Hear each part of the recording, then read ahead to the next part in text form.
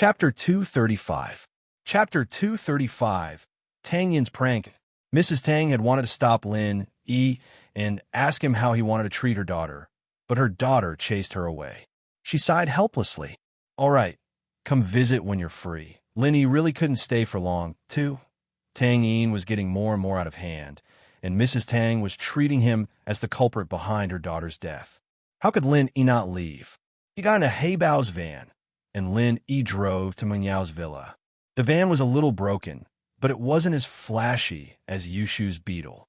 Lin Yi decided to take it for himself and get a license plate from Lingshan. Getting Huaijuan to do something for him was just a matter of a word, but he still wanted Lingshan. He'd helped this girl out so many times, and if she didn't want to do something for him, he'd just ignore her from now on. It was only after Lin Yi left that Tang Yin grabbed her mother's hand. "Mom, what are you doing?" "What do you mean what?" "Yin, this is a big deal. What if he doesn't take responsibility?" Mrs. Tang panicked. "Why are you so dumb? Haven't you learned your lesson from Fun?" Tang Yin looked at her mother's nervous face, and for some reason, a mischievous thought popped up in her head. "Weren't you the one who told me to be friends with Lin Yi? Why are you blaming me now?" Mrs. Tang was speechless. She was right. She was the one who'd encouraged her daughter to be friends with Lin Yi, and now she was blaming her daughter? Mrs. Tang felt a wave of sadness wash over her at the thought. She'd thought that Lin Yi was from a good family, and that her daughter wouldn't be at a disadvantage if she followed him. But now that something like this had really happened, she was starting to panic. Tang Yin wasn't in the mood to continue joking after seeing her mother's expression. "All right, Mom, it's not what you think." "Huh?" Mrs. Tang paused. "Aren't you?" "It's not that, Mom. Actually, I was captured by bad guys today, and Lin Yi saved me." Tang Yin didn't hide anything as she told her mom about how she was almost killed by Zhou Ruoming. She also told her mom about how she was drugged and how Lin Yi saved her. She lowered her head in embarrassment when she told her mom that she was the one who tore off her clothes. "It's not that. Mom, I actually got caught by bad guys today. Lin Yi saved me." Yin. Mrs. Tang was shocked and angry at the same time when she heard that Zhou Ruoming almost killed her. She hugged Tang Yin. "It's all Mom's fault. I can't protect you." "Mom, don't say that. You've already given me enough." Tang Yin wasn't an immature child. She knew that her mother had been working hard for the family. "That Zhou Ruoming is such a jerk. Thank goodness we had Lin Yi, or else." "Sigh," Mrs. Tang said, a little scared. "But do you think Lin Yi didn't do anything to you in that situation?" Tang Yin nodded. This was the reason why her impression of Lin Yi had changed. It was also because of this that Tang Yin didn't hate him anymore. He was different from people like Zhou Ruoming and Pin Liang. "Then I've wronged you." Mrs. Tang was confused. There was no reason for Lin Yi to reject a situation like this. Why did he reject her? What did that mean? "Lin Yi doesn't like you." Mrs. Tang suddenly thought of a possibility. Perhaps Lin Yi didn't like Tang Yin at all. It was all wishful thinking. Tang Yin paused. "Mom, why do you ask? Why would he reject you if he liked you? I've been around your age, and I understand how young people think. It's the only possibility that he could reject me in that situation." Mrs. Tang analyzed. Mom, don't ask so many questions." Tang Yin shook Mrs. Tang's arm, embarrassed. "Why can't I ask so many questions? Of course I have to know what you're doing." Mrs. Tang was getting more and more nervous. If Lin Yi didn't like her daughter, then wouldn't their family continue to be poor? He said that as long as I agreed to go out with him, he'll... Tang Yin was so embarrassed that she ran back into the house, ignoring her mother who was standing there. "Oh?" Mrs. Tang was glad to hear that, but she shook her head. "Lin Yi isn't a bad kid. He'll treat Yin well in the future." Mrs. Tang was happy at that thought. Songshan's First People's Hospital, an ICU room. Lingshan and a couple of police officers were sitting in front of an office table. Lingshan frowned as she looked at her colleagues helplessly. "Do you guys have any ideas?" He Bao had woken up, but he didn't say anything about the sudden increase in strength. It was as if he could do whatever they wanted with him, and Lingshan couldn't do anything about it. After all, He Bao's sudden increase in strength had nothing to do with the case, and Lingshan couldn't force him to say anything if he didn't want to talk about it. She was just curious. "Boss Song, I think we should just let it go.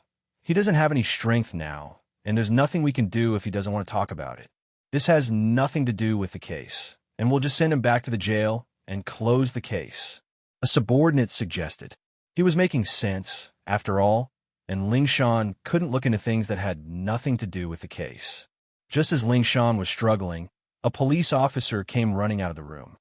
Captain Song, he said. What did he say? Ling Shan asked. He said that he used some kind of pill a long time ago, and that he could use it to push his strength to its peak anytime he wanted, but it wouldn't be long before he returned to normal. The officer said, Hey Bao wanted to sleep, and I got annoyed with him. So he told me, Ling Shan's face darkened upon hearing the report. Saying something like that was as good as not saying anything at all. There was no value in it. But Hey Bao really wasn't lying. He did use a similar pill a long time ago, and he could use it with his sex arts to make his strength explode. Ling Shan thought about how weak Hey Bao was right now and decided to believe him. There was nothing she could do about it. Hey Bao had indeed been crippled by Lin Yi, and if it weren't for the fact that he'd lost a level, she wouldn't believe that Lin Yi was that strong. Chapter 236. I'm looking for thief Lin Yi parked the van in front of Meng Yao's villa, right next to Yushu's beetle. The beetle was suitable for carrying Meng Yao or Yushu out on business, but the van had a lot of uses. Lin Yi was planning on going to his room to change his clothes after entering the villa, but Meng Yao and Yushu were watching TV in the living room. They froze when they saw Lin Yi walk in. Lin Yi, what are you doing? Acting like a gangster? Meng Yao looked at Lin Yi, confused. Didn't you invite Pin Liang for dinner? What happened to you? Don't talk about it. I'll change my clothes first, Lin Yi said as he walked to his room. That guy wanted to mess with me. He got someone to teach me a lesson, and now I'm like this. Lin Yi didn't want to talk too much about Tang Yin's situation, only saying that Pin Liang wanted to get someone to deal with him, and that's why his clothes were like this. Yushu looked at Lin Yi's back, confused. Meng Yao, on the other hand, wasn't paying attention to Lin Yi at all. Lin Yi took off Tang Yin's uniform, wanting to throw it away, but decided to put it in the closet after some hesitation. It was Tang Yin's clothes, after all, and while Lin Yi didn't have the hobbies of collecting things used by pretty girls, Lin Yi felt that if he were to get closer to Tang Yin in the future, it'd be a memento. After taking a shower, Lin Yi walked out of his room with a new set of clothes. Shield bro, tell me what's fun today? Yushu was a curious baby, always wanting to get to the bottom of things. She wouldn't stop asking questions whenever she saw Lin Yi. It's nothing, Pin Liang just doesn't like me. He wanted to teach me a lesson, but he never got the chance. But Hey Bao got in touch with him, and he wants to use Hey Bao to teach me a lesson. Lin Yi said simply. Hey Bao. Meng Yao blinked. Lin Yi, you're saying that Pin Liang got Hey Bao to deal with you again? Yeah, what's wrong? Lin Yi asked, confused by Meng Yao's attitude. I heard my dad say that Hey Bao's strength skyrocketed all of a sudden, beating up a special forces soldier who just came back. Meng Yao said, are you all right? But Meng Yao regretted asking the question right after. It was obvious that nothing had happened to him, and asking him was a waste of time. It's nothing. Hey Bao's gotten a lot stronger, but he dropped a level again after meeting me. Lin Yi smiled. I beat him up and sent him to the police station. Meng Yao said. What Lin Yi saying? Hey Bao said. Hey Bao just happened to drop a level? Did he think this was a game? Yushu, on the other hand, wasn't going to let Lin Yi go so easily. She started asking for details. Shield bro, tell me, how did you torture Hey Bao this time? Torture? Lin Yi looked at the excited Yushu. So this girl had a tendency? Lin Yi, of course, couldn't tell her the details, but who didn't know how to bullshit? Yushu couldn't believe her ears as she listened to a random scene of a fight. All right, Shu, let's go to bed. Don't listen to violent stuff all the time. It's bad for your soul. Meng Yao wasn't too interested in what Lin Yi was talking about. She wasn't as curious as Yushu was. Hey Bao's life or death had nothing to do with her. But I like it, Yao Yao. It sounds like a storytelling. Yushu said, all right, I'm done. It's time to sleep. It's not pretty if you don't get enough sleep. Meng Yao said, I'm going up. You can listen if you want. With that, Meng Yao turned around and went upstairs. Yushu stuck her tongue out at Lin Yi. Shield bro, tell me another day then. Another day? I don't have time. Lin, he shook his head. He didn't have the time to tell a story to a curious child. The clothes you're wearing today aren't yours. With that, Yushu ran after Meng Yao. Wait for me, Yao Yao. Lin paused, a bitter smile on his face. He'd thought that the toilet paper incident and Yushu were even. He'd seen her asking for toilet paper at school, so she wouldn't use the word toilet paper to threaten him anymore. They were pretty much the same after all. What he didn't expect was that the toilet paper incident was followed by a school uniform incident right after that. This girl's observation skills weren't just average.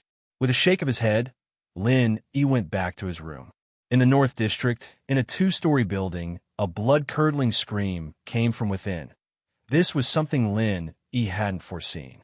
Originally, Lin just wanted to throw Pin Liang up there and let Zhou Ruoming pretend that Pin Liang was Tang Yun in the dark, kissing him to disgust him, but things changed quickly, and Pin Liang's tragedy was even worse. Zhou Ruoming didn't expect that the more nervous he was, the more useless he became. He took 2 pills, but there was no reaction at all. In a fit of rage, he blamed everything on Tang Yun. He thought that it was because Tang Yun was Lin Yi's girlfriend, and it made him feel like he was using secondhand goods. That was why he wasn't interested at all. This triggered Zhou Ruoming's anger. He grabbed his belt and was about to teach Tang Yun a lesson. And so, after Zhou Ruoming ran in, he started whipping Tang Yun on the ground with his belt. After hearing Pin Liang's blood-curdling scream, he realized that something was wrong. The next morning, Lin was woken up by his phone ringing. He thought it was Kong Xiaobo, but it was an unknown number. Hello. Lin picked up. The person on the other side of the phone was silent for a while before asking carefully, "Are you the great thief?" Huh. Lin was stunned. What great thief? You dialed the wrong number. With that, Lin hung up. Sun Jingyi looked at the phone, confused. She didn't dial the wrong number, did she? Could it be that the identity of Taoist was a secret, and he didn't dare to reveal it, so he rejected her directly? It seemed like that was the only possibility. But Sun Jingyi didn't have anyone suitable to help her right now. She could only dial Lin Yi's number. Lin saw the same number and didn't want to pick it up, but the phone kept ringing. Lin had no choice but to pick it up. Hello? Didn't I tell you that I dialed the wrong number? Are you done? Chapter 237. Half of the man's offer no. Lin wanted to cuss. Was there something wrong with her getting up so early in the morning? Calling for a thief? HM? Wait, Thief Lin? Wasn't his surname Lin? Who are you looking for? Lin asked. I'm looking for the great thief, Mr. Lin.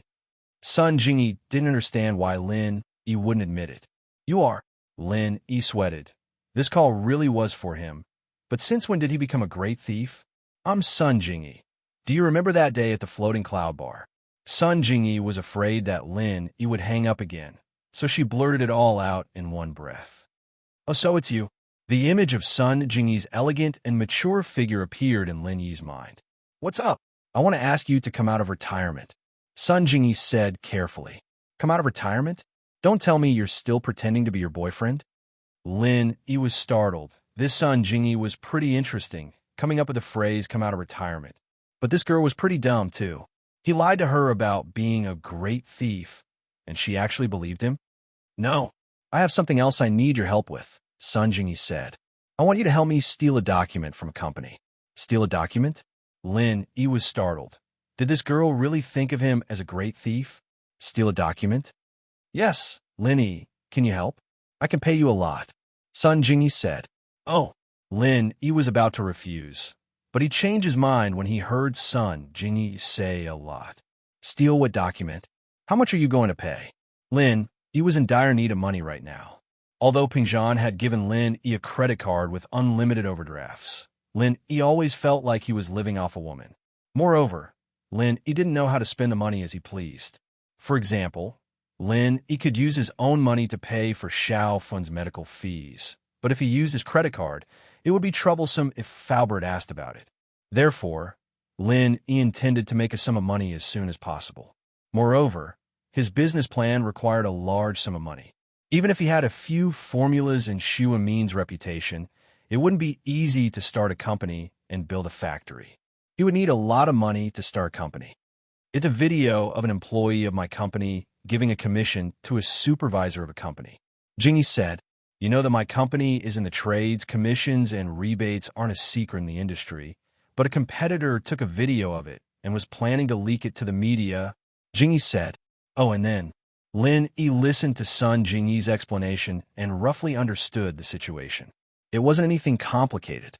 This way, the company will be punished and its reputation will be damaged. Sun Jingyi said, "Then they must have some conditions to threaten you, right? You didn't agree to their conditions and instead asked me to steal the information at a high price.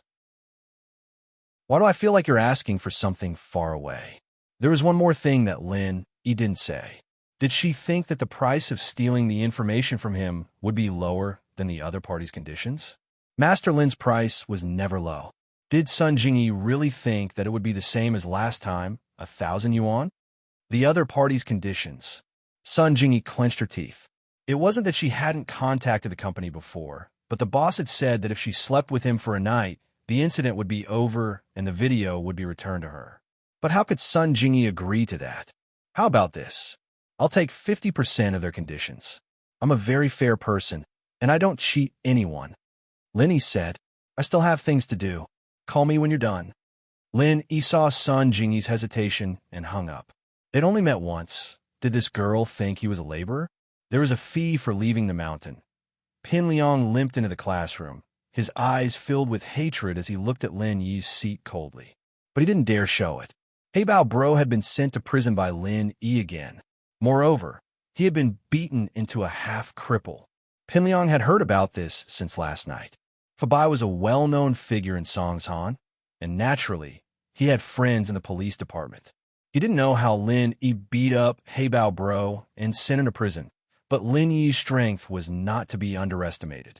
Heibao Bro had reached the peak of the late phase of the golden class, and could even walk on walls, but he was defeated by Lin Yi again. Just how strong was Lin Yi? If he didn't take revenge, he wouldn't be a man. The humiliation Pin Liang had suffered last night was something he would never be able to remember for the rest of his life. And it was all thanks to Lin Yi. Lin Yi, as soon as I get the chance, I'll make you regret being born into this world.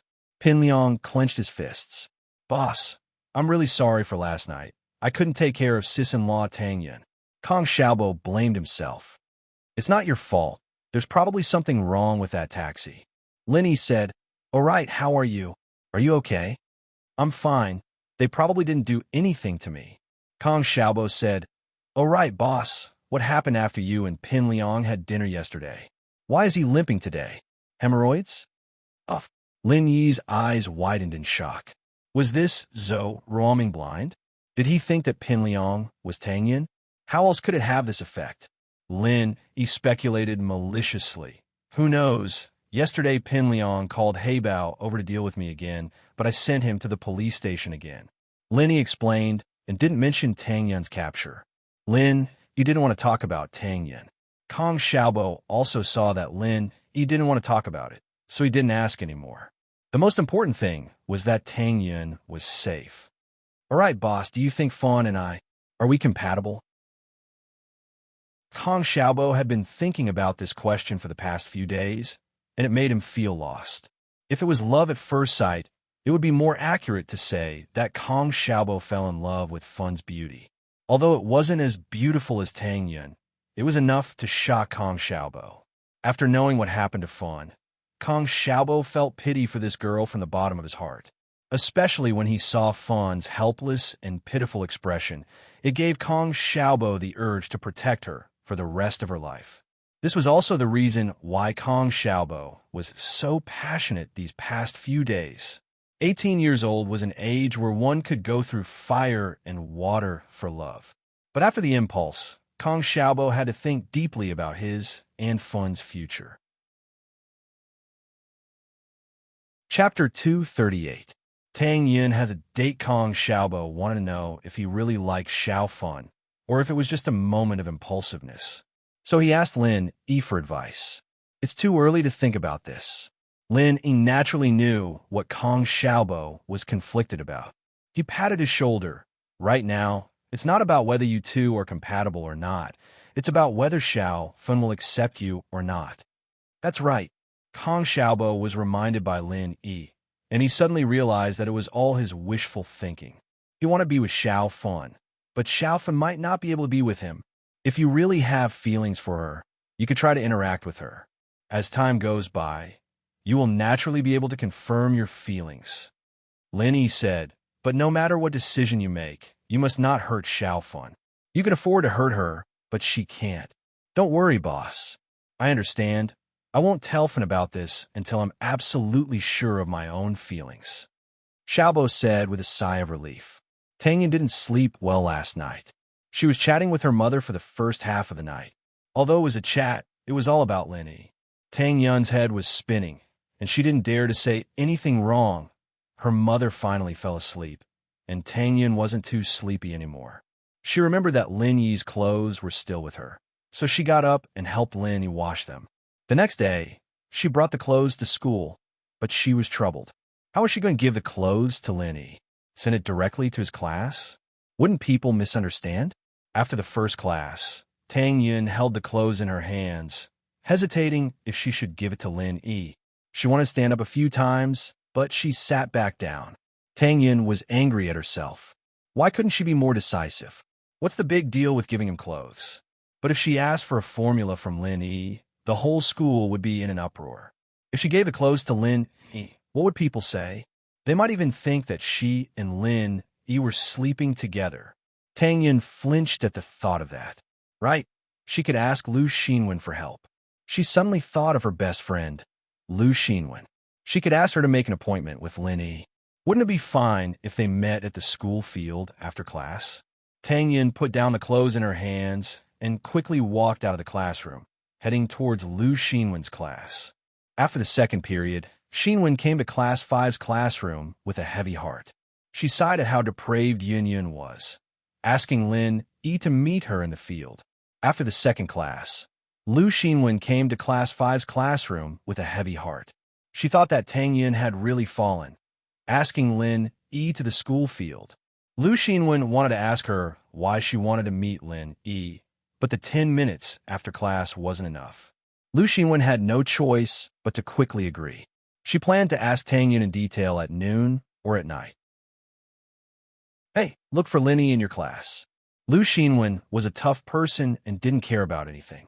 She grabbed a student from Class 5 and said, "Oh, wait." The student didn't think much and went into the classroom to call for Lin Yi. Lin Yi wondered who was looking for him. He walked out of the classroom and saw that it was Lu Xinwen. "What's the matter?" "Lin Yi, what's your relationship with Tang Yun?" Lu Xinwen didn't want to ask Tang Yun, so she came to question Lin Yi. "Me and Tang Yun?" Tang Yun Lin Yi looked at Lu Xinwen's expression and found it funny. "What's my relationship with her? You don't know? Then are you dating her?" Lu Xinwen asked straightforwardly. She wasn't a pretentious person, so she said what she wanted to say. "Not yet," Lin Yi said honestly. "What are you here for? Just to ask me about this? I don't think you're that gossipy. If you're in the mood, why don't you ask Kong Xiaobo if he's dating Xiaofan?" "I'm just asking." Xinwen curled her lips, but let out a sigh of relief when she got Lin Yi's reply. From what she could see, Lin Yi didn't seem like someone who liked to lie. He was a man of his word, and he wouldn't lie to people about small things like this. "Then it's fine. If there's nothing else, I'm going back." Lin Yi rolled his eyes. Was this girl crazy? Why did she come to ask about this after class? Even Tang Yun's mother wasn't as gossipy as her. "Wait, Tang Yun asked you to wait for her under the tree on the left side of the field after the fourth period," Lu Xinwen said, and left without waiting for Lin Yi's reply. "Under the tree on the left side of the field?" Lin Yi rubbed his nose. Was this the first time Tang Yun asked him out? Back in the classroom, Kong Xiaobo couldn't wait and asked, "Boss, I saw Lu Xinwen looking for you. What's up?" "Don't worry, Xiaofan is fine. It's my problem." Lin Yi could guess what Kong Xiaobo was thinking. One sentence was enough to make him feel at ease. Hearing that it wasn't Xiaofan's problem, Kong Xiaobo nodded and didn't ask anymore. During the exercise break, Lin Yi saw Zhou Ruoming sitting under the basketball hoop with a sad face. The fourth-year students didn't need to participate in the exercise break, so the school didn't restrict these students. The so-called fourth year was actually a cram school for college entrance exams. In order to increase their income, some high schools would set up similar cram schools. The target was not only the third-year students who didn't get into college, but also students from other schools or society who didn't get into college. As long as they paid the money, they would be able to stay in the fourth year forever. Lin Yi looked at Zhou Ruoming indifferently. Lin Yi had already marked this person with a death mark. Lin Yi wouldn't let go of anyone who dared to make a move on the people around him. A few classes away, Lin Yi saw Tang Yun and waved at her. Tang Yun glared at Lin Yi and turned away shyly, not looking at him anymore. Meng Yao and Yushu were always the focus of most boys. During the exercise break, many people would stare at them, but they were already used to it. Pin Liang stood by the window of the teaching building, his eyes moving from Meng Yao to Lin Yi. Ever since Lin Yi showed up, he'd never been able to do anything so smoothly. This person must disappear from his sight. Pin Liang was thinking about it angrily when his phone vibrated in his pocket. He took it out and saw that it was his father, Zhong Fabai. Dad! Pin Liang was confused. Usually, Fabai wouldn't call him when he was in school. Chapter 239. Chapter 239. The girl under the tree Fabai called to confirm Pin Liang's intentions, to see if he was going to meet He Bao. He Bao bro's looking for me. Pin Liang paused before agreeing, without hesitation. I'll meet him. Not only did he fail to kill Lin Yi this time, but he even sent He Bao bro to jail once more. This made Pin Liang hate Lin Yi to the core.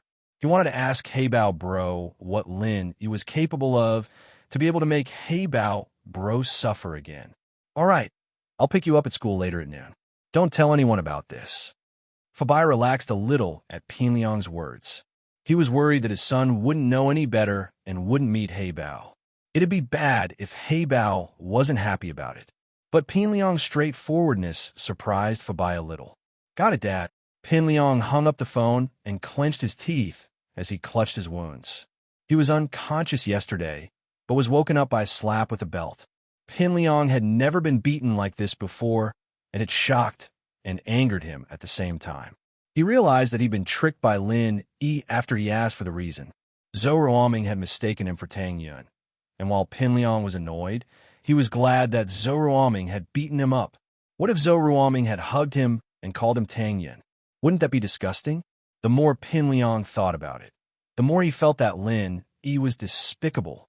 Fourth period ended, and Lin Yi stood up in a hurry to go to his appointment. Xiaobo called out to him.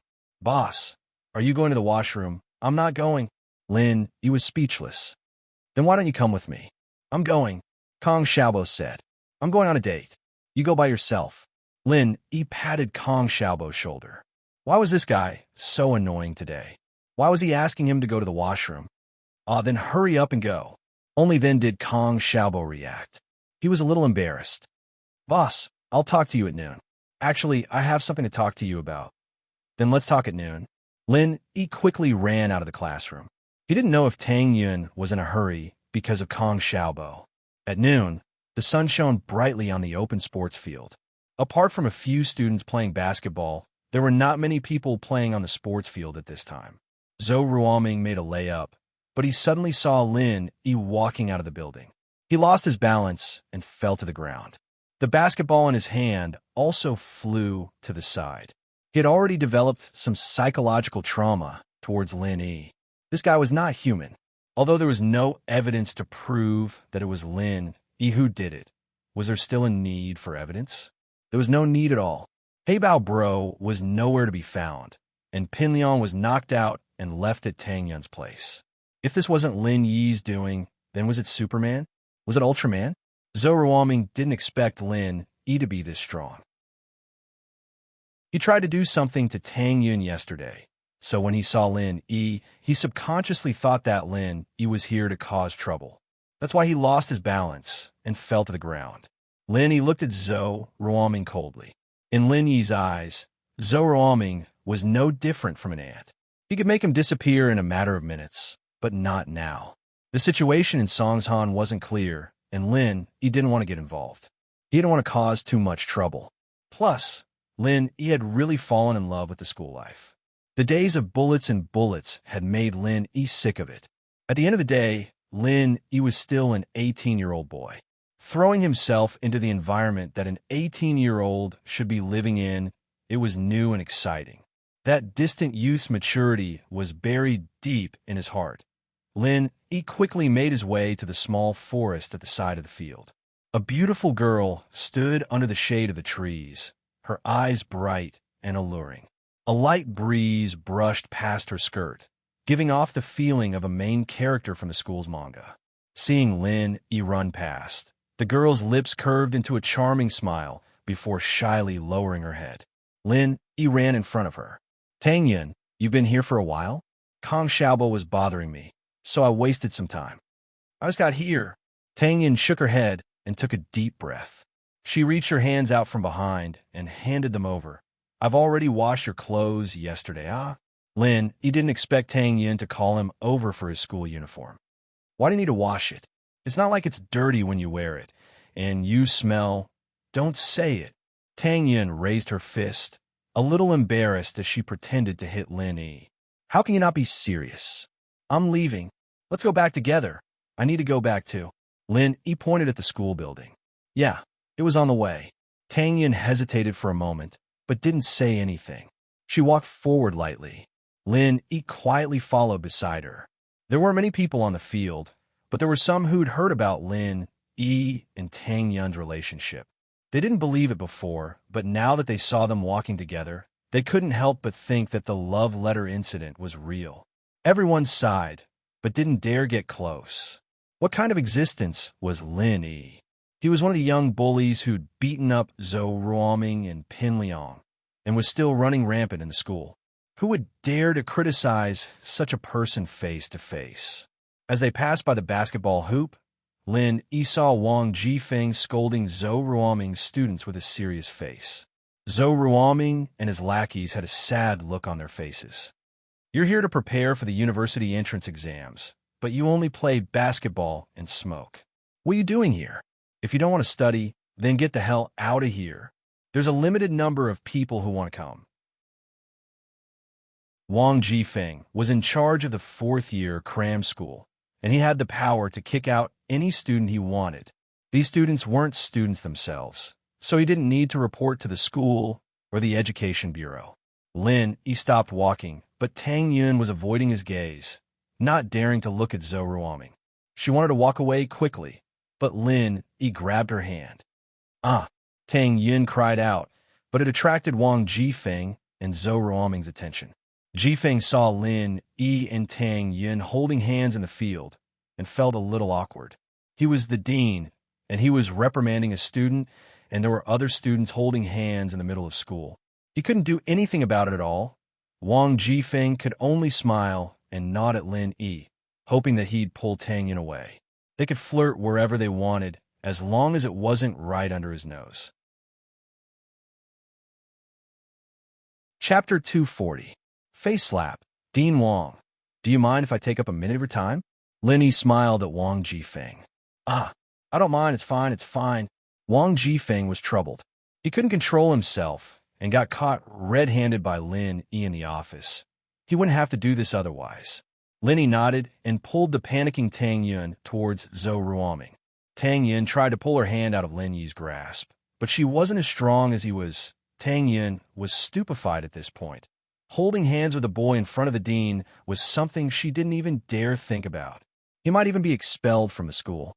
But the dean didn't seem to notice it at all. He was still treating Lin Yi with that kind, friendly face of his. Truth be told, Tang Yun was afraid of Zhou Ruoming from the bottom of her heart. It was a fear that came from the heart. Zhou Ruoming did things without a care in the world, and she didn't know what Zhou Ruoming would do to her next. But she didn't feel that way towards Lin Yi, not in the past, and definitely not now. Slap. A loud slap landed on Zhou Ruoming's face. Wang Jifeng was shocked, and so were Zhou Ruoming's lackeys. Even Tang Yun looked at Lin Yi in disbelief. Did he just slap Ruoming in front of the dean? Zhou Ruoming's eyes were filled with hatred and fear after the shock. Zhou Ruoming was truly afraid of Lin Yi. The kid was too ruthless and not just any normal kind of ruthless person. I slapped you to wake you up. Tang Yin is my woman. If you try anything on her again, I'll make you disappear from this school. Lin Yi's words were ambiguous. Disappear from the school. Lin Yi's intention was to make him disappear from the face of the earth. Overbearing. Arrogant. Arrogant. This was the evaluation of Lin Yi by the students who saw this scene. Who would dare to slap someone in the face in front of the head of teaching? Who would dare to do it? But Lin Yi did it, and Wang Zhifeng didn't say a word. Not only that, Lin Yi said that Tang Yun was his woman in front of Wang Zhifeng. Since the founding of Songshan's first school, no one had ever dared to do that. Even the legendary head of the Big Four bullies wasn't as arrogant as Lin Yi, right? Tang Yun's face was a little red. She was a little angry, but there was also a trace of happiness in her heart. Lin Yi was calling her his woman in front of the dean. This crazy thing made Tang Yun, who had always been a good girl in school, suddenly feel a trace of rebellious joy. All right, Mr. Wang, you can continue. I think these guys are asking for a beating, don't you think so? Lin Yi said to Wang Zhifeng after slapping Zhou Ruoming. It was as if the slap wasn't from him. Huh? Wang Zhifeng laughed dryly. He wasn't in the mood to scold Zhou Ruoming anymore. He waved his hand and let them leave. Lin Yi also pulled Tang Yun towards the school building. Let go of me. Tang Yun came back to her senses after 2 steps. She quickly swung her arms, trying to break free from Lin Yi's hand. Lin Yi was afraid that she would run away, but now he wasn't afraid anymore. He let go of her hand. Why did you say that I'm your woman? Tang Yun's eyes widened as she looked at Lin Yi. What do you want me to do in the future? How embarrassing would that be? Huh? I just want you to see that there's nothing to be afraid of with Zhou Ruoming. Lin Yi didn't answer the question directly. I can feel your fear of him. So I'm using my actions to tell you that I can beat him up anytime I want, even in front of the dean. Haha. I'm not afraid of Zhou Ruoming at all. Tang Yun froze. She didn't think that Lin Yi would do this for this reason. She felt touched. Now that she thought about it, Zhou Ruoming didn't seem as scary as before. An evil man was pushed down from his pedestal by Lin Yi, an evil man who could be slapped in the face by Lin Yi at any time, but didn't dare complain. Was he still an evil man? Tang Yun didn't agree with Lin Yi's use of violence, but there was a saying that bad people needed to be beaten by bad people. But you can't say that in front of so many people. I'm a girl, not like you, shameless. Although Tang Yun was touched, she didn't want to change her words. Huh? Lin Yi didn't reply. Let's go. Class is about to start, okay? Tang Yun didn't refute. She didn't know why, but she didn't reject Lin Yi anymore. Even if Lin Yi said that, Tang Yun didn't feel any disgust. Right, yesterday, you helped me expel the drug from my body. How did you do it? Tang Yun didn't have time to ask, because she was in a rush yesterday. She remembered it today and quickly asked. That it's a type of Chinese massage. It's similar to acupuncture. Lin Yi naturally wouldn't explain the art of dragon mastery and energy. Tang Yun wouldn't understand, even if he did. If that's the case, then, Lin Yi, can you cure Xiaofun's illness? Tang Yun was thinking about this question yesterday. Although she didn't know where Lin Yi learned his medical skills from, it had been verified twice. It was effective. The first time was when Xiaofun's illness acted up, and the second time was when he detoxified her yesterday. This meant that Lin Yi was quite capable. So, Tang Yun thought that if that was the case, could Lin Yi cure Xiaofun's illness? It should be possible, but not now. Lin Yi didn't have any medicine to stimulate the nerves. He only had some that his old man used to strengthen his body. Lin Yi didn't bring it with him. Xiaofun's leg needed acupuncture and medicine to recover. Acupuncture alone wouldn't have much effect. Oh, Tang Yun thought that Lin Yi's medical skills weren't good enough to cure Xiaofun's illness. She nodded in disappointment. The bell rang. Lin Yi and Tang Yun quickened their pace. When they were about to reach Class 9, Tang Yun suddenly quickened her pace. She probably wanted to increase the distance between her and Lin Yi. Lin Yi smiled and didn't follow. He waited for Tang Yun to enter the classroom before he quickened his pace back to his own class. Boss, you were so cool just now. Kong Xiaobo turned around and gave Lin Yi a thumbs up the moment he sat down. What do you mean? Lin Yi was startled. Did this kid see something? I was in the corridor just now. I saw you slap Zhou Ruoming in front of Director Wang. Boss, you're amazing. Kong Xiaobo was impressed. No one else saw it, right? Lin Yi frowned. He didn't expect Kong Xiaobo to see it. No, it was just me, Kong Xiaobo nodded. Chapter 241. Are you sure you want half? It's about Xiaofan. Kong Xiaobo said. What, you thought it through? Lin Yi was surprised. He didn't expect Kong Xiaobo to think it through so quickly. That's not it. Kong Xiaobo shook his head in embarrassment. This kind of thing naturally has to be carefully considered. I want to get in touch with Xiaofan first.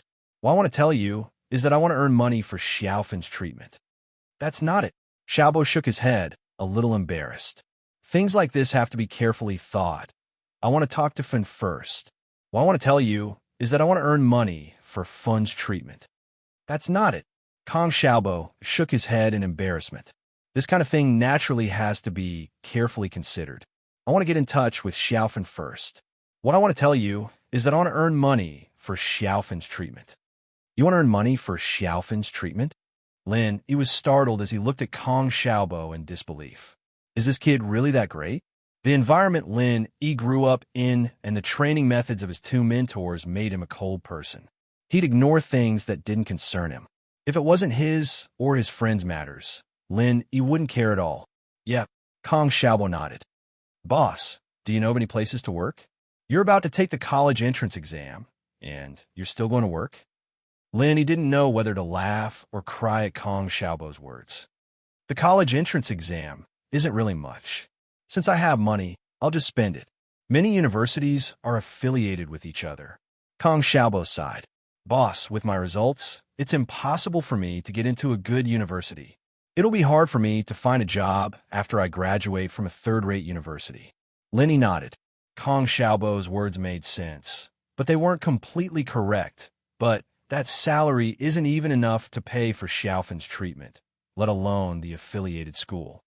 Lin Yi wasn't trying to attack Kong Xiaobo, but that was how the labor market was. A salary of 2,000 to 3,000 a month was already considered high. Kong Xiaobo was a little disappointed by Lin Yi's words. He had to admit that Lin Yi was right. The money he earned from working was just a drop in the bucket. My grandfather is old-fashioned. If he had opened a pharmaceutical factory, I wouldn't be like this. My second grandpa's family has registered the patent for the prescription, so I can't even sell it now. Lin Yi didn't say anything, but a plan was brewing in his mind. During the lunch break, Lin Yi and Kong Xiaobo were having lunch in the school cafeteria. Lin Yi received a call from Sun Jingyi again. Lin Yi, have you thought it through? Can you help me? Sun Jingyi's voice sounded a little anxious. If it wasn't an emergency, she wouldn't be in such a hurry. Miss Sun, I think it's you who hasn't thought it through. Do you agree to my conditions? Asked Lin. Your conditions. Sun Jingyi suddenly remembered that the conditions Lin Yi said in the morning were half of the other party's conditions. At that time, Sun Jingyi thought he was joking, so she didn't take it seriously. Now that she heard Lin Yi still say this, she asked curiously, Are you sure? I'm sure. I'm honest. Lin Yi said, This is the rule of the great thief. This is my ancestral teaching. If you can't accept it, then don't talk about it. I still have to eat. Wait, Lin Yi, where are you? I'll treat you to a meal. Let's not talk about it. Sun Jingyi was afraid that Lin Yi would hang up the phone again, so she said quickly, Oh, then you wait for me at the snack street behind Songjiang First High School. I'm there. Lin Yi naturally wouldn't refuse the money that came to him. Well, I'm coming now. See you in 10 minutes. After Sun Jingyi finished, she simply hung up the phone. Bro, do you have something? Kong Xiaobo also heard Lin Yi's phone call, but he didn't understand what Lin Yi said. And you eat first. I'm going out to do something. After Lin Yi finished, he got up and walked out of the cafeteria. 10 minutes later, Lin Yi saw Sun Jingyi at the snack street. Sun Jingyi was driving a red Audi A4L. Lin Yi was slightly surprised. He didn't expect Sun Jingyi to have a car. She seemed to have taken a taxi to the bar that day. But thinking about it, who would drive to the bar? How would they drive a car when they were drunk? Lin Yi didn't wear his school uniform today. His school uniform was with Tang Yin. So, when Sun Jingyi saw him here, she only thought that Lin Yi was eating nearby. She wouldn't have thought that he was a student of Songjiang First High School. Get in the car. Sun Jingyi waved to Lin Yi. Lin Yi opened the door of the passenger seat and sat in. Lin Yi looked at Sun Jingyi. Compared to the elegance at the bar that day, Sun Jingyi today was more capable and steady. She wore a white-collar business suit, which made her look more dignified. Where are we going to eat? Sun Jingyi also noticed Lin Yi's gaze, but she didn't care. Instead, she was a little proud. Little handsome, you like me? Why don't you help me?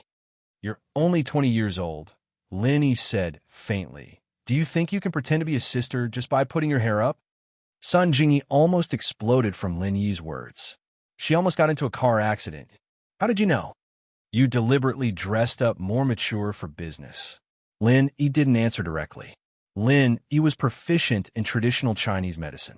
He could estimate a person's approximate age from details such as a person's face and neck, but he couldn't tell this to Sun Jingyi. Okay, little handsome, but you have to admit that I'm still older than you. Sun Jingyi didn't want to talk about the previous topic with Lin Yi. Talking to this man, she would always be at a disadvantage. Sun Jingyi had to adjust her mentality. 2 years older than me. It's not considered old. A woman 3 years older can carry a golden brick. You're not even 3 years older. Lin Yi shook his head. Your age is very awkward. You're neither too old nor too young. It happens to be in a range that I'm not interested in. Sun Jingyi's eyes widened. Isn't this guy's words too irritating? You're not interested if you're not 3 years older or 2 years older. Tell me, what do you want to help me? Sun Jingyi clenched her teeth. If she didn't really have something to do with Lin Yi, she would have kicked him out of the car. Help you? It's very simple. I've already said the conditions. It's up to you to agree. Lin Yi adjusted himself to a comfortable position. Sun Jingyi's car should rarely have men sitting in it. The gap in the front row was not big. Do you know what the other party's boss put forward? Sun Jingyi was a little dumbfounded. What conditions? It must be more difficult for you to accept than your so-called high price to invite me out of the mountain. I don't know his price. How do I know if what you give me is a high price? Asked Lin Yi.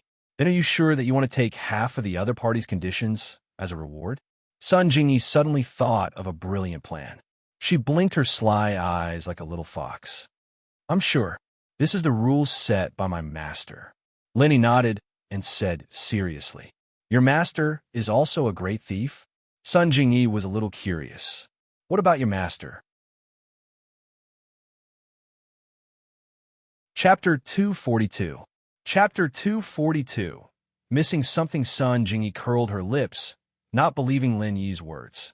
Lin Yi's skills were decent. That much Sun Jingyi believed. Even the heir of the Iron Fist House of Wu had fallen at Lin Yi's hands, and that was a testament to how skilled Lin Yi was. But as skilled as he was, Sun Jingyi didn't believe that Lin Yi's uncle master was the world's best thief. If he was, then Lin Yi wouldn't have been able to survive in a small city like Songshan. Wasn't he a bit too poor for that? Just how rich would the world's best thief have to be? His uncle master was a thief, but his master wasn't. What kind of weird sect was that? So Sun Jingyi took Lin Yi's words as a bluff. All right, if you're sure that you're willing to take half of the price, then I'll agree. Sun Jingyi said, but you can't go back on your word. Lin Yi frowned as he looked at the weird expression on Jingyi's face. He couldn't help but feel suspicious. Was there something wrong with this? But when he thought about it, there didn't seem to be anything wrong. Was the price the other party was offering really low? But that didn't seem possible. If the price wasn't high, why would Sun Jingyi come all the way here to look for him? Why would she offer him a high price? Lin Yi had a feeling that something was wrong here, but he couldn't quite put his finger on it. Hey, are you going to agree or not? Jingyi was starting to panic. Little handsome, you're younger than me, but you're a man. A man's words are like water that's been spilled, and a man's words are like spilled water. A gentleman's word is a promise. All right, I won't go back on my word. I'll take half of what the other party offers. Lin Yi felt a little helpless. He was indeed the one who said it. If he went back on his words, it wouldn't be right. All right, remember what you said. Sun Jingyi was a little excited. Lin Yi actually agreed. Let's go eat first. We'll talk while eating. I'll bring you to a good place. Looking at the incomparably excited Sun Jingyi, Lin Yi's heart sank. He increasingly felt that there was definitely a problem here. He didn't know what he had overlooked. However, since he couldn't figure it out, Lin Yi didn't bother thinking about it. At most, he would just waste this time. Stealing a piece of information wasn't a difficult task. Sun Jingyi's so-called good place turned out to be a food stall on the street, which made Lin Yi a little speechless. He thought that Sun Jingyi would invite him to some high-class hotel or something. Sun Jingyi parked the car in the free parking space on the side. In fact, it was on the roadside without a no parking sign. She got off the car with Lin Yi. It's this place. The authentic spicy skewers are very delicious. Lin Yi was a little speechless, but he really liked to eat this thing. Boss, give me a small basin. Sun Jingyi asked for a small basin from the boss of the spicy skewers with ease. Then, she began to pick out the skewers from a cart. She said to Lin Yi while she was picking, "What do you like to eat? Take it yourself. After eating, we'll count the number of sticks together." Lin Yi smiled and began to fill the small basin with spicy skewers with Sun Jingyi. After a while, the basin was filled with spicy skewers. The two of them found an empty table and sat down. Sun Jingyi began to add seasoning to the spicy skewers.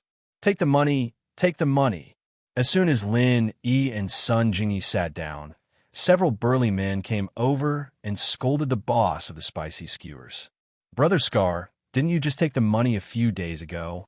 When the boss of the spicy skewers saw these people, his face suddenly changed, and he ran over with a smile. "A few days ago?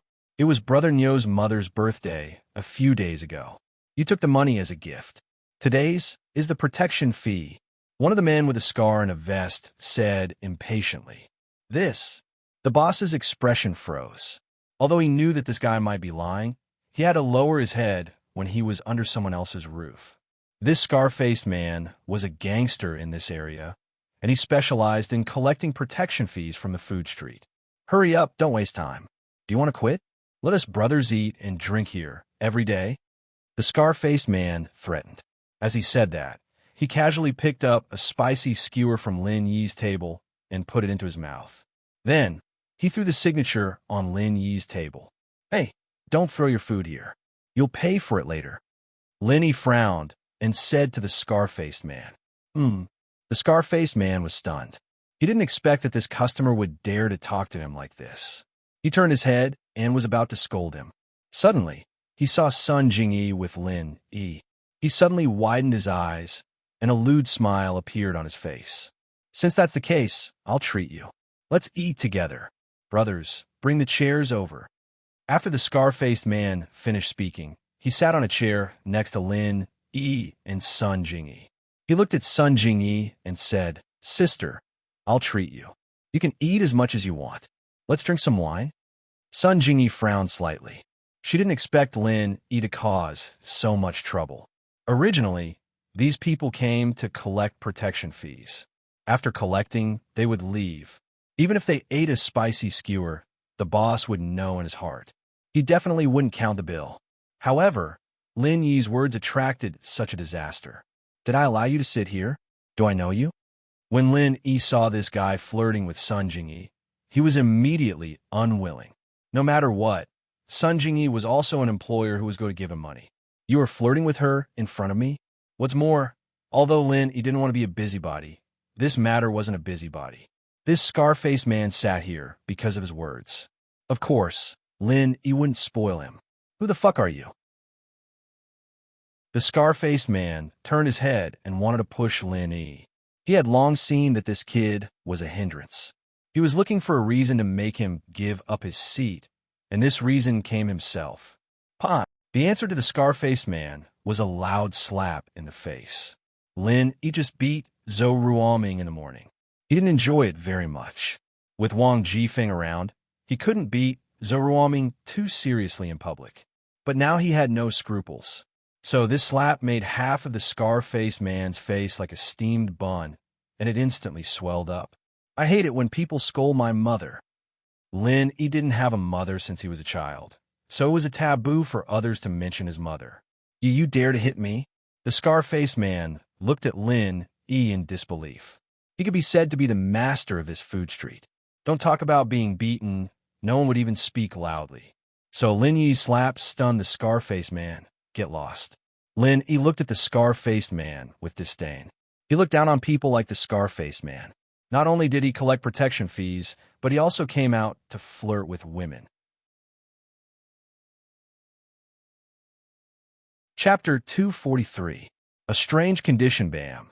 Sun Jingyi shrieked subconsciously. She'd brought Lin Yi here to discuss some serious business, but she hadn't expected to run into a bunch of hooligans.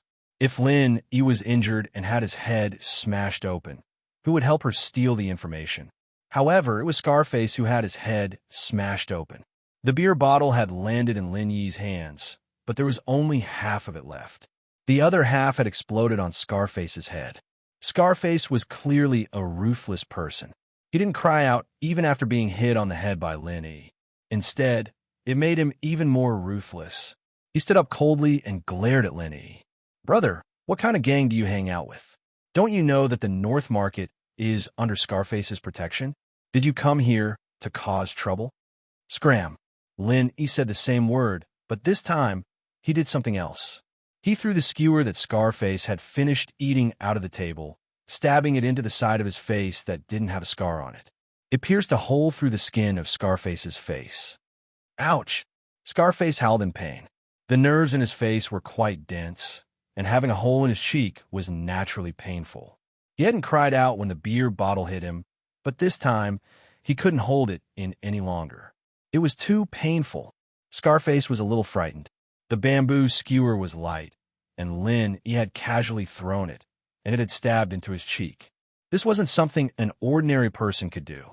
Scarface was a little manly, though.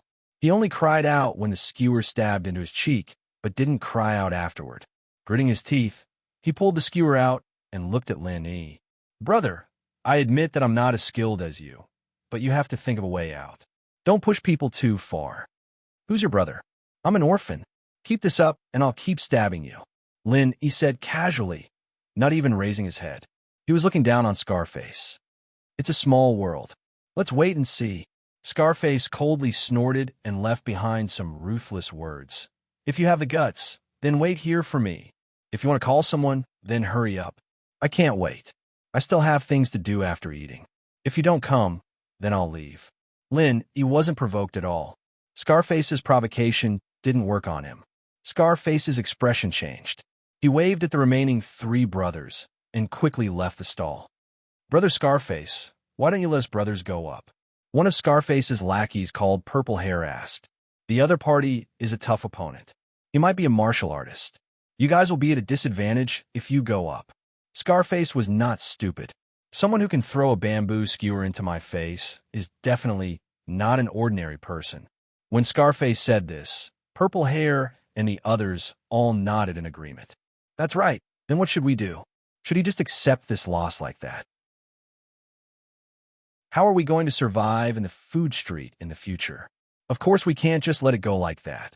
We'll go back and get Guang Bro to help us. Scarface said. Yes, get Guang Bro and get Guang Bro to kill him.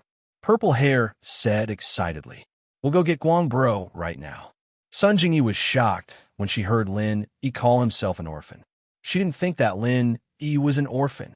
Of course, she didn't think that Lin Yi was joking. No one would joke about their background like that. Of course, this wasn't the only thing that shocked Sun Jingyi. Lin Yi's skills just now. She knew that Lin Yi was very fast.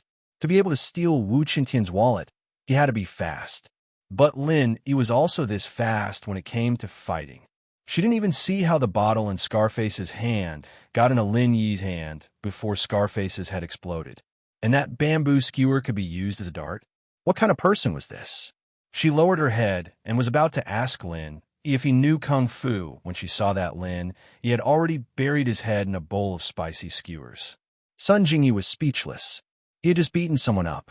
It was so bloody, and now he was eating as if nothing had happened. Oh, right. Let's talk about the information you asked me to steal. Lin Yi slowed down after eating more than 20 spicy skewers and said to Sun Jingyi, the other party is a trading company like us. We have similar projects, office supplies, and computers. Sun Jingyi explained when she heard Lin Yi's question, but one of our managers gave their supervisor a certain amount of rebates when negotiating with a big company. We don't know how this happened, but someone from the other company filmed it, and now they're using it to threaten our company. Oh, is that so? Doesn't their company do things like this? Lin Yi asked as he took out another 2 spicy skewers. It's not a secret in the industry. If you want to get business, how can you not give the supervisor some benefits? They're doing it too, but we were filmed, Sun Jingyi said helplessly. What's the harm in exposing it? Lin Yi asked. We might be punished by the related departments, and of course, we'll lose that customer. He's a big customer of our company. Every year, he buys tens of millions of RMB worth of computers and related office equipment from us. If this is exposed, not only will he lose his position as a supervisor, he might even be held accountable by the company. Sun Jingyi said, the most important thing is which company would dare to work with us in the future. We might be exposed for taking rebates. Who will want to work with this kind of unsafe company? I'm afraid we'll have to close down. It's that serious? Lin Yi didn't know much about business, but after listening to Sun Jingyi's explanation, he understood the gist of it. Then what did the other party's company ask for? If they only wanted to attack you, as a competitor, they would have released the video already. They wouldn't have waited until you asked me to steal it. That's right. Jingyi nodded. It's not good for us to announce it, but it's not good for them either. After all, it's not like we're the only 2 trading companies in Songshan. There's a lot of them. It's not like we're the only ones in Songshan. It's not like we'll be the ones losing our customers. Tell me their conditions. Lin Yi was interested in this. Their condition is the boss of that company wants me to be his mistress. Sun Jingyi said. Huh. Puffed. Lin Yi spat out half a mouthful of spicy skewer. Ahem, what did you say? Their condition is for you to be his mistress? Chapter 244. What was he doing out here? Half a lover? Lin Yi was speechless. There was a half of a lover? Yeah, we'll announce to the public that we're a couple. But in reality, I won't fulfill the obligations of a couple. Sun Jingyi nodded. From now on, you'll appear in front of my friends as my boyfriend. Lin Yi finally realized where he'd fallen into the trap. This trap was as big as it could get. Not only did he have to steal information for Sun Jingyi for free, he even had to pretend to be her boyfriend for free. Wasn't this too much of a deal? But he'd set the rules and payments. Who could he blame? No wonder he'd felt that something was off. Something was definitely off. You win. Lin, he didn't want to go back on his words. He wasn't that shameless, and he had to keep his word. But the boss did all this just to make you his lover? That's right, I don't know. You can ask him if you don't believe me. Everyone in the industry knows that he has feelings for me. Sun Jingyi said, Isn't that Wu Chuntian chasing after you? Why don't you ask him for help? Lin Yi asked. That Wu Chuntian's nickname was Iron Fist Wu, and he was very skilled in martial arts. Stealing information shouldn't be a problem. I don't want to have too much to do with him. I don't have any feelings for him. Sun Jingyi shook her head. Are you going back on your word?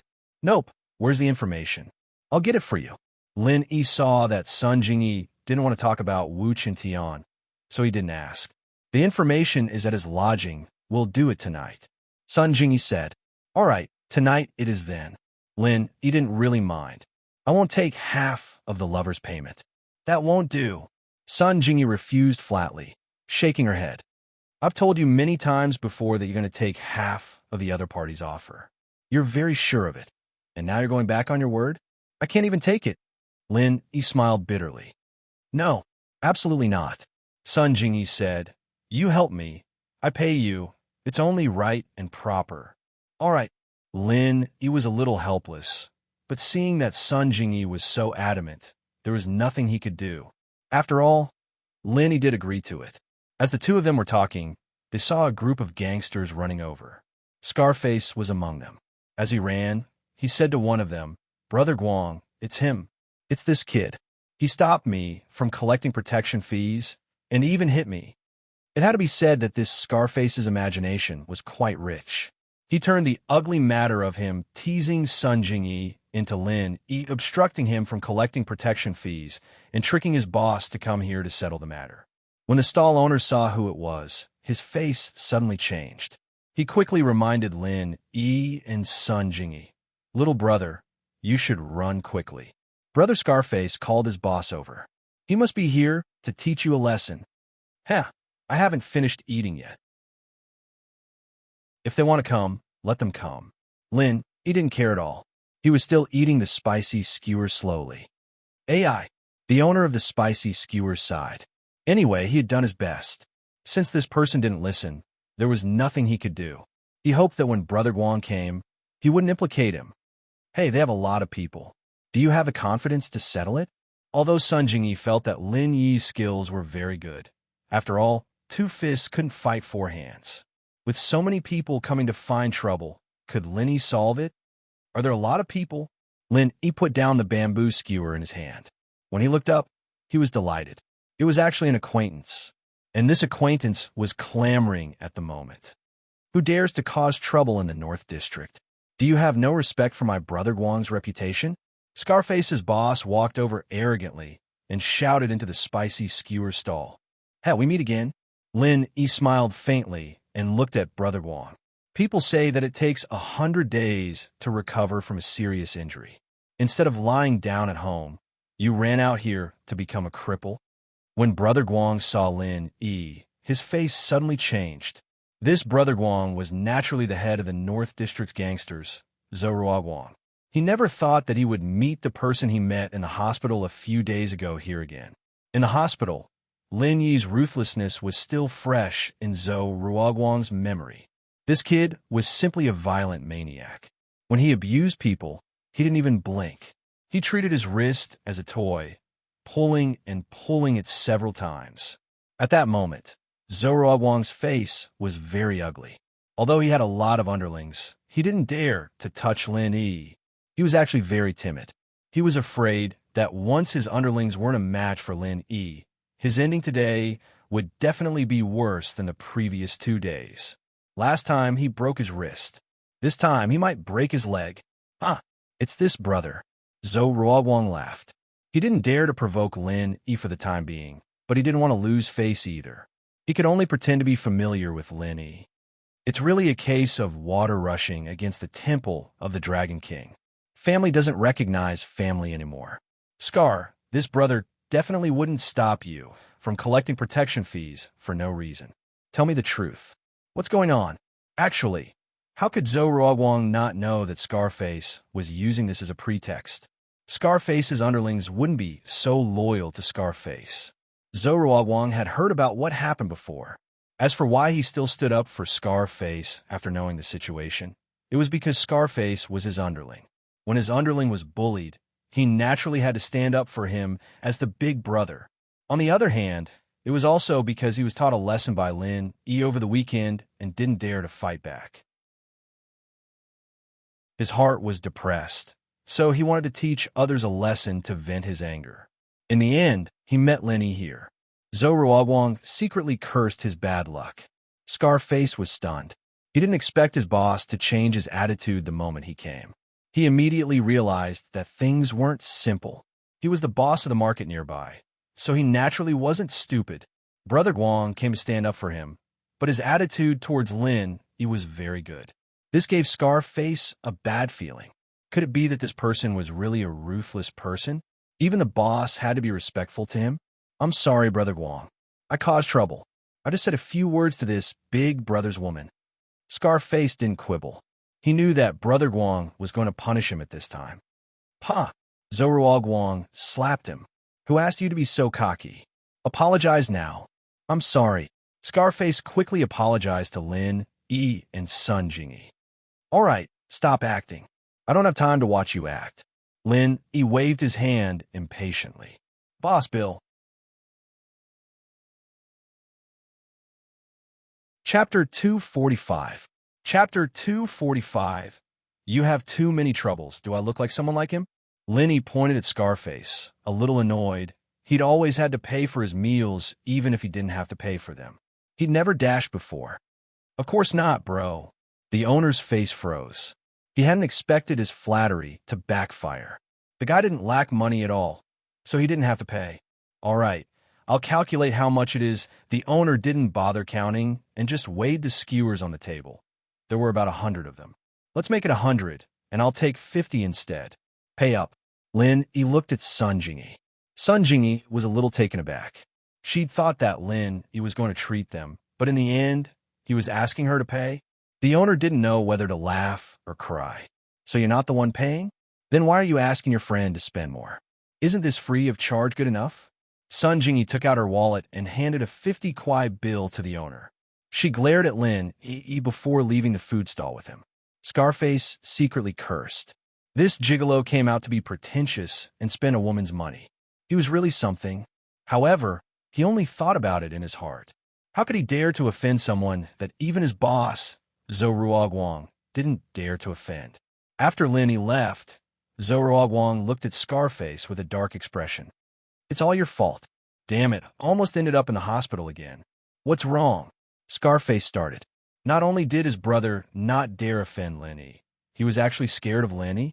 Guang bro, is that kid strong? Strong? Look at how my hands were broken. Zhou Ruoguang shook his 2 hands wrapped in gauze. He broke them. Do you think you can afford to piss off a lunatic like that? He's ridiculously strong, and no matter how many people there are, there's still no match for him. So powerful? Scarface was stunned. Could this be the legendary martial arts master? Hurry up and go back.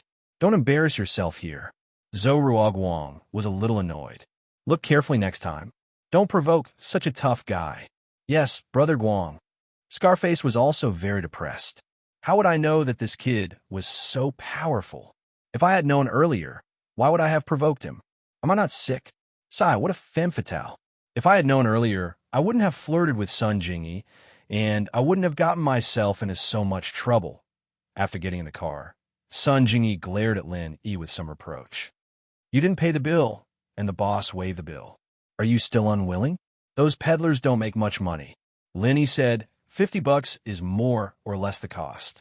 Sun Jingyi paused. She didn't think that much before, but now that she heard Lin Yi's words, it was true. If they had money, why would they work in a food stall under the hot sun? This made Sun Jingyi see Lin in a new light. In actuality, Lin only thought of Tang Yun's family and didn't want to take advantage of the spicy skewer owner. As for whether or not Scarface would continue to collect protection fees from him, that wasn't something Lin could control. Everyone had their own lives, and Lin couldn't just stick his nose into it. Where are you going, honey? Sun Jingyi backed out of the car and looked at Lin gently. Honey. Lin paused. Who are you talking to? I'm talking to you. You are my lover now. Although it's only half, I could still call you that. Sun Jingyi looked at Lin with a smile that wasn't a smile. Why? Is it embarrassing for you to be in a relationship with a younger brother? Lin was speechless. This girl seemed to be quite open-minded, but it didn't seem to be the case. Otherwise, she wouldn't have rejected the company's boss. However, why did she look for him? Did she think that he was easy to bully? Or did she think that he wouldn't do anything to her? Let me tell you, you are playing with fire here.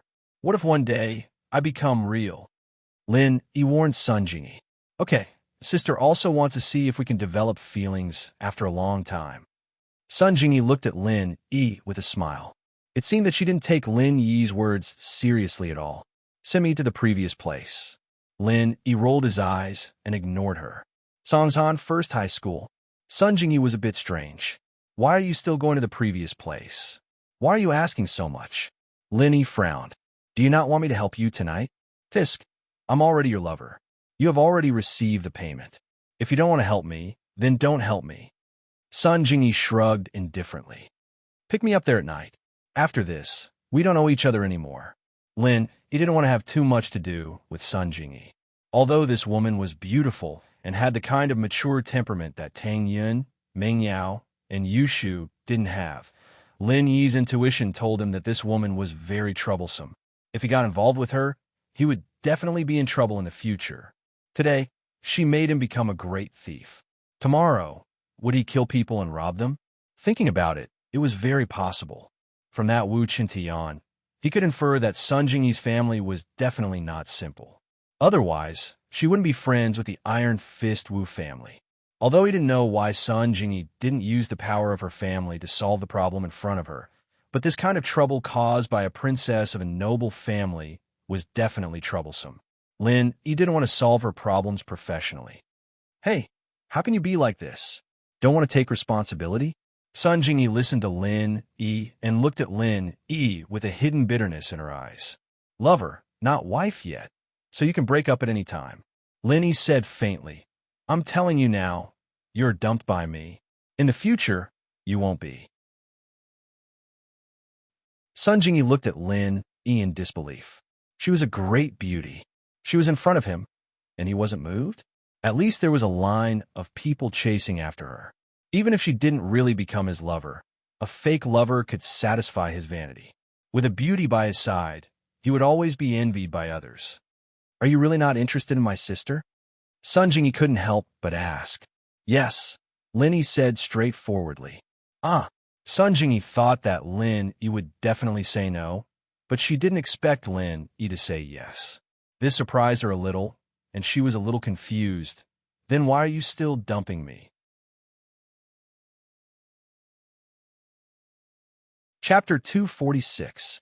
Chapter 246. The perfect candidate, this Sun Jingyi, on the other hand, seemed to be even more troublesome than Ling Shan. At the very least, Ling Shan was more straightforward, while Sun Jingyi was too much of a liar. Sun Jingyi exploded at Lin Yi's words. There were so many people lining up to help her out, like Wu Qintian, who she'd ignored before coming to Lin Yi, and now he was calling her troublesome? Fine, I don't care. I'll come to you if I need anything in the future. Sun Jingyi said shamelessly. Lin Yi didn't say anything else. Go find him if you want to. It'd depend on my mood whether I came or not. He told Sun Jingyi to drop him off at the food street behind the school, and waited for Sun Jingyi's car to leave before Lin Yi turned back to school. Pin Liang, accompanied by his lawyer, met Heibao Bro at the designated hospital in Songshan's detention center. Heibao Bro. Pin Liang couldn't help but be shocked when he saw the bandages all over Heibao Bro's body. Heibao smiled bitterly, not expecting to be crippled as a golden class late phase peak. His meridians were all severed, and he was lying on a hospital bed in a state worse than death. Heibao wasn't in the detention center right now, so there were no police officers in the room other than the lawyer. Fabai could handle things like this, and it wasn't hard for him to meet Heibao alone. Master Zhong, you're here. Heibao looked at Pin Liang, a trace of sadness on his face. I underestimated my enemy. I didn't expect that Lin Yi to be this strong. He's the same as me, a golden class late phase peak. What? He's a golden class late phase peak? Fabai paused, looking at Heibao in disbelief. Heibao, are you telling the truth? Boss, why would I lie to you about something like this? Heibao smiled bitterly. So, boss, young Master Zhong, I advise you not to touch Lin Yi before you have absolute certainty. You are not his match. Although Heibao's words weren't very pleasant, they were still harsh to the ear. Fabai and Pin Liang understood this principle. They were no match for Lin Yi. On the other hand, Fabai didn't care much. Lin Yi didn't have much of a relationship with him, so he didn't care if he attacked Lin Yi or not. Pin Liang's expression, however, changed drastically. He saw Lin Yi as an opponent that he had to eliminate in this life. Although Zhou Ruoming was the one who had humiliated him that night, it was Lin Yi who had caused it. Pin Liang clenched his fists at the memory. Heibao Bro, you have no idea how much humiliation I went through that day. It wasn't any worse than yours. Huh, Master Zhong, do you really want to get rid of Lin Yi? Heibao Bro smiled suddenly, looking at Pin Liang strangely. Of course I do. Heibao Bro, do you have any good ideas? Pin Liang knew that Heibao Bro had a plan when he saw his smile. Yes, but Heibao Bro looked at the people in the room, hesitating. You can leave first. Zhong Fabai waved his hand at the lawyer. The lawyer was the only outsider here. Although he had always been working for Zhong Fabai, what Heibao wanted to say must be extremely secretive, so the fewer people who knew, the better. Yes, boss. The lawyer, naturally, didn't say much. He worked for Fabai, and he knew very well that he didn't listen to things he shouldn't hear, and he didn't ask about things he shouldn't know. After the lawyer left the room, Heibao's face turned serious. Master Zhong, the only way to get revenge on Lin Yi is to increase your strength. Increase your strength beyond the peak of the late phase of the golden class. That's the only way to kill him. Otherwise, golden class late phase peak isn't something that can be taken down by a group of people. If a group of normal gangsters were to gang up on him, they would just be asking for death. Increase my strength. Pin Yang blinked. Heibao bro, you're saying that I can increase my strength to the peak late phase golden class, or even higher. That's right. Heibao nodded. But if you gain something, you have to lose something. Once you practice our sex arts, you can't touch women anymore, or you'll lose your life. I can't touch women anymore? Pin Yang paused. Fuck, I'm killing Lin Yi because he's a stumbling block in my pursuit of Meng Yao. What's the point of killing Lin Yi if I can't even touch a woman? Pin Yang thought. Yes, Heibao said. Back then, I couldn't stand the ascetic life of training, and that's why I ran away from my sect. I didn't make much of a difference, and what I brought out was just a short-term art to increase a person's strength, allowing a normal person to quickly reach the late phase golden class. I, on the other hand, had some martial arts foundation, so I reached the peak late phase golden class. If you're already a peak late phase golden class, you can use this art to get to the early phase or even a mid phase. This art can only be used under special circumstances, and it only lasts for a month or two. After that, you'll drop back to your previous strength and lose 5 years of your lifespan. It's useless unless it's a critical moment. Master Zhong, even if you reach the peak late phase golden class like me, you still won't be able to kill Lin Yi. But you want me to not touch women. Pin Liang felt that if he couldn't touch women, what was the point of his life? After practicing the art that Heibao bro told him about, killing Lin Yi would be easy, but his life would be in danger. Wasn't that too dangerous? Master Zhong, that's all I have to say.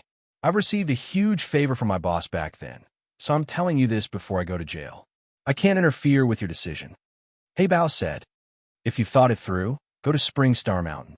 Tell him that I, Heibao, introduced him to my big senior brother, who's now the sect master. I'm just an abandoned disciple, but he'll give me face. Spring Star Mountain? What kind of mountain is that? Pin Liang paused. Geography wasn't his forte, but he'd never heard of this mountain, let alone any sects on it. I'll draw a detailed map for you, Heibao said. Of course, if you have someone you can trust, you can ask him to go in your place. When he returns, he'll be able to help you kill Lin Yi and avenge me. I'm only saying this because I hope that you can avenge me, Master Zhong. Someone I can trust? Pin Liang frowned as he thought of someone. That's right, he could ask him to go.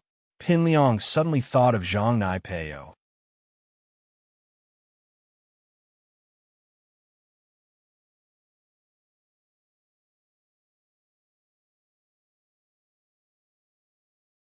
Papa Pop How with Pin Liang said.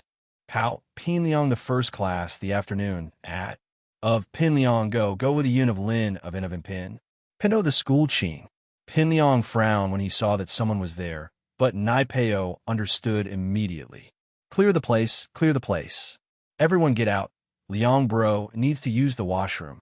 These people were gangsters in the school, but they were a far cry from the Big Four. Pin Liang might have been beaten up a couple of times by Lin Yi, and wasn't as popular as he used to be, but these gangsters still didn't dare mess with him. They all smiled and backed out of the washroom when they saw Pin Liang. Liang bro, is there something you need to talk to me about? Naipeo wasn't an idiot. Pin Liang wouldn't ask him to go to the washroom with him for no reason. Pal, you've been with me for a long time. There's something I need your opinion on. Pin Liang said after some hesitation. What's the matter, Liang bro? Just say it. Why do you need my opinion? Your opinion is my opinion. Naipeo said straightforwardly. All right. Pin Liang nodded as he took out a pack of cigarettes, giving one to Naipeo before putting one in his mouth. I didn't make you my brother for nothing, but I still need to talk to you about this. It's a big deal after all. Go ahead, Liang bro. Naipeo took out his lighter and lit up the cigarette for Pin Liang before lighting his own. Pal, here's a chance for you to become a Wulin master. Are you willing? Pin Liang said in a low voice. Become a Wulin master? Nai Peo blinked. You're not joking, are you, Liang bro? Do I look like I'm joking? Pin Liang said. Pal, you know Hey Bao bro, right? You saw the news about him escaping from the police, right? His strength increased all of a sudden, and he was able to escape even when surrounded by the police. Do you know why? Could it be that Hey Bao bro is a Wulin master? Nai Peo said subconsciously. That's right. There's a secret art in his sect that can increase strength quickly, but it's flawed. There's a time limit, and you'd have to pay the price of your lifespan. It's not very good. Pin Liang said. Liang bro, you're asking me to learn this secret art? Nai Peo misunderstood Pin Liang's word. He thought that he was asking him to learn the art. It's just a few years of lifespan, no problem. Liang bro, if it weren't for you, my dad and brother would have been done for, and I wouldn't even be able to live. Pal, you misunderstand. I'm not asking you to learn this flawed art. I'm asking you to go up the mountain and learn martial arts. Join Hey Bao bro's sect and become a true Wulin master.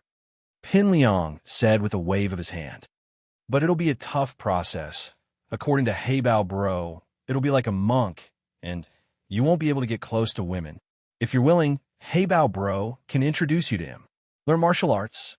Nai Peo didn't quite understand, but he agreed without hesitation. Liang bro, if you want me to learn martial arts, then I'll do it. What's so great about being an ascetic?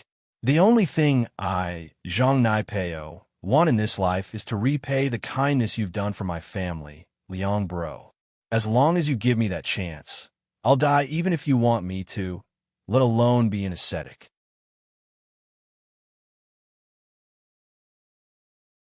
Chapter 248. Meng Yao was pissed. She was pissed. Very pissed. Wasn't this Lin Yiwei too good at causing trouble? Holding Tang Yun's hand and announcing that she was his woman in school? Did he even put her, the miss, in his eyes? Didn't he know that he was her follower and his shield? If Tang Yun was his woman, then what was she? How was she supposed to use him as a shield? She couldn't just tell people that she was his concubine. Could she? Are you jealous, Yao Yao? Why else would you be so angry? Yushu waved her hand in front of Meng Yao's eyes. Me? Jealous? I'm angry that he's not a good follower. He's supposed to be my shield, but he's hitting on girls. How is he supposed to be my shield now? Meng Yao, naturally, didn't think that she was being jealous. Jealous of Lin Yi? How is that possible? Oh, it's fine. You can say that you're his concubine. Yushu said. Concubine? Shu, you want me to be his concubine? Meng Yao's eyes widened in anger. Was she trying to comfort her or piss her off? What's wrong with being a concubine? I've always thought that I'd be someone's concubine in the future, and you're the main wife, and I'm the concubine. Now, you're the concubine number 1, and I'm the concubine number 2. There's not much of a difference. Yushu said nonchalantly. Shu, I really don't know what to say to you. What's going on in that head of yours? Is being someone's concubine fun? Meng Yao was speechless. Her best friend's train of thought wasn't normal. She shouldn't talk to her when she was angry, or she'd get angrier and angrier until she died. Oh, it's pretty fun. Yushu flipped through the English book in front of her, bored. Yao Yao, there's a test in the afternoon. I'm going to study first. Meng Yao only remembered that there was an English test after Yushu's reminder. She had no choice but to take out her book, but she'd made up her mind to talk to Lin Yi. If he kept this up, she'd cut his salary.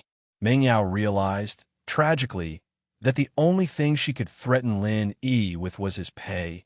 There didn't seem to be anything else that could restrain him. After school, Meng Yao received a text that made her even angrier. Lin Yi texted her, saying that he had something to do tonight and would be home later. This pissed Meng Yao off.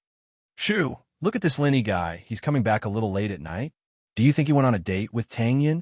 It should be. Yao Yao sis. Yushu wanted to see the world in chaos. Meng Yao gritted her teeth as she replied to Lin Yi. If you dare come back late, I'll deduct a month's salary from you. Lin Yi looked at the message in his hand and felt a headache coming on. A month's salary would be deducted for one night out? Isn't this a little too ridiculous? Lin Yi smiled bitterly as he dialed Meng Yao's number. What's up? Meng Yao coldly picked up the phone. Miss, I really have something to do tonight. Lin Yi didn't know what was going on with Meng Yao. What is it? A date with Tang Yin? Meng Yao retorted. Lin Yi, can you mind your image? You're my shield. Even if you want to chase girls, can't you do it in private? You caused a storm in the city. Everyone knows about you and Tang Yin. How can I use you as a shield? Lin Yi froze for a moment before he realized that the miss was angry because of this. No wonder she was so angry. Yao Yao, I'm not going on a date tonight. I'm going to help a friend. Lin Yi explained. What friend? What kind of help? Meng Yao asked. It's that Sun Jingyi that I met at the bar the other day. She asked me to do something for her. She wants to pay me. Lin Yi purposely added the word pay to prevent Meng Yao from thinking that he was flirting with other girls. I don't care if you pay me or not, as long as they don't come looking for you.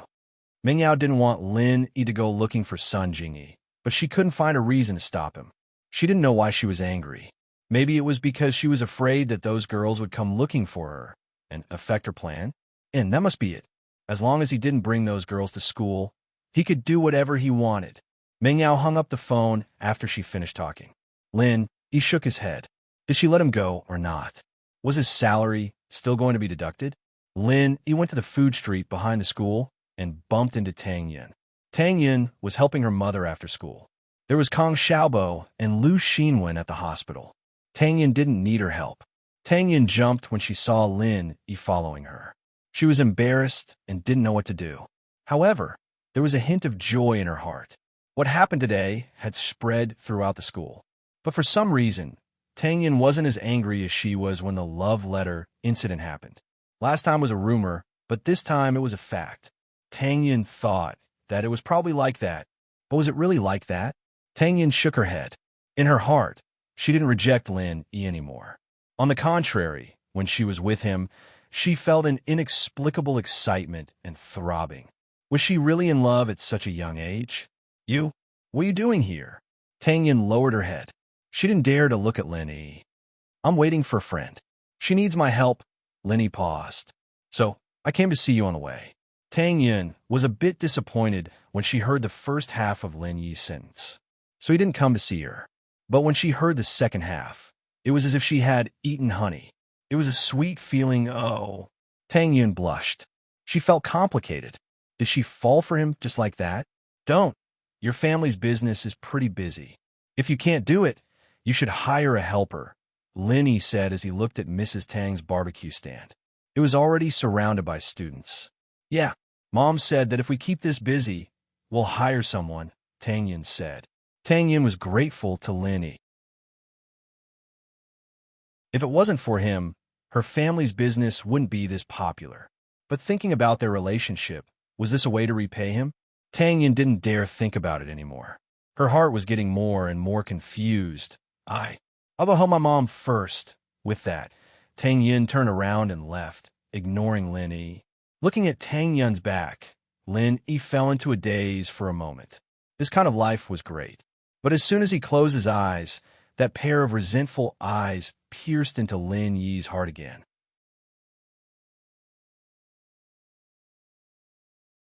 Chapter 249. Is there something wrong with your brain? Lin Yi had been waiting for 10 minutes when Sun Jingyi arrived. I thought you weren't coming, so I was getting ready to go home. Lin Yi lazily opened the car door and got in. There was a traffic jam on the way, and it's rush hour. Sun Jingyi said apologetically. Little hubby, let's go get something to eat first. Who's your hubby? Lin Yi frowned. Is there something wrong with your brain? Don't call me that. Did I agree to it? Why was this girl so clingy? It was fine if Meng Yao heard it. She'd just throw a tantrum. But if Tang Yin heard it, she'd think that something was wrong with him. The worst part was that he could do something with Sun Jingyi, since Lin Yi wasn't someone who was afraid of trouble. The problem was that there was nothing going on between him and Sun Jingyi. Wouldn't it be unfair if he were to carry the title of Sun Jingyi's hubby? He'd have to help her solve the problem for free. I'm your lover now. Why aren't you going to admit it? Sun Jingyi giggled. You said it yourself. A gentleman keeps his word. Lin Yi shut his mouth. He was the one who'd said it, and so he'd kept his promise to help Jingyi deal with the problem. Although keeping his promise was one thing, it was normal for him to grumble a little. I'll admit it, but don't call me hubby from now on. It makes me nervous.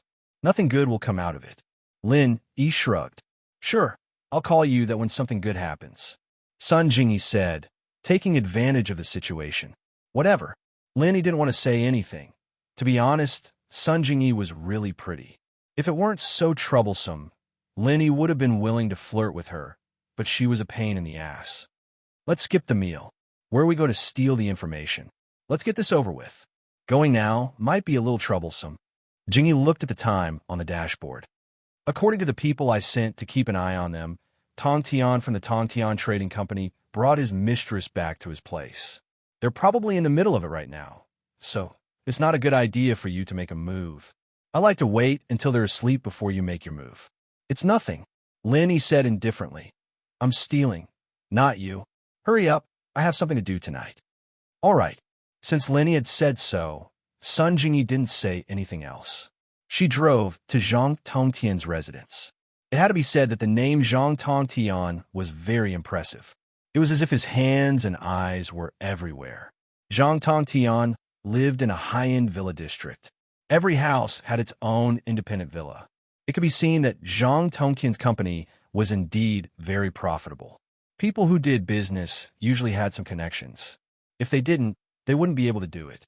When Sun Jingyi drove into the community, the security guard let her go without much questioning. She was driving a red Audi A4L. Although it wasn't a particularly luxurious car, it was a favorite of many girls, and there were many of them in the community. She stopped near a 3-story villa.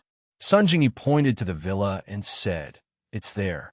The video is saved in a silver DV. Look for it. It should be in his handbag. He is also very careful about this kind of thing. He won't let others keep it." Lin Yi nodded and got out of the car. "Wait for me here. How do you get in?" Sun Jingyi was about to ask Lin Yi how to get inside the wall of the villa, but she saw that Lin Yi had already climbed over the wall and entered the villa.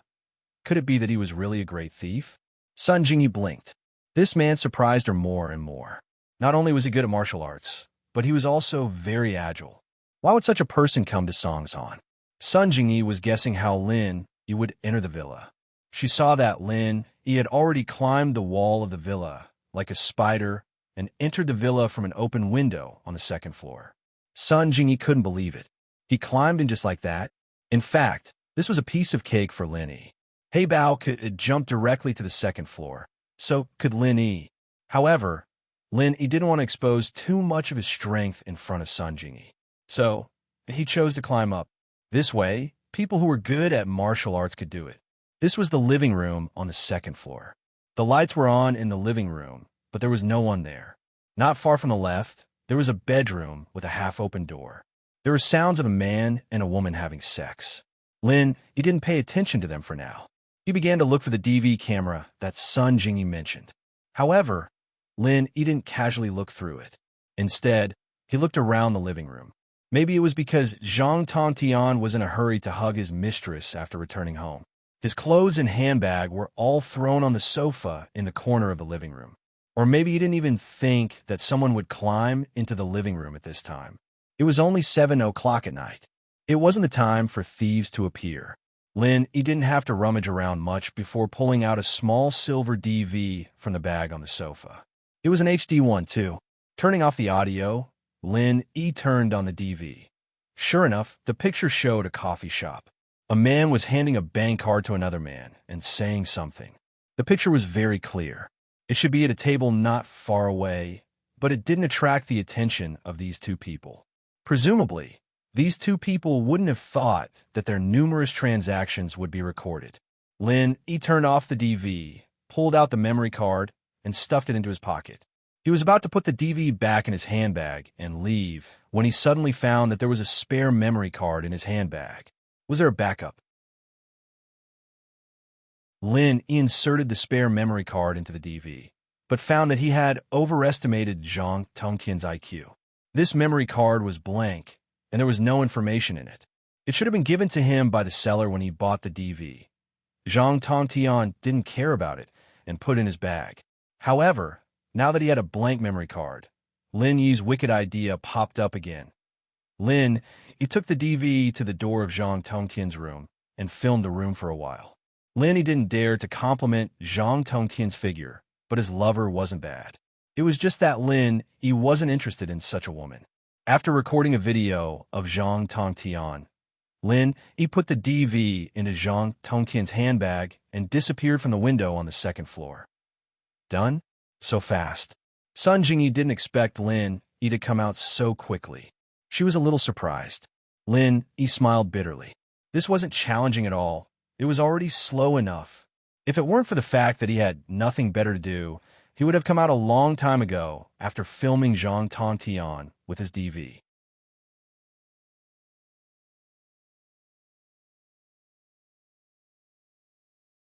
Chapter 250.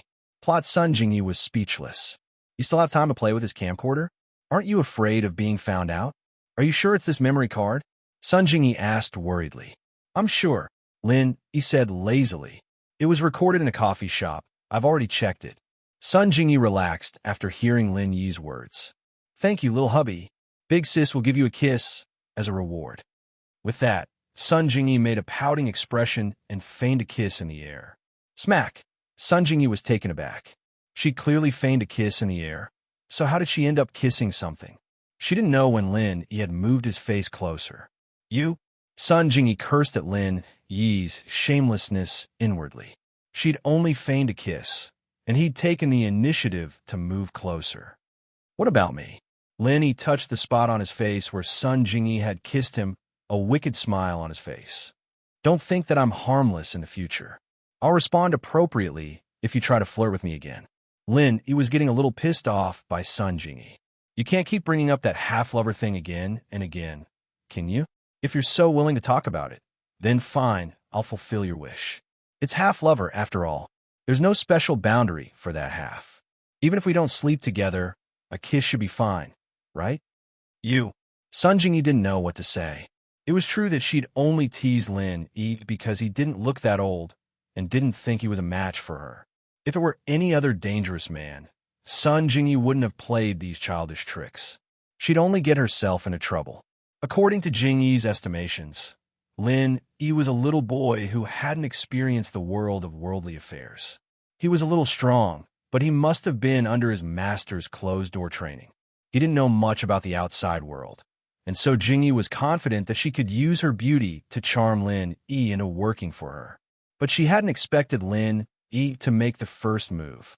Just when Sun Jingyi was about to say something, Lin Yi's next move caught her off guard. Lin Yi suddenly reached out and pinched Sun Jingyi's beautiful jaw. It was a frivolous and slightly insulting gesture. It was like something a bully would do to a girl in a drama. She'd never been treated in such a manner before. Sun Jingyi was a little nervous, even afraid. What do you want to do? Sun Jingyi was a little panicked. Nothing good would come out of this kind of action. Half-lover? I'll come and collect this revenge anytime. He let go of his hand at this moment. Think carefully before you ask me to do something next time. I'll continue to collect payment. At that time, half-lover will become the whole lover. If He didn't teach her a lesson, this girl would open a dye shop. He didn't bother with her before, but this girl was a little too much. He couldn't bear it anymore. He could put up with Meng Yao and Yushu at home, because it was his job, but Jingyi, a complete stranger. Did this girl really think that she was that attractive? Did she really think that she was invincible?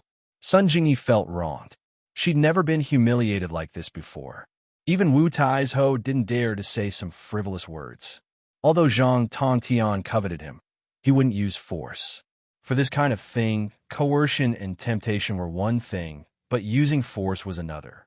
No matter how powerful Zhang Tongtian was, he didn't want to be imprisoned. Zhang Tongtian didn't want to be imprisoned.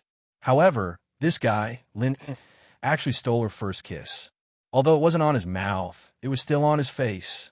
This made Sun Jingyi feel wronged. However, even if Sun Jingyi felt wronged, she could only bear it silently. She knew very well that all of this was caused by herself. This was the logic of playing with fire. Seeing that Sun Jingyi had finally settled down, Lin he couldn't be bothered with her anymore. It'd be best if she didn't come looking for him in the future. He was very busy, and every time she asked him to do some low-tech things, Lenny always felt that it was a little unfair to his martial arts. He'd accept it if Sun Jingyi really was his wife. The problem was that she wasn't, and she was still trying to play tricks on him. He decided to help her this time out of respect for their acquaintance, but the next time would depend on her sincerity. Naturally, Lenny wouldn't let Sun Jingyi send him to the villa area. Instead, he sent him to a bus stop near the villa area. Sun Jingyi gritted her teeth, looked at Lin Yi angrily, and drove away. Dad, Peng Zhan's been retracting his power these days. This isn't good for us. A young man with glasses said carefully in front of a middle-aged man. The middle-aged man was Jin Gubong, Fabai's brother-in-law. He was the biggest shareholder of Peng Zhan Industries after Peng Zhan. This young man was his son and secretary, Jin Maosheng. I know, Zhang Yuchu got me a bunch of trash. Otherwise, the company would have lost at least 200 million. Peng Zhan was the one who signed the contract, and no matter what, his reputation in the board of directors is at rock bottom. Jin Gubong said a little hatefully, "They don't even know how to kidnap a girl. I don't know if these people eat shit or not. They can't even handle a small bodyguard." Yeah, but that Lenny bastard's really despicable too. I'd bribed the electrician from the company to create an accident for Peng Zhan in the parking lot, so he'd end up in the hospital for a while. But that Lin, he ruined it all. Maosheng said hatefully, "You're still talking about it? Who told you to act so recklessly? If something happens to Peng Zhan in the company, the police's first suspect would be an insider." Gubong glared at his son. "Do you have a brain? How could you do something so reckless?" "Dad, that electrician's gone forever," Maosheng explained carefully. I'm not saying you're wrong, but don't do it in the company next time." Gubong humphed coldly. "By the way, did that cousin of yours get Meng Yao or not?" "I don't think so," Maosheng said. "Dad, I don't think Uncle has any good intentions. If Pin Liang really is with Meng Yao, we'll be able to control Peng Zhan Industries in a roundabout way, but wouldn't Uncle's family be taking advantage of that too? He's an outsider, after all. There's no guarantee he won't betray us in the future."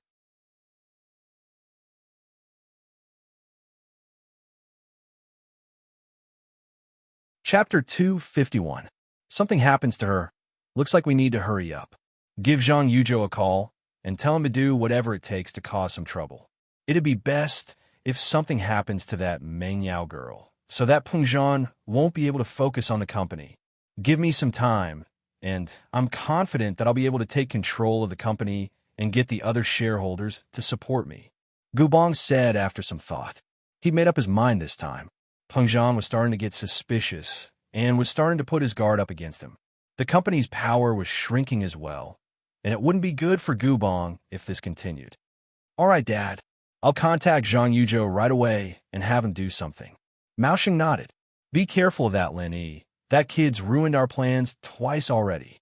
Gubong reminded, "We need to think of a way to get the best of both worlds this time." Maosheng was thinking of a way to make Meng Yao get into an accident. He was even more vicious than his father, and he liked using accidents to solve problems. Just like that time, when the chandelier fell from the parking lot of Peng Zhan Industries, he wanted to use accidents to get rid of Peng Zhan. The electrician who'd done the job had been electrocuted after that. Maosheng was a ruthless man, and as for kidnapping Meng Yao, he hadn't approved of it in the first place. As far as he was concerned, killing Meng Yao would throw Peng Zhan into chaos, and he wouldn't be able to focus on managing the company at all. House Jin would be able to take over the chairman's position in one fell swoop.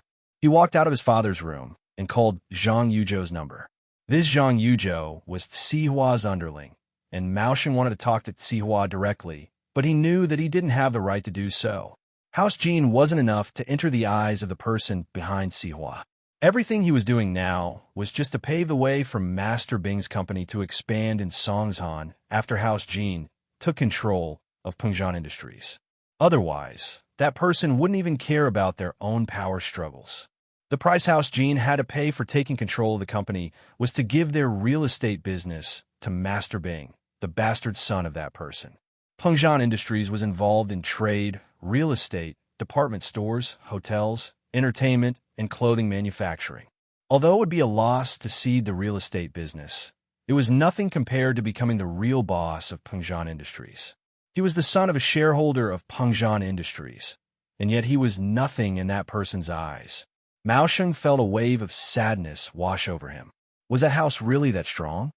Young Master Jean, what's the matter? Yuchu was quite pissed at the Jean father-son duo.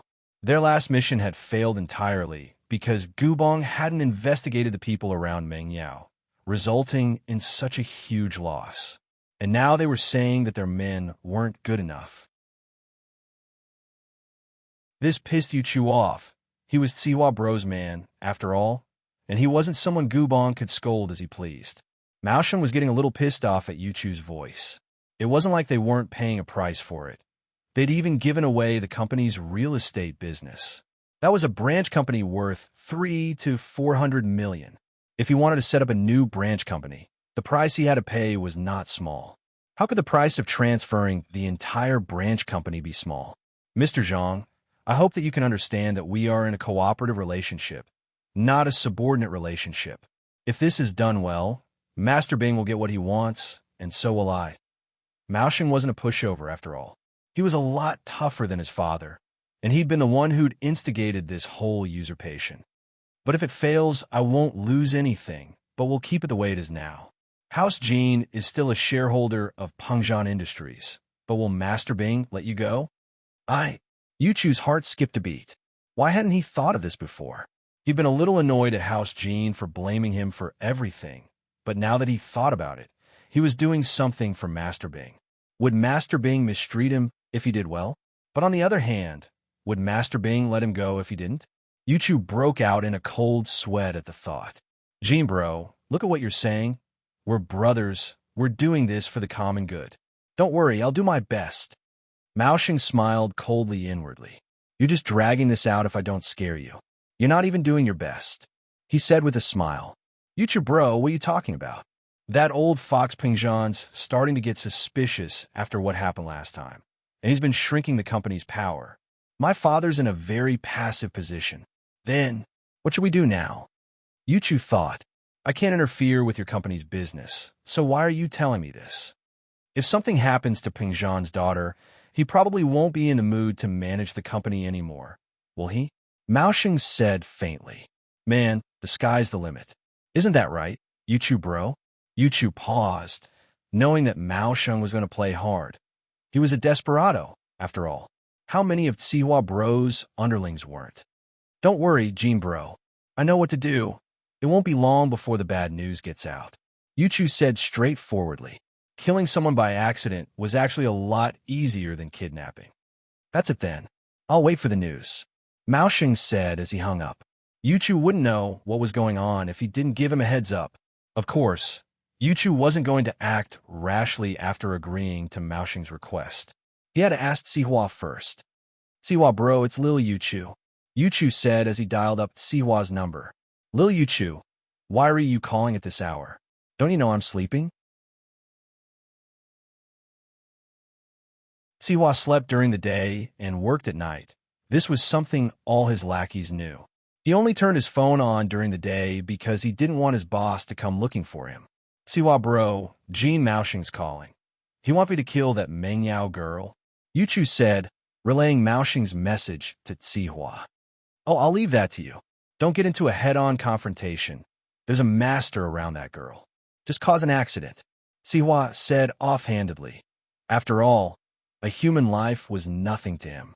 Also, Master Bing's almost here. We need to hurry up. Pengzhan Industries Real Estate Company is our gift to Master Bing. Yes, Sihua bro. I'll do it then.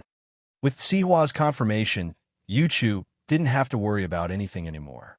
As far as Yuchu was concerned, that Lin Yi by Meng Yao's side didn't matter how strong he was.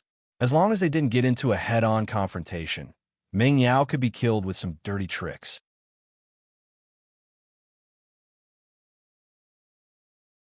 Chapter 252. Falling down Lin, he went back to the villa to find Meng Yao and Yushu sitting in the living room, not watching TV. It was the same as the day they taught him a lesson. Shield bro, Yao Yao's getting jealous. Be careful. Yushu was sitting on the sofa, eating an orange. She called out to him as he walked in. Shu. Meng Yao glared at Yushu. What are you talking about? What do you mean I'm jealous? Oh, Yao Yao's angry. Chill, bro. Good luck then. I'll stop talking. Yushu shut her mouth as if she hadn't said anything. Shu. Meng Yao had wanted to teach Lin Yi a lesson at first, but Yushu's interruption made her lose the mood. She glared at Yushu. Shu, did you fall in love with Lin Yi after confessing your feelings to him? Why else would you cover for him? Oh, Yao Yao. Do you want me to fall in love with him? Yushu said nonchalantly as she ate a piece of orange. You and I are going to marry the same man anyway. Meng Yao really wanted to stand up and kick Yushu into space. She was getting further and further away from the topic. She looked at Lin Yi's nonchalant face, and Meng Yao's interest waned. He could do whatever he wanted. What did it have to do with her? He could flirt with girls or fool around. As long as he didn't interfere with her business and Pin Liang didn't harass her, he'd done his job. Meng Yao waved her hand, annoyed. Lin Yi, just pay attention to your image in school. I don't care what happens between you and Tang Yin. Just don't let Pin Liang harass me. Oh, don't worry about that. That guy can't even take care of himself. He won't harass you. Lin Yi nodded. All right, it's fine. But you have to tell me before you go out next time. Otherwise, I won't be able to find you if I need you. Meng Yao didn't know what was wrong with her. Did she care that Lin Yi was with another girl? Or did she care that he wasn't professional enough to be her follower? Okay. Lin Yi nodded without thinking. The relationship between Lin Yi and Meng Yao was much more harmonious now, and Lin Yi cherished this mission. He didn't know what it was, but since this mission was enough to feed him for the rest of his life, and his old man allowed him to settle down in Songshan, no matter what, Lin Yi would do his best to complete this mission. I'll leave you to your work then. Shu and I are going to watch the concert. There's food in the kitchen. We've already eaten. You can eat if you want. Meng Yao waved at Lin Yi, signaling him to leave. Yao Yao sis, didn't you say you were angry and wanted to go bungee jumping this weekend? Why'd you stop talking about pushing Shield Bro down the valley?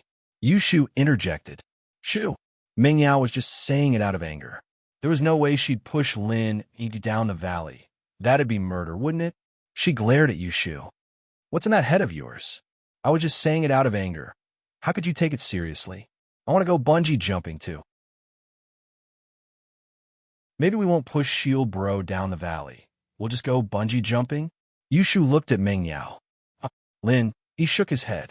Yushu was a top-class clown, after all. With her around, the war in this house would never happen. However, Lin Yi didn't expect Meng Yao to be so angry that she wanted to push him down the valley. Meng Yao was a little embarrassed by Yushu's words. She coughed. Lin Yi, don't listen to Shu. I didn't mean to push you. Oh, it's fine if you push me a little. Lin Yi thought to himself. The Mrs. Pushing wasn't bad, either. What did you say? Meng Yao didn't hear it clearly. Nothing. Lin Yi didn't dare repeat himself. Yao Yao. Shield Bro said that he wants you to push him down. Yushu heard it clearly, but her words were always powerful. Wah. Meng Yao blinked, blushing as she understood what Yushu meant by push him down. It wasn't like she didn't interact with the outside world, and even a young girl would know what that word meant. What did you say, Lin Yi? I only said it's fine if I push him a little. Lin Yi sweated. That was what he meant, but he didn't say it like that. With my skills, I won't die even if I push him down. Meng Yao frowned as she thought about what Lin Yi said. He did say something like, it's fine, not push him down. She turned to Yushu. Shu. Oh. Yushu got up from the sofa, wanting to run away, but her legs were numb from standing cross-legged the whole time. She lost her balance and fell off the sofa. Shu. Lin Yi. Meng Yao was startled. She couldn't care less about scolding Yushu anymore. She wanted to pull her up, but she was too slow. Yushu fell to the ground. Meng Yao subconsciously wanted Lin Yi to save her. Oh. Lin Yi reached out and caught Yushu. Shu, don't say that word. There's a man here. Meng Yao glared at Yushu. If I don't let him go, am I supposed to let him keep touching you? But, Yushu said, she couldn't just throw her to the ground. But what? You got touched by that Lin Yi bastard. Why aren't you going after him? Why are you talking about me? Meng Yao looked at Yushu.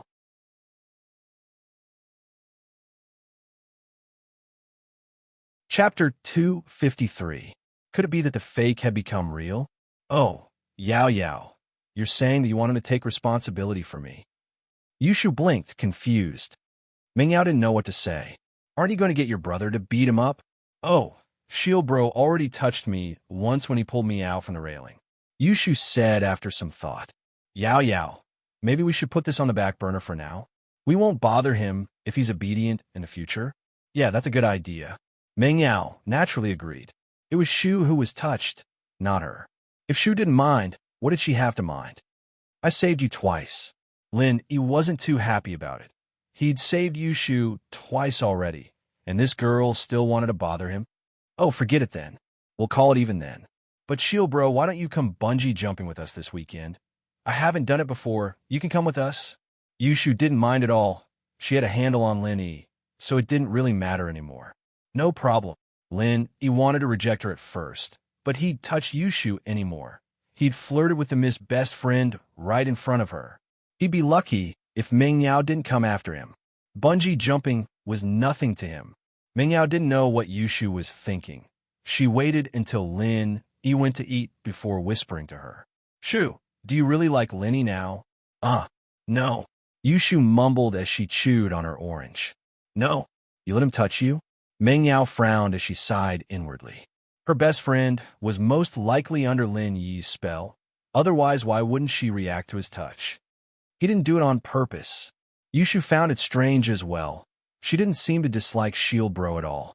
She didn't want to beat him up to vent her anger after being touched. Instead, she was more interested in studying bungee jumping, as if being touched wasn't that important. Ming Yao didn't know what to say. This bestie of hers. Could it be that she'd fallen for Lin Yi after confessing to Lin Yi once? Did the two of them turn their act into reality? Just like before, Zhang Tongtian crossed his legs and dialed Sun Jingyi's number as if victory was already in his grasp. Hello, is it Miss Sun? From Zhang Tongtian's point of view, Sun Jingyi was the meat in his mouth. Unless Sun Jingyi didn't want to continue doing business in Songshan, her reputation would definitely be ruined this time. With Zhang Tongtian's connections in Songshan, he was familiar with many reporters. As long as this video was leaked, Sun Jingyi's company would be done for. Not only would they face punishment from the relevant departments, but most importantly, no one would do business with their company in the future. Who would want to do business with an unsafe company like this? Purchasing managers in those companies were all lucrative jobs. Everyone knew what was going on. They would get a commission if they did business with other companies, so why would they go to a company like Sun Jingyi? However, Zhang Tongtian didn't know about Sun Jingyi's background. In fact, Sun Jingyi came to Songshan alone not because she wanted to rely on her family's background, but because she wanted to leave House Sun. Sun Jingyi didn't want to think about the Sun's faces at all. They were a family, but they were fighting to the death for her grandpa's assets. Her grandpa wasn't even dead yet, and who knew what would happen when he passed away? Sun Jingyi's parents passed away early, and she grew up with her grandpa. Just because she was a little closer to her grandpa, the other sons saw her as the public enemy number one, trying to take away the family's property. It made Sun Jingyi very uncomfortable, and she had no choice but to leave the city and make her own way. Manager Zhang, what's the matter? Sun Jingyi got the memory card, so she naturally wouldn't be afraid of Zhang Tongtian anymore. She picked up the phone, and she wasn't as nervous as before. Miss Sun, have you forgotten? Today, I'm going to hold a small press conference to expose the inside story of some companies in the industry that don't follow the rules of business, disrupt the order of the industry, and cause unhealthy practices. Zhang Tongtian said, Miss Sun, would you be interested in attending? Tongtian smiled coldly inwardly. Jingyi, this is your last chance. You better know what's good for you, or I'll leak this video to the press conference and ruin your company's reputation. Tongtian thought. Oh, why wouldn't I go if Mr. Zhang invited me? Jingyi said faintly. What time and where? Lin Yi asked. At 9 o'clock this morning, in the conference room of my company. I think it's better for Miss Sun to come earlier and discuss the contents of the press conference with me. Zhang Tongtian hinted. I'm sorry. I'm afraid I have something to do here. I can't go in advance.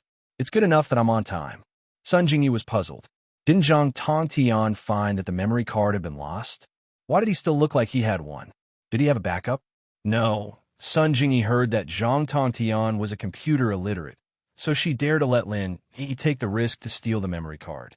Because Zhang Tongtian didn't know how to use a computer or a camera at all. This video was recorded by a private detective. After watching it, he had put it in his handbag. Sun Jingyi's guess was right. To be on the safe side, Zhang Tongtian took a look at the video recorder this morning. When he found that the memory card was still on it, he was relieved. He didn't know how to play with such a sophisticated thing, so he didn't open it to see what was going on. Zhang Tongtian was a vulgar person, and he was only good at interpersonal relationships. So although the company sold computers, he couldn't even find the power button of the computer. Well, I hope Miss Sun won't regret it. Zhang Tongtian snorted coldly and hung up the phone. He thought to himself, "Bitch, don't be so shameless. I'll make you cry later." At 9 o'clock, Sun Jingyi appeared in Zhang Tongtian's conference room late. Zhang Tongtian's face was very bad, and there was a trace of ruthlessness in his eyes. This woman could really keep her cool, but he didn't know if she would still be so calm after watching the video. Zhang Tongtian had made up his mind. Since Sun Jingyi didn't know how to appreciate his kindness, he could only let her taste the price of rejecting him. "Miss Sun, you're very late." Zhang Tongtian nodded to Sun Jingyi indifferently. "Mr. Zhang, what does it matter if I come early or late for your company's press conference?" Sun Jingyi said lightly. "Well, Miss Sun, please take a seat." Zhang Tongtian sneered and sat on the rostrum of the conference room.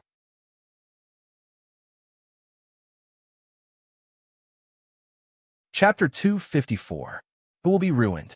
Chapter 254. Who will be ruined? But since Sun Jingyi hadn't gone back on her words, Zhang Tongtian didn't mind ruining her reputation.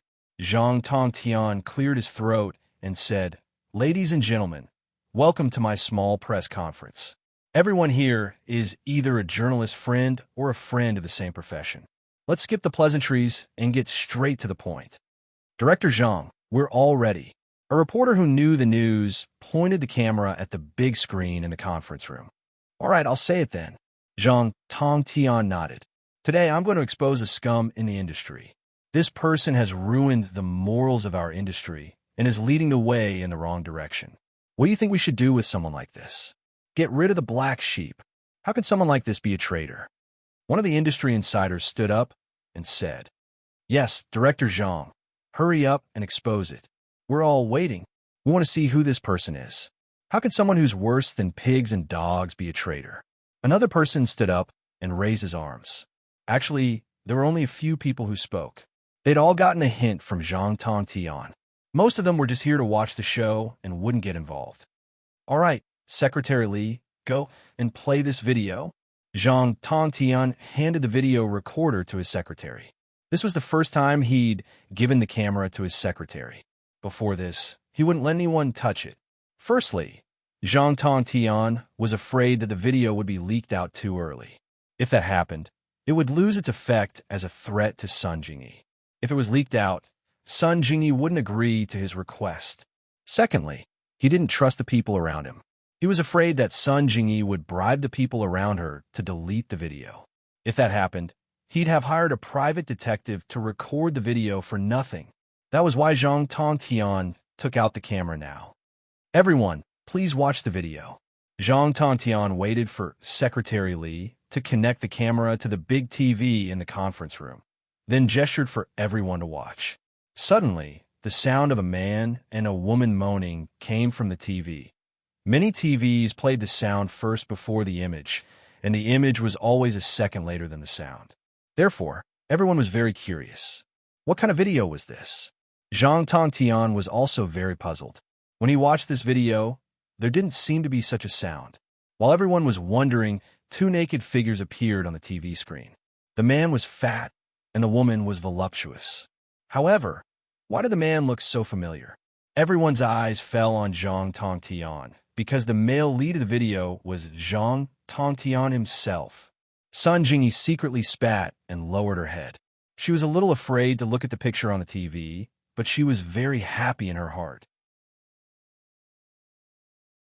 The date of the video on the TV was last night, just when Lin E went to steal the memory card.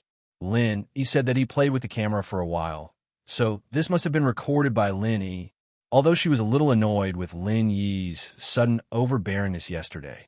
Sun Jingyi was undoubtedly very refreshed today. He fiercely vented the resentment in his chest. Zhang Tongtian had lost a lot of face today. He was stunned for a while like everyone else, and then his face turned red. Secretary Li, what is this? What a mess. What did you put there? Mr. Zhang, this is the camera you gave me. I connected it directly to the TV. Secretary Li looked innocent. Hee hee. Ha. There was a burst of snickering in the conference room. Those reporters who had a relationship with Zhang Tongtian were confused, but those who had no relationship with him were excited. This was a big tidbit of news. Turn it off. Turn it off. Zhang Tongtian shouted at Secretary Li angrily. Although Secretary Li felt wronged, he had to quickly turn off the camera and TV. What's going on? What's going on? How did it become like this? Zhang Tongtian's face was gloomy and unhappy. Mr. Zhang, is this your so-called black sheep? Sun Jingyi sneered and stood up. You asked us to come here just to watch you perform? With all due respect, I'm sorry, but I have no interest in your indecent video. Goodbye. After that, Sun Jingyi turned around and walked out of the conference room. There was no need to stay here any longer. As for the other people in the same industry, they were too embarrassed to stay any longer. They didn't know what Zhang Tongtian was up to. He had invited everyone here to watch an indecent video of this fat pig. He really had nothing better to do. Was this guy an exhibitionist? Was it to show off his manly charm? Zhang Tongtian looked at the press conference with a gloomy face. He was very unhappy, but there was nothing he could do.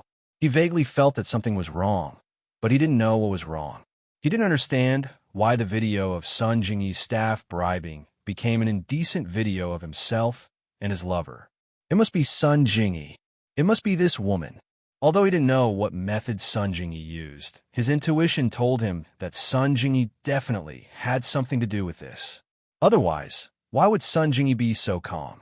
And why did she look like she didn't care? Sun Jingyi, Zhang Tongtian, will never let you go. Zhang Tongtian clenched his fists tightly. Songshan's first high, grade 12 class 5. Lin Eon lazily. In fact, Lin E didn't sleep well last night. It was the first time he touched a girl's chest, and it was always unforgettable. He thought that the unforgettable girl would be Tang Yun, but he didn't think that it would be Yushu. Although it was an emergency and he accidentally touched it, it still made Lin Yi's heart throb. To be honest, if Yushu wasn't Ming Yao's best friend, Lin Yi might have made a move on her. But the problem was it that easy to make a move on the Mrs. Best Friend? Boss, what's wrong? Why do you look so tired? Kong Xiaobo wanted to talk to Lin Yi about Xiaofan, but seeing Lin Yi's listless face, he didn't know if he should say it or not. Xiaobo, if you have something to say, just say it. I'm fine. Lin Yi shook his head. In fact, if Lin Yi wanted to get rid of his fatigue, he only needed to circulate the art of dragon mastery in his body. It was just that Lin Yi wasn't just tired, he wasn't in the mood.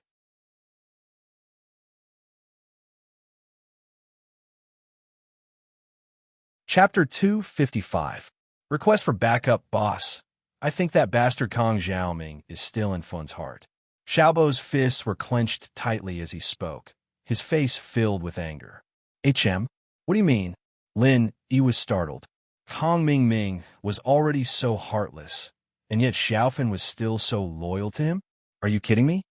Sai, boss, you don't know, but Xiaofan's expression changed when I mentioned Kong Ming to her. Kong Xiaobo sighed. I think she wants to forget Kong Ming, but she can't. He's her first man after all, so it's normal for her to remember him. But why doesn't Xiaofan know about Kong Ming's disgusting face? She knows, Lin Yi said. But as you said, she can't forget that man easily. I think if you let her see Kong Ming again, she'll be able to let it go. It's best to let her see how heartless Kong Ming is right now. Boss, won't this agitate Xiaofan? Has her illness just recovered? Kong Xiaobo was worried. Maybe not, but she'll be fine with me by her side. Lin Yi said. If she doesn't face this matter, she'll never be able to walk out of it. You're right. Kong Xiaobo nodded. Boss, I don't have to worry about Xiaofan acting up with you by my side. But where can I meet Kong Mingming? My second grandpa's family has moved to the provincial capital. There'll be a chance, right? Lin Yi said faintly. Xiaobo, you should be more confident now. Don't always treat yourself as a substitute for Kong Mingming. Maybe Xiaofan will slowly accept you this way. If you keep thinking about how you look like your cousin and use it as a method to chase after Xiaofan, then it'll be a little sad. Boss, don't worry. I won't embarrass you. I will definitely deal with Xiaofan. Kong Mingming vowed. You've already decided? You want to be with Xiaofan? Lin Yi asked. It's decided. Boss, I made up my mind. Xiaobo nodded solemnly. I stayed with Fun at the hospital last night. It can't be. Lin Yi's eyes went wide. He didn't expect his follower to be even fiercer than he was. All he did was hold Tang Yun's hand and pinch Yushu's boobs, but Kong Xiaobo was already sleeping with them. Sweat boss, you misunderstood. I'm just accompanying you. Kong Xiaobo was sweating profusely. Nothing happened between us. Lin, he was speechless. And then? I talked to Xiaofan a lot, and I know what she's thinking. Kong Xiaobo said. Boss, you're right. Xiaofan just won't give up. She knows that it's impossible, but Kong Mingming didn't say it to her personally. She still won't give up. Speaking of which, this incident might cause your relationship with your cousin to break up. Are you sure it's okay? Lin Yi asked. Kong Mingming did such an inhumane thing, and I still recognize him as my brother? Kong Xiaobo laughed coldly. If it wasn't for second grandpa, I'd go and beat him up right now. You can beat him up, but not now. You don't have that strength yet.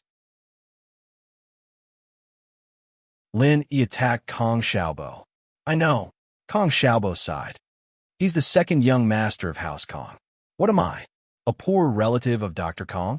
Zhang Naipeo didn't come to school today. Other than Pin Liang, no one knew where he went. Even Pin Liang's subordinate, Gao Xiaofu, didn't know. He only told the school that he was on sick leave and told his family that he was going to do something big for Pin Liang. After that, he was escorted to Springstar Mountain by Fabai's men. Pin Liang glared at Lin Yi.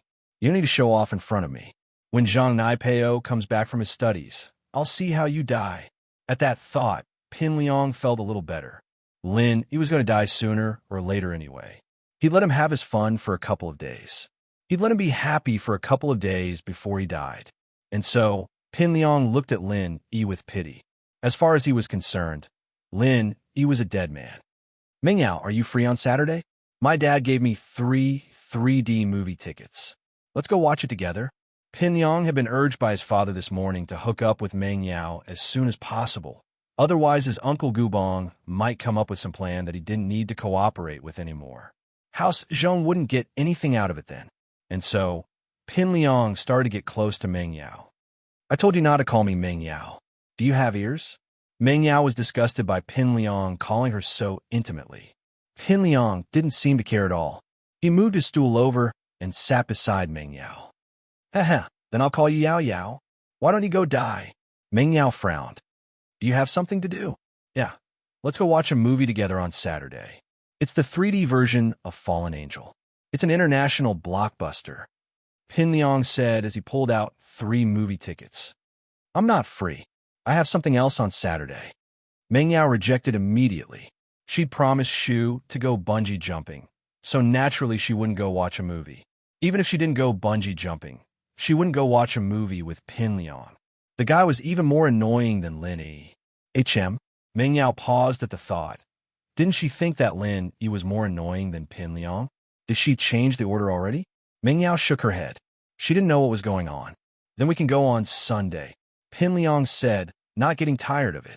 Meng Yao couldn't take it anymore. She nudged Yushu, signaling her to go to Lin Yi. Yushu smiled and sent a message to Lin Yi. Yao Yao sis is in trouble. I need help. Lin Yi didn't know whether to laugh or cry when he saw Yushu's message, but he stood up anyway. He'd promised Meng Yao yesterday that he'd help her if Pin Liang bothered her. Boss, where are you going? Kong Xiaobo was confused when he saw Lin Yi standing up. I'm going to the washroom. You coming? Lin Yi asked. Yeah, wait for me.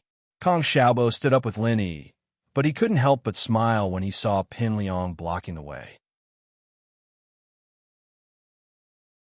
Pin Liang was in trouble again.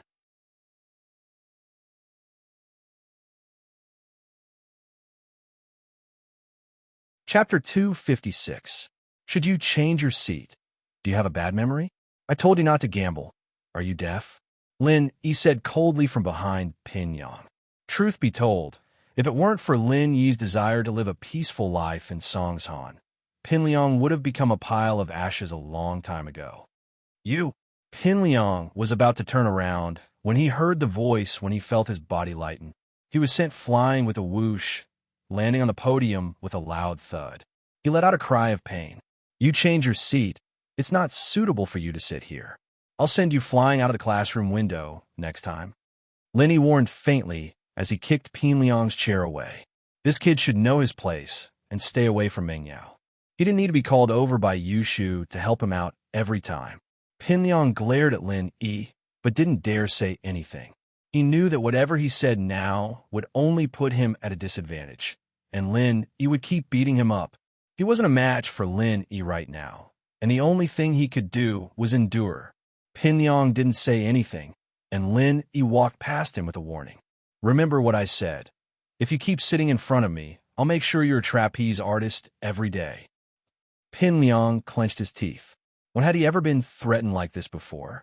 But this Lin Yi was someone he couldn't beat, and even Heibao Bro, who he was so proud of, wasn't a match for him. How could he piss off someone like this? Pin Liang didn't want to change his seat, but Lin Yi had said it. Pin Liang believed that Lin Yi would definitely throw him out if he didn't change his seat. Lin Yi was a madman, arrogant to the point that he didn't care about anything. News of Zhou Ruoming getting slapped in the face by Lin Yi in front of the dean had spread like wildfire. Pin Liang knew that he wasn't a match for a madman like that. It seemed like he'd have to get away from Meng Yao. He'd have to move to a corner if he wanted to get out of that bastard's line of sight. He'd just have to get rid of Lin Yi and switch back. Other than Lin Yi, there was no one else in this class who dared to go against her wishes. Changing seats was just a matter of saying the word. Boss, I'm starting to doubt your background now. Did you really come from the mountains? Kong Xiaobo asked, looking at Lin Yi curiously. One of my elders, a board member of the school board. Lin Yi said, giving a simple explanation of his background. Oh, no wonder. No wonder even the Dean of Academic Affairs couldn't do anything to you. So that's why, Kong Xiaobo said, understanding dawning on him. That luxurious car that sent you to school that morning belonged to that board member? Yeah. Lin Yi nodded. Amazing, Kong Xiaobo said excitedly. I didn't know you had such a powerful background. I thought you were just a poor student like me. Lin Yi smiled, not bothering to explain. In fact, a powerful background didn't have much of an effect. Wasn't Pin Liang's background powerful? Why didn't he dare act arrogant in front of the dean? At the end of the day, wasn't it because he had Wang Jifeng's weakness? Wang Jifeng couldn't do anything to him. Right, boss. Don't you need to go to the washroom? Kong Xiaobo asked curiously, seeing that Lin Yi didn't go to the washroom. I just don't like Pin Liang, and I want to teach him a lesson. Lin Yi didn't hide it. He didn't need to go to the washroom at all.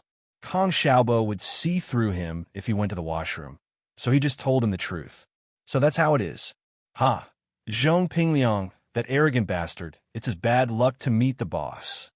Xiaobo let out a long breath of vengeance, as if he was the one who'd taught Pin Liang a lesson. Didn't you want to go to the washroom? Lin Yi asked. I saw you coming out, so I wanted to follow you. Fun's matter is bothering me. Kong Xiaobo said. Let's go then. Lin Yi nodded and walked with Kong Xiaobo in the hallway. There weren't many people in the hallway of the 12th grade. Other than the students on duty, everyone else was studying in the classroom. Those whose families had connections or couldn't get into college were playing basketball on the field or playing games outside of school. They wouldn't wander around in the hallway. They walked to the door of Class 5 and saw Tang Yin coming out with a bucket of water. She was probably going to the washroom to change the water. Kong Xiaobo quickly ran over. Sis, let me do it, ah. Tang Yin jumped at Kong Xiaobo and almost dropped the bucket. What? What did you call me? Sis, Kong Xiaobo said matter-of-factly. Yesterday, boss declared his sovereignty over you in front of so many people. Sis, you didn't deny it either. Don't call me that. Tang Yun blushed and handed the bucket to Kong Xiaobo. Go get some water. Oh, haha, okay. Xiaobo said as he took the bucket and ran to the washroom. Don't mind him. He's just like that. He put his hands on the wall and surrounded Tang Yin. I know. Tang Yin was a little shy. Don't be like this. We're in school. Lin Yi's action was unintentional. He realized how intimate his action was after hearing Tang Yun's words. It was as if he was going to kiss Tang Yin. He quickly retracted his hand awkwardly. What if we're not in school? Yeah, I'm ignoring you. Tang Yun naturally didn't want to talk about this topic with Lin. Lin Yi's situation had been messing with her mind for the past 2 days, especially last night. She hadn't been able to sleep at all. The image of Lin Yi holding her hand and slapping Zhou Ruoming's face kept flashing in her mind. Did this mean that she liked him? Tang Yin didn't know, but she couldn't stop herself from thinking about it. Lin Yi smiled and stopped teasing her. Tang Yin was different from Sun Jingyi in Lin Yi's heart. Sun Jingyi was a cunning fox. Lin Yi wouldn't spoil her. However, he only cared about Tang Yin. Look at Xiaobo. Something happened. Tang Yin was panicking. She looked around, afraid that people would see her and Lin Yi together. Kong Xiaobo was in trouble.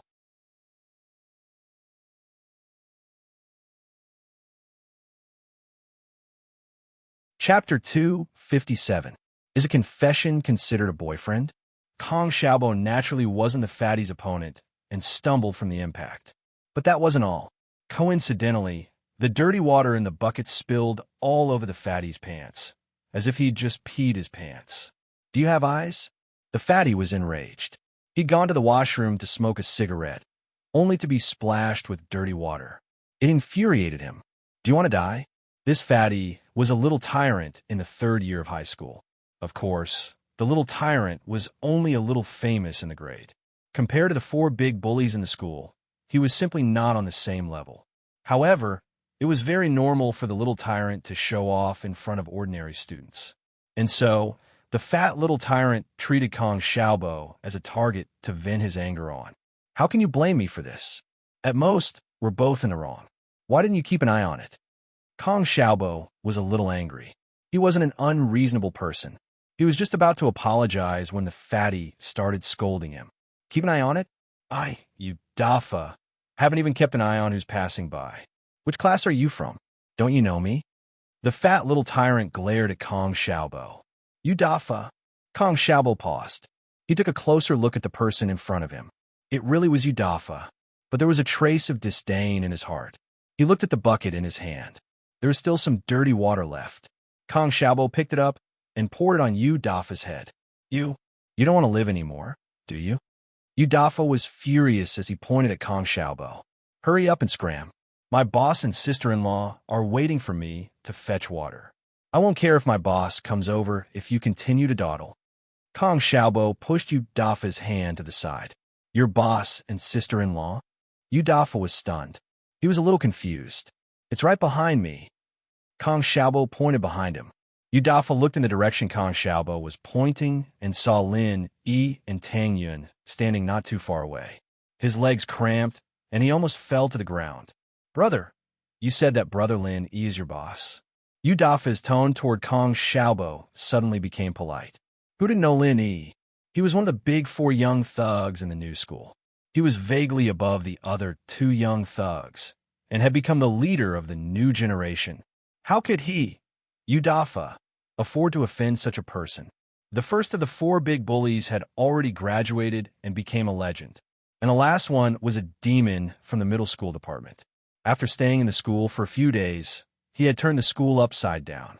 Although he had already transferred out, he was still listed as one of the legends of the 4 big bullies. Now, there were only 2 of the big 4 left, but they were completely trampled by Lin Yi. Lin Yi had become the leader of the new generation of Big 4, and Yu Dafa, who was a little tyrant at his age, didn't dare to offend him. He knew that he wasn't a match for Pin Liang and Zhou Ruoming, let alone Lin Yi. Of course, I'm Kong Xiaobo, the only follower of my boss. Look closely and be more observant next time. Kong Xiaobo put his hands on his waist and said to Yudafa, Yes, yes. Yudafa nodded quickly. Go get me a bucket of water. Kong Xiaobo handed the bucket to Yudafa. I'll go right now. Yudafa felt that it was an honor to be able to do something for Lin Yi. He could brag about it in the future. Lin Yi had asked him to do something before, so Lin Yi could be considered half his boss now. Yudafa brought the water back to Xiaobo, who was just about to take it when Yudafa spoke up. Bro, I can't let you do this. I'll bring it to the boss myself. Kong Xiaobo nodded and sighed. His status had risen along with Lin Yi. If it weren't for Lin Yi, would Yudafa give him so much face?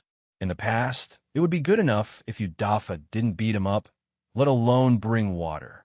Yudafa brought the bucket to Lin Yi and Tang Yun. Boss, sis-in-law, the water is here. You are? Lin Yi looked at Yudafa suspiciously. He didn't know this person. Where did he come from? Boss, I'm Yudafa, the leader of the 12th grade. Of course, compared to Boss Lin Yi, I'm nothing. Yudafa introduced himself. Oh, Lin Yi nodded. All right, I got it. You can go now. Thank you. You're welcome, boss. If you need anything, you can find me anytime. I'm in the 30th grade, Yudafa said respectfully. Tang Yin didn't think that the evil Yudafa would show his loyalty to Lin Yi. She was confused. The most embarrassing thing was that he called her sis-in-law.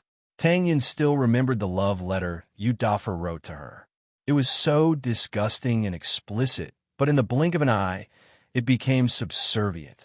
All of this was because of Lin Yi, the boy who transferred here less than a month ago. I'm going back. I need to clean the windows. Tang Yin picked up the bucket on the ground and said to Lin Yi and Kong Xiaobo, Okay, go. Lin Yi nodded and went back to the classroom with Kong Xiaobo. Pinliang obediently moved to Gao Xiaofu's side. It was a corner of the classroom far away from Lin Yi. He was afraid that Lin Yi would turn him into a flying man. Yao sis, I think Shield Bro is too handsome. Yushu pulled Mingyao's arm. Look at Pinliang. He moved away after being scared by him. You don't have to worry about being harassed anymore. Yeah, he's so handsome. Let him touch your boobs. Mingyao pouted. Yao sis, are you jealous? Why don't you let him touch you next time? Yushu said with a smile. I'm not an idiot. Mingyao glared at Yushu. Is he my boyfriend? Why should I let him touch me? If you want me touched, then go ahead. Oh, Shield Bro accepted my confession. He's my boyfriend now, right? Yushu mumbled to herself. It wasn't a loss for her to let him touch her boobs. Yes, that's it.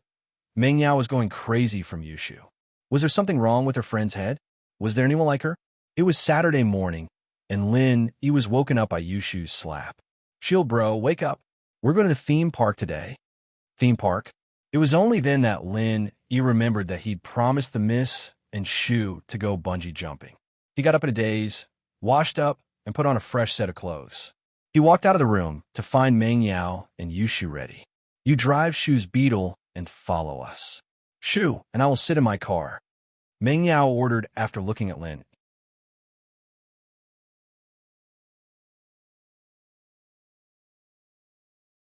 Chapter 258. Suspicion of an insider. Lin Yi drove quietly behind Mingyao's Audi S5, glancing at the rearview mirror from time to time. Following them again, Siwa's men? A cold smile formed on Lin Yi's lips. It was the same car that tailed him last time. Did they really think he wouldn't be able to detect them with this kind of tracking technology? Siwa was quite the daring one, wasn't he? 2 of his men died last time. So who was he going to send this time? As a result, Lin Yi didn't get out of the car to ask. He pretended like he didn't know anything as he followed behind Mingyao. Lin Yi wouldn't mind giving them another car accident if the black SUV dared to make a move. Songshan's theme park was located in the southern district of Songshan, built at the end of the 2000 years. It was one of the more famous theme parks in the province. Mingyao parked the car in the park's underground parking lot, and Lin Yi parked at the side as well. He followed Mingyao into the elevator when Lin Yi saw the black SUV following them turn into the parking lot as well. What surprised Lin Yi was that the SUV didn't have a parking card, instead showing a small plastic ID to the toll booth at the entrance. Lin, he found it odd. Did this SUV have something to do with the theme park? Yao Yao, what does this theme park belong to? Public or private? Lin, he asked casually. Public and private? Why do you ask? Ming Yao didn't understand what Lin he was getting at. Public and private? Which company invested in it? Lin, he didn't let go of the topic that easily. Shield bro, it's Uncle Chu's business. Yushu blurted out. Oh, Lin, he blinked. Could it be that someone from Pengzhan Industries was in the SUV? That was the only way to explain why there was no charge in the underground parking lot. The SUV wasn't a military vehicle, just a regular license plate. It wouldn't be free parking if it wasn't related to the theme park. Daddy's company invested in it, but it's always been managed by a subsidiary company. Ming Yao said, Then can we park here for free? Lin asked. Ming Yao looked at Lin as if he was an alien. She might be a miss, but calling Faubert just for a few quiet parking fee was too much trouble, wasn't it? Lin, he smiled faintly. The people in the MPV behind him probably weren't lacking in money, either. Who would be short on parking fees if they were able to wrestle with Pengzhan? However, being able to park for free was also a symbol of status and privilege. The people in the car probably thought so too. Lin, he had guessed correctly. In the SUV, Zhang Yuzhou was all smiles as he looked at Mao Sheng. Jean bro, you're amazing. You don't even need to pay for parking. This amusement park was originally invested and built by the company, and I happen to be in charge of it. Mao Sheng said nonchalantly as he put away his ID. Since I have this privilege, of course I'll use it. You're right, Yuzhou said with a laugh. But since this is Jean bro's territory, it'll be even easier. I was worried about not knowing where to start, but it's no problem now. I didn't think they'd come to the amusement park. Mao Sheng said with a cold smile on his lips. There's a few of my confidants here. We can ask them for help later. Confidants? Won't they spill the beans? Yuzhou was a little worried. After all, they were going to kill someone today. Spill? Let's give them some guts. Mao Sheng said disdainfully. They're the ones helping me get money, and the amount of money they've embezzled is a death sentence. Then it's fine. Yuzhou nodded. They were on the same boat now, so there was no need to worry about them betraying him. Find someone smart enough to follow the three of them and report their location. We'll see what we can do to create an accident. Mao Sheng said to Yuzhou. No problem. Yuzhou said to an inconspicuous young man in the car. Ma, you go. Yes, Yuzhou bro, the young man said as he got out of the car and quickly followed. A cold light flashed through Mao Sheng's eyes. He was the cautious type, and he didn't know much about this my youngster's background. He'd seen him today. Mao Sheng's first thought was to get rid of this Ma as soon as this was over. He couldn't let the guy cause him any trouble at all. The person behind Sihua had eyes and ears everywhere, but he wouldn't stand up for Master Bing if something were to happen. Master Bing was his bastard son, but his wife's family wasn't to be messed with either. It'd be troublesome to raise an illegitimate child this big. Mao Sheng knew that, and so he always kept a backup plan in place. Yao Yao, are we going bungee jumping now? Yushu was looking forward to it. The amusement park was Pengzhan's property, but the two of them had only been here once when it was first building. The bungee jumping valley hadn't been built yet. Bungee jumping as soon as we got here? Meng Yao had been holding back for the past few days and wanted to vent her frustrations, but bungee jumping as soon as they got to the amusement park wasn't something she could handle. After all, bungee jumping was dangerous and exhausting, and Meng Yao wanted to explore the other parts of the park first. Let's explore then. Right, Yao Yao, why don't we go to the haunted house first? I heard that there's a new haunted house here. It's really scary. Yushu suggested. Haunted house. Meng Yao frowned. Why would Yushu want to go to such a childish place? Haunted house. Who was she trying to scare? It was all fake stuff. What was there to see? Yeah, it's really scary. I heard that a lot of young couples go there, and when their girlfriends get scared, they get to take advantage of them. Yushu said with a straight face. Shu, are you an idiot? Meng Yao was speechless. Then why don't you go with Lin and let him take advantage of you? No, I'm not scared, but I think you'll be scared, Yao Yao. Yushu said. Me? Scared? Meng Yao was even more speechless. You think I'll be scared of kids' stuff? If that's the case, then let's go. Let's see who's scared. But Shu, I'm telling you, don't get upset when he takes advantage of you. Hee hee, Yao Yao. We don't know who gets taken advantage of yet. Yushu said with a smile. She'd secretly watched the recording of Pinliang's haunted house before, and naturally, she wasn't that scared.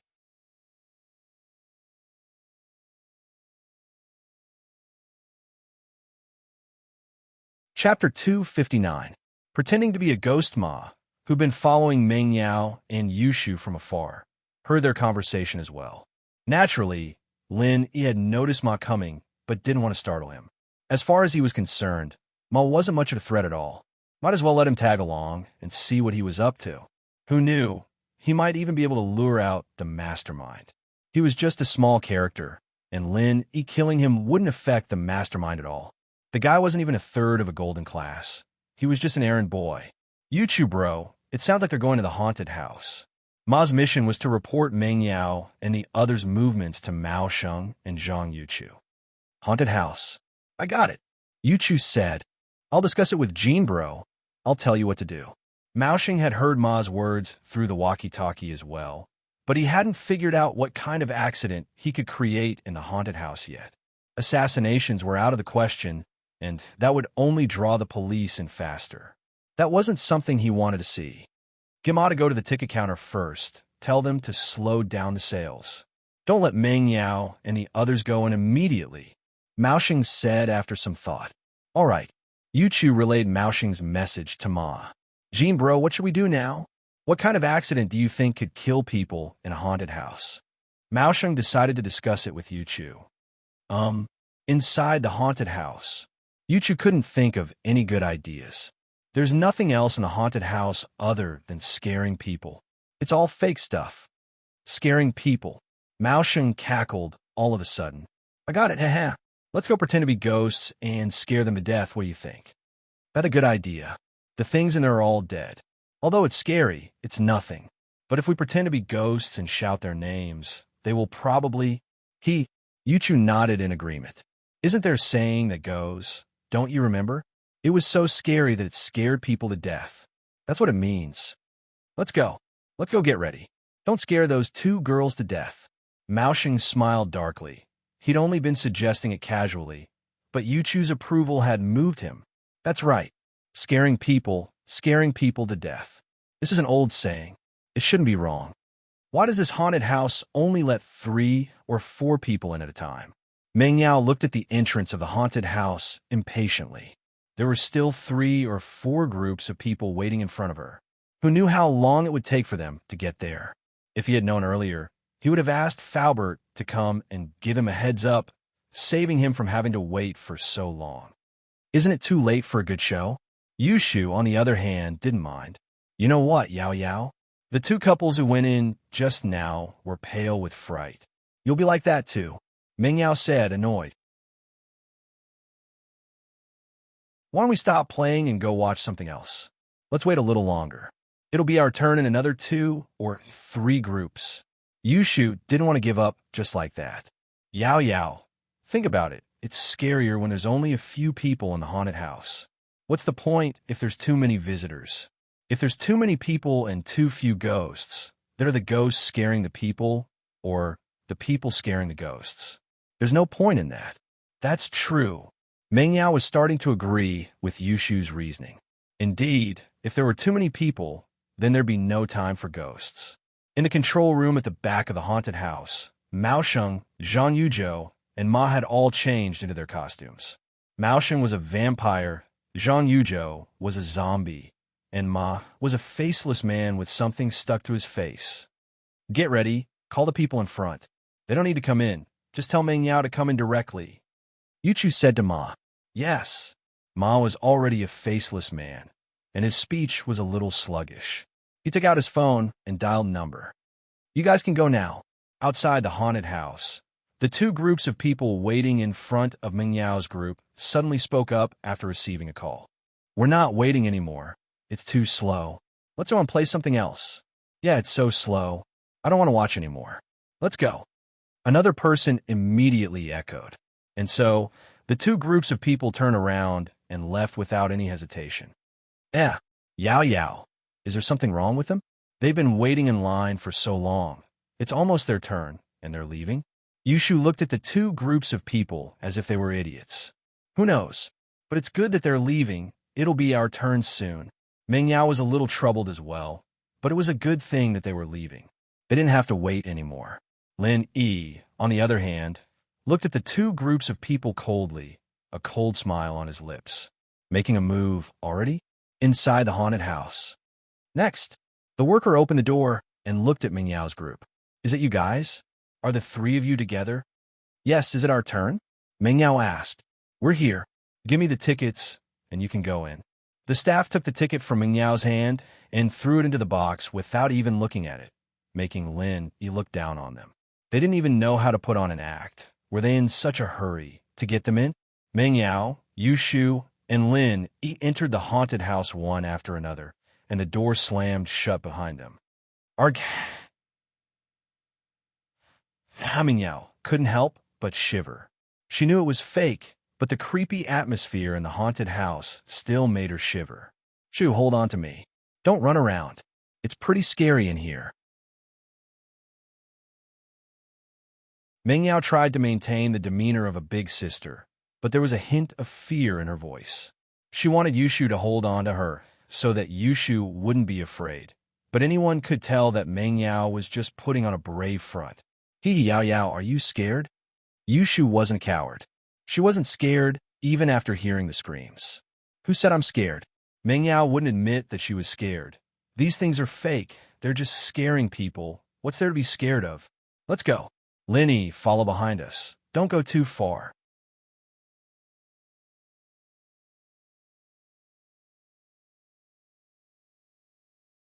Chapter 260. Yushu Ghost Catcher, Part 1. Back in the primeval forest, every step taken was filled with poisonous beasts and venomous bugs. That was the real deal, but these things were nothing in Lin Yi's eyes. How could someone who'd lived in that kind of environment be afraid of ghosts? An old lady with blood dripping from her eyes floated past Meng Yao's eyes. Meng Yao was startled, grabbing onto Yushu's hand tightly. She regretted coming here if she'd known how scary this thing was. Hey, Yao Yao, it's a lie. Yushu's hand went through the old lady's body. See, it's fake, right? It's just a 3D slideshow. Oh. Meng Yao calmed down after seeing Yushu's demonstration. And this was only the beginning. The deeper they went, the scarier it got. Other than the ghosts that would appear out of nowhere, there were also some zombies jumping out of the coffins, making Meng Yao's heart skip a beat. Whoosh! A zombie with pus all over its body sat up abruptly, shooting a jet of black blood at Meng Yao. Ah! Meng Yao screamed as she backed away subconsciously, bumping into Lin Yi. What are you doing behind me? Didn't you tell me to follow you? Lin Yi shrugged. It's fake. It's just a mist of light. Oh. Meng Yao was a little embarrassed. It was true that she'd told Lin Yi to stand behind her, because she was afraid that something might ambush them from behind. But after Lin Yi's explanation, Meng Yao realized that the blood sword was just an illusion. It wasn't real at all. After a couple of scares, Meng Yao's courage started to grow. What was there to be afraid of? She could see it, but she couldn't touch it. What was there to be afraid of? Meng Yao watched as Yushu waved her hands around to catch the monsters, and she let loose as well. She started punching and kicking like Yushu, having fun. Pack! Meng Yao felt someone slap her arrowhead, thinking that it was Lin Yi. Lin Yi, what are you doing? Don't mess around. I'm having fun. Pack! That hand slapped Meng Yao again, pissing her off. She turned her head to the side. Lin Yi. Meng Yao shrieked as she saw a faceless man patting her shoulder. Of course, the faceless man wasn't scary. What was scary was that the faceless man's hand wasn't an illusion, but a real slap on his body. Yao Yao sis, what's wrong? Yushu was in the middle of fighting the ghost when she heard Meng Yao scream. She turned around to see a faceless person patting Meng Yao's shoulder. Yushu was a little puzzled. Weren't the things in here illusions? Why wasn't the faceless man one? Yushu quickly walked over to Meng Yao's side and reached out to touch the faceless man's face. I can touch it. Did you get an actual item? I'm a faceless man. I'm going to eat you all. Ma growled in a low voice, frustrated that Yushu was grabbing him. Yuchu bro was only asking him to play along, so he didn't dare act rashly. Lin E, on the other hand, looked at Ma interested. Lin E could tell from the faceless man's shoes that it was Ma, the one who'd been tailing them all this time. He had a rough idea of what they were up to. These people were really ruthless, trying to scare Meng Yao to death by pretending to be ghosts. What were they thinking? Didn't they know that Meng Yao had a clown by her side?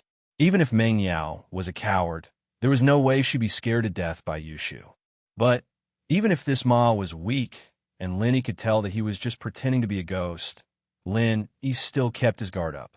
If this Ma did anything to harm Meng Yao, Lin E would be the first to act. Lin E didn't think that they'd do something like that in the haunted house. If they did, they wouldn't have to wait until they were in the haunted house. They could do it anywhere else. Yao sis, look at this faceless man, he's pretty good at it. Look at how thick his face is, he can even pull. Yushu said as she pulled on the faceless man's face with all her might, stretching it out a few centimeters. Ouch! Ma almost teared up from the pain. Why wasn't this girl afraid of him? How dare she pinch a ghost's face? How dare she? Is that so? Meng Yao wasn't scared anymore. She reached out and pulled on the other half of the faceless man's face, and both sides of Ma's face were pulled up at the same time. His mouth was pulled into the shape of a ladle, and he couldn't scream even if he wanted to. Whoa, I'm a faceless man. I'm going to eat you all. Ma was on the verge of crying. Can't you say something else to scare people? Yushu was a little speechless. Yao sis, get out of the way, I'll kill him. Oh, okay. Meng Yao dodged to the side, but Yushu raised her leg and kicked the faceless man's crotch. Ma's eyes rolled back, and he fainted from the pain. Hey! Yushu waved her hands in the air excitedly. Yao, I'm so good. I killed a faceless man. Shoo! Can't you kick this model until it's broken? Why isn't he moving? Meng Yao, naturally, didn't think that the faceless man was a person. She thought that it was a model that Yushu's kick had stopped working. Ugh, it's fine. It's your daddy's theme park. Someone will fix it even if it's broken. Yushu said after some thought. That's true. Meng Yao didn't really mind. She didn't care about something as small as this. After all, as far as she was concerned, she could just throw it away. Not far away. Mao Xing's face twitched a couple of times, and Yuchu was sweating as well. Wasn't this girl a little too much? Not only did she pinch Ma's face, but she also did a climax kick to the groin, cutting off Ma's lineage. Jean bro, what do we do? Yuchu was a little nervous. Looks like we'll have to go a little harder, Mao Xing said with a cold smile. Let's go. Yushu continued swinging her fists at the monsters after taking care of the faceless man, only to realize that the other faceless man was the only one that was real. She couldn't touch them at all. Lin E looked at Ma pitifully, feeling a chill in his heart. This Yushu girl sure was ruthless. He hadn't even made a move, and Ma was crippled by her kick.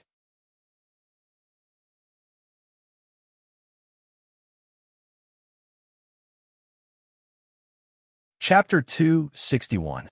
Chapter 261, Yushu, Ghost Hunter, Part 2. Meng Yao jumped in fright. How did this zombie know her name? She didn't care about the other zombies, but this zombie was shouting her name. How could she not be afraid? Yushu was puzzled. Yao, is this zombie intelligent? It even knows your name? How would I know? Shoo, I'm a little scared. Meng Yao was starting to feel weird. How did this zombie know her name? Maybe the staff of the amusement park recognized you as Uncle Chu's daughter and changed the procedure to please you? Yushu thought about it. It was the only possibility. She couldn't think of any other possibilities, since there was no need to register one's name when buying a ticket. Shoo, I'm a little scared. Let's go. Meng Yao didn't want to stay here any longer. The things here were making her uncomfortable. It's fine, Yao. Let me help you get rid of this zombie. Yushu, on the other hand, charged at the zombie excitedly. La, I'm a little expert at ghost hunting. Yushu rushed to the zombie's side and stomped down hard on the zombie's instep, causing Yushu to howl in pain as he bounced to the side on his tiptoes, much faster than before. Yao, look, I beat the zombie away, Yushu said with a triumphant smile on her face as she watched the zombie run away. What a good program design. Let's get Uncle Chu to praise him. This zombie can still run away after getting stepped on. Meng Yao was amused by Yushu. She now believed Yushu's conjecture that someone must have recognized her identity as Miss Chu and purposely changed the haunted house's computer program to please her. Meng Yao's eyes lit up at the sight of Yushu. Meng Yao wasn't that scared anymore after Yushu's teasing. She turned to Lin Yi as she watched the zombie run away faster than a rabbit.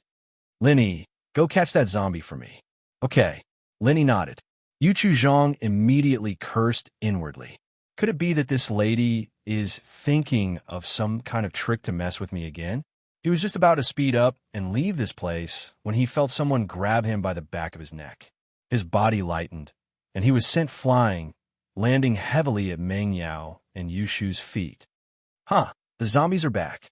Yao Yao sis, let's continue playing zombies. With that, Yushu jumped up from the ground and stomped on Yuchu's stomach with both feet, stomping and kicking it. Yuchu let out a blood-curdling scream. He felt as if his intestines were about to be trampled out. His eyes rolled back from the pain, and he fainted.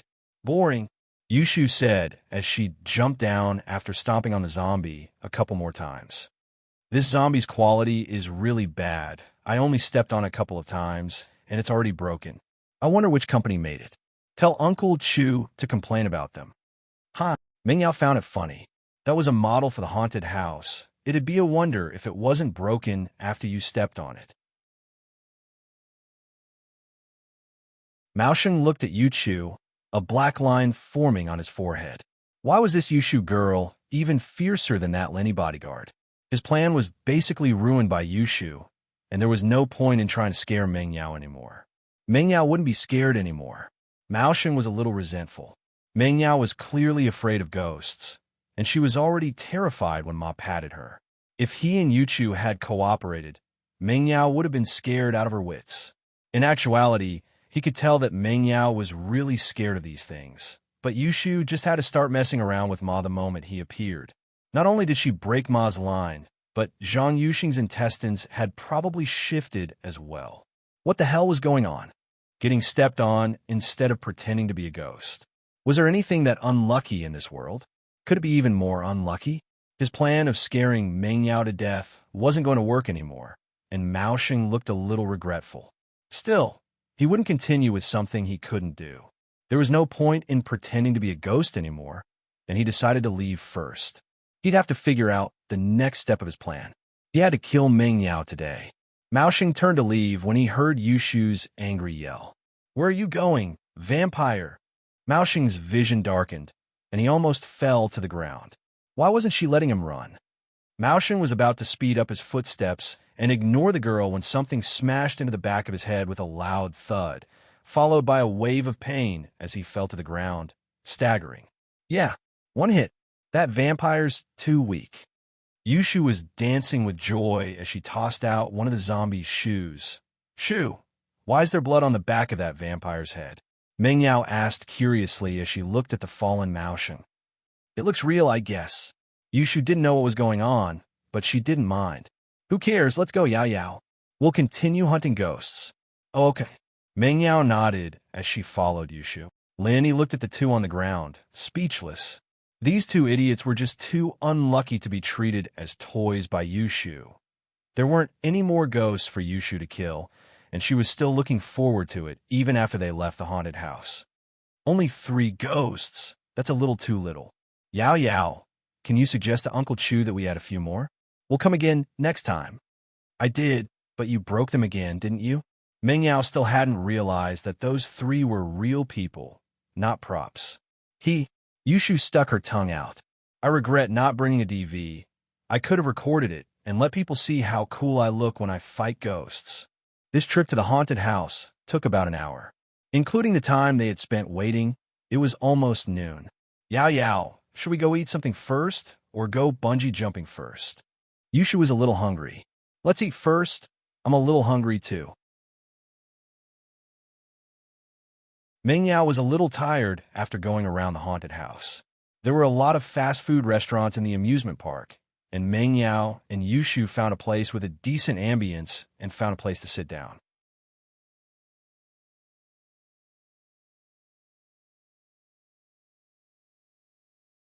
Chapter 262. Chapter 262. Ming Yao's admirers. When Meng Yao and the others entered the restaurant, there were a couple of well-dressed men sitting in a corner of the restaurant. "And bro, isn't that your Chu lil sis?" one of the men in a white shirt said to the leader. Jiang Wen's eyes narrowed.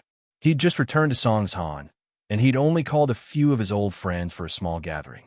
He'd officially visit Meng Yao's house in 2 days, but he wasn't expecting to see Meng Yao, Yushu, and a stranger at an amusement park together. It made his heart ache.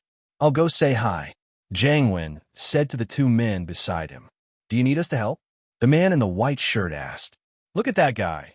He's so poor that he's letting Meng Yao pay for his food. What the hell? Yeah, someone like that doesn't deserve to be Bro's opponent." The other man, who looked a bit feminine, spoke up as well. "It's fine. I'll go over myself." Jiang Wen waved his hand faintly and walked over to Meng Yao. "Yao Yao, long time no see. I didn't think you'd become a big girl in the blink of an eye." Jiang Wen greeted Meng Yao with a smile, his face full of warmth and friendliness, like a big brother next door. You're Jiang Wen, bro?" Meng Yao blinked, pleasantly surprised. "You're back. I just came back yesterday, and I'm having a gathering with a few of my old friends today. I didn't expect to see you here. I was planning on paying Uncle Chu and Yao Yao a formal visit this weekend." Jiang Wen sat down gracefully on the seat that used to belong to Lin Yi beside Meng Yao, turning to Yushu. "Shu, you're still so cute. Do you remember Jiang Wen, bro?" "Of course I do. He lost my bro. How could I forget?" Hee. Yushu waved at Jiang Wen with a smile. A trace of gentleness flashed through Jiang Wen's eyes, but he quickly recovered his smile. "Yeah, Yuqian bro's gone to the border now, and it's hard to see him. If he comes back, then all of us Songshan young masters will be back." A look of reminiscence appeared on Jiang Wen's face. Back in the day, under Yuqian bro's leadership, how glorious were the Songshan young masters. "Haha, we're all grown up now. Are you staying here for Songshan, bro Jiang Wen?" Meng Yao asked casually. "Yeah, I've decided to stay here since I came back, because my lil sis Yao Yao is here." Jiang Wen smiled warmly as he looked at Meng Yao. Meng Yao didn't know why, but she felt a little depressed. Jiang Wen's words didn't have the intimacy they had when they were younger, and Jiang Wen's attitude made her feel uncomfortable instead. Is that so? You're welcome then." Meng Yao forced a smile. They were talking when Lin Yi came back with a plate of food. This restaurant only sold set meals, and Lin Yi ordered 3 of them randomly. Anyone who wanted to eat could have whatever they wanted. Lin Yi, on the other hand, kept his eyes on Jiang Wen. This guy knew Meng Yao, but Lin Yi wasn't sure if he'd do anything to Meng Yao. "Mister, you're sitting in my seat.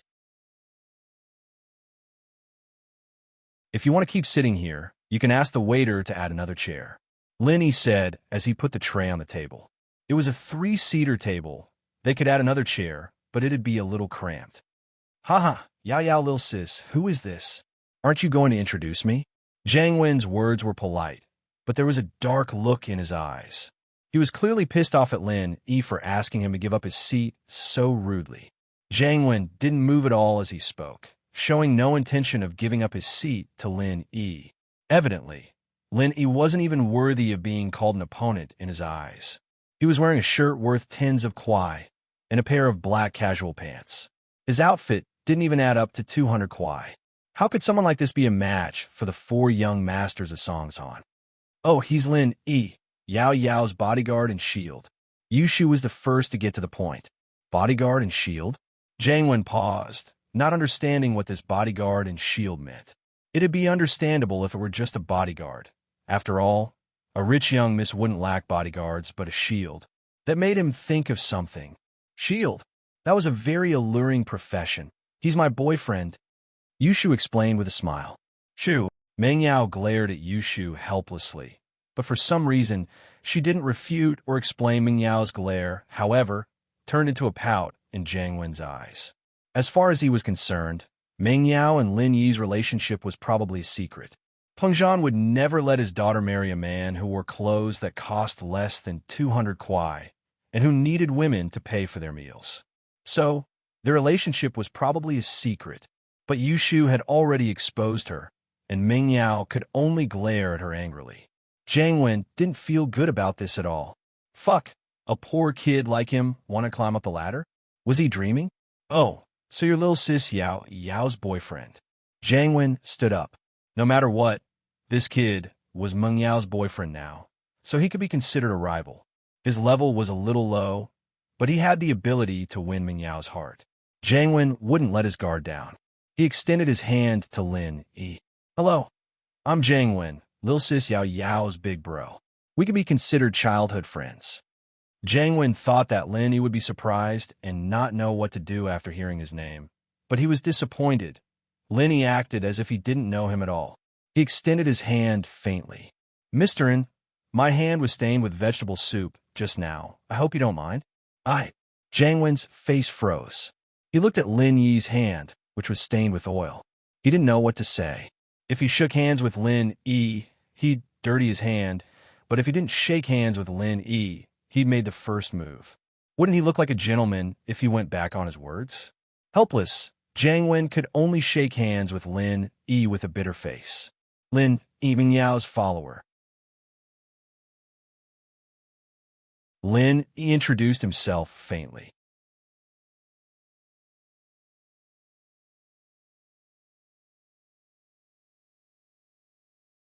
Chapter 263. See who dies first, huh? Jiang Wen smiled darkly as he grabbed a chair and sat down beside the three. May I know what your position is, Mr. Lin? Oh, didn't I tell you? I'm a follower. Lin Yi smiled. What about you? What the fuck? Jiang Wen wanted to curse at him. He took Lin Yi's words as a provocation and disdain.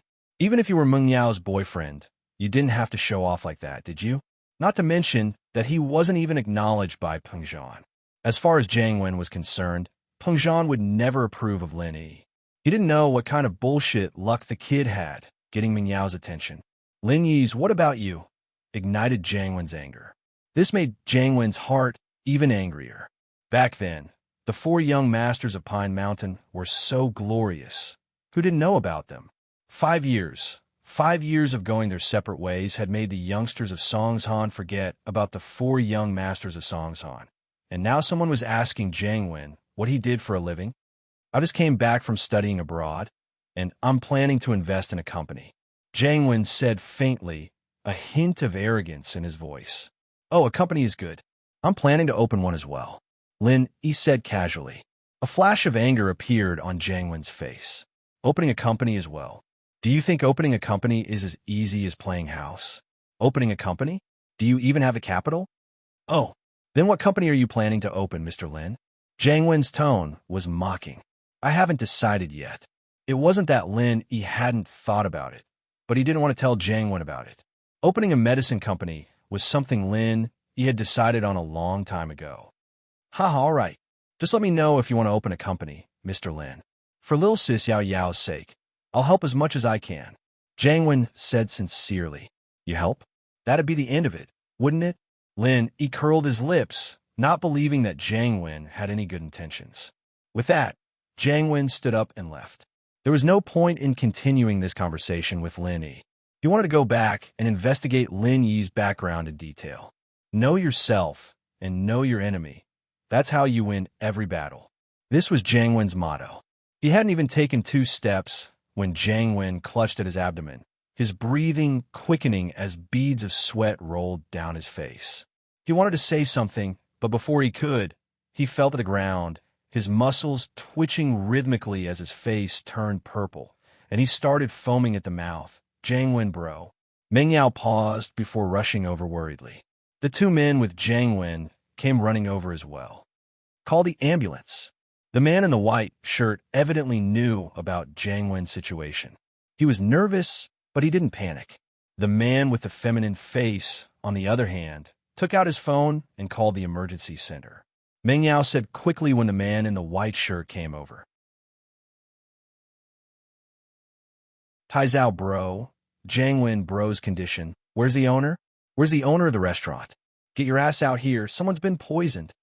The man in the white shirt was Su Taizao, one of the Songshan Four. A slightly plump man walked out from behind the counter, shaking as he looked at Taizao fearfully. This mister might not be poisoned, right? Why not? I told you not to put coriander and celery in the food, didn't you? Tai Zhao glared at the owner. If anything happens to him, bro, I'll make sure your restaurant closes. I asked the kitchen, and they didn't put those things in the food. The owner said carefully. There's no coriander or celery in the food. The owner isn't lying. Lin Yi, on the other hand, had already walked over to the table Jiang Wen was at earlier, checking the food they'd eaten. But there's some chrysanthemum in this vegetable soup. If I'm not wrong, Jiang Wen should be allergic to vegetables like this. It'll cause seizures if he eats it. Chrysanthemum? Tai Zhao paused at Lin Yi's words. There's chrysanthemum in the soup? Yeah, we do have chrysanthemum. The owner nodded. We always add chrysanthemum in our soup. It helps with the summer heat. Tai Zhao frowned. Why didn't you say so earlier? But he knew that it wasn't the owner's fault. He didn't mention it when he ordered the food. But in the north, chrysanthemum was rarely used in soups, unlike celery and coriander. Tai Zhao didn't think too much about it. But who knew that there really was chrysanthemum in the soup? With that, Lin Yi walked back to his seat, ready to eat his fast food. The reason why he went to check was because he didn't have a good impression of Jiang Wen, and he didn't want the owner to be dragged into this. The restaurant owner looked at Lin Yi gratefully. If Lin Yi hadn't discovered the problem in time, he wouldn't have been able to continue his business in peace if someone had accused him of food poisoning. Lin Yi, can you save Jiang Wen, bro? Meng Yao knew that Jiang Wen and Lin Yi were at loggerheads, but Jiang Wen was still her big brother since childhood, and they had a good relationship. If something really happened to Jiang Wen in front of her, Meng Yao wouldn't be able to live with her conscience. She heard Lin Yi's accurate diagnosis of Jiang Wen's illness, and subconsciously put her hopes on Lin Yi.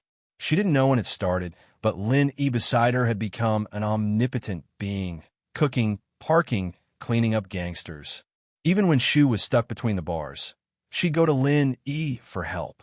As long as she had a request, Lin Yi would do it. This made Meng Yao rely on Lin Yi. Oh, I can, but I don't want to, Lin Yi said as he looked at Jiang Wen.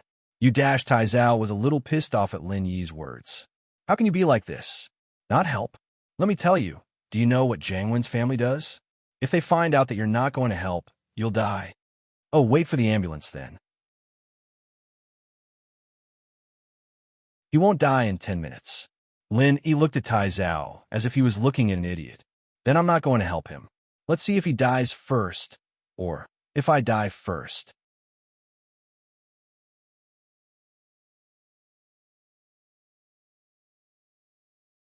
Chapter 264.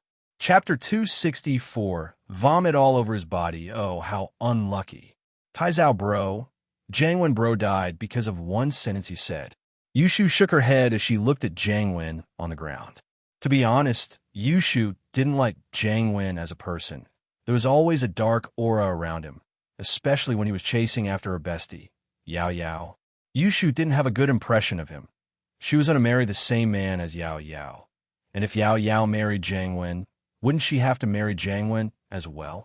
Yushu didn't like marrying Jiang Wen, and so it was better if Jiang Wen died. Yao Yao couldn't marry a dead man. Although, Yushu didn't think that Yao Yao would be stupid enough to marry Jiang Wen. The two were childhood sweethearts, and Jiang Wen was obviously interested in Yao Yao. What if Uncle Chu got hot-headed and married Yao Yao off? As a result, Yushu was overjoyed to see Jiang Wen about to die, but innocently pushed all the blame onto Tai Zhao. Shu, don't talk nonsense. Meng Yao didn't know if she should cry or laugh. Her bestie always did funny things in times of crisis. Meng Yao knew what Yushu was thinking, and naturally, Meng Yao didn't like Jiang Wen. She only had brotherly feelings for Jiang Wen, nothing else. But she couldn't let Jiang Wen die in front of her. Putting aside the relationship between her family and Jiang Wen's family, even if her dad didn't blame her, Jiang Wen was still very nice to her when she was young, always tolerating her temper. Meng Yao didn't have a brother above her, so she treated Qin Yutian and Jiang Wen as her own brothers. I'm not talking nonsense. Tai Zhao bro killed Jiang Wen bro. Yushu said seriously. I know, Tai Zhao bro must still hate Jiang Wen bro, and that's why he's trying to kill him. Why else would he stop Shield bro from saving him? Yushu wanted the world to be in chaos. It was Lin Yi who didn't want to save him, and Tai Zhao had said something he shouldn't have. But now, it was Tai Zhao trying to kill Jiang Wen. Shu, what are you talking about? Why would I hate Brotherin? Tai Zhao knew Yushu's personality, and he knew that he couldn't afford to piss her off. He was pissed, but he had to defend himself.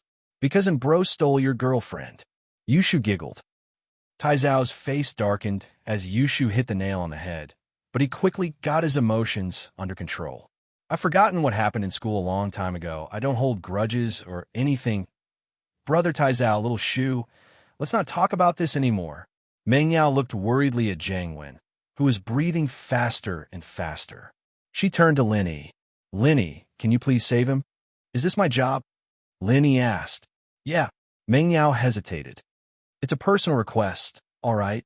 Lin Yi didn't want to stick his nose into other people's business, but since Meng Yao was begging him, Lin Yi couldn't say no.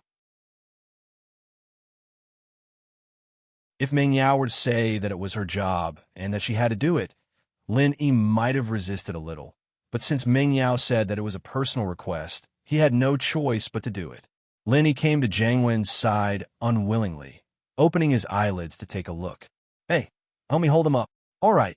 Tai Zhao didn't know what Lin Yi was doing, but since Lin Yi was able to pinpoint the cause of Jiang Wen's illness, and Meng Yao was asking him to save Jiang Wen, he could only place his hopes on Lin Yi. It had been 10 minutes now, and there was still no sound of an ambulance. It was just as Lin Yi said, Jiang Wen might have hung up before the ambulance even arrived. Tai Zhao helped Jiang Wen up, and Lin Yi started pressing on a couple of acupoints on his back. Meng Yao and Yushu stood in front of Jiang Wen, nervous and curious. Stay away, Lin Yi said as he looked at Meng Yao and Yushu. Oh.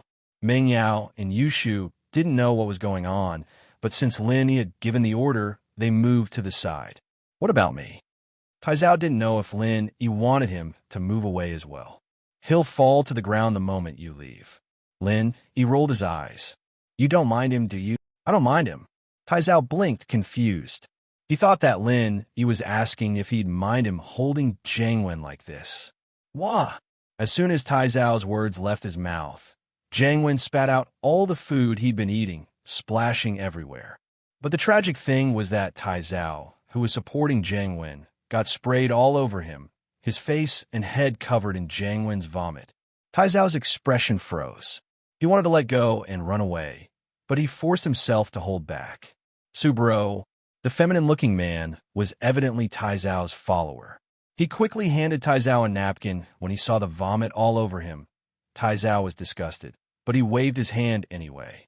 Jiang Wen's eyes were moving, and this meant that Jiang Wen was about to wake up. Tai Zhao, naturally, couldn't just wipe Jiang Wen's face when he woke up. Bro, how do you feel? Tai Zhao, I'm much better. Jiang Wen was weak, but he could still form a complete sentence. Lin let go of his hand and stood up, not even looking at Jiang Wen. You're not going to die. You'll just have to pump your stomach later. A complicated look flashed across Jiang Wen's face. Naturally, he knew that Lin Yi had saved him, and he was just feeling uncomfortable, not unconscious. As a love rival of Lin Yi, Jiang Wen didn't feel good at all.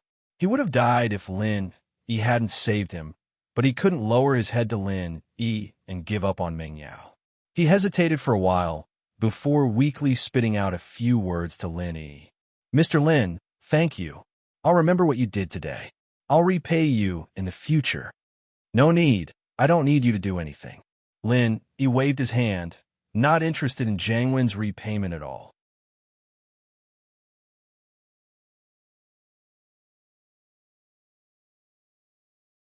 Chapter 265. Chapter 265. Change of impression. Although the restaurant was vomited all over the floor, the restaurant owner had no complaints.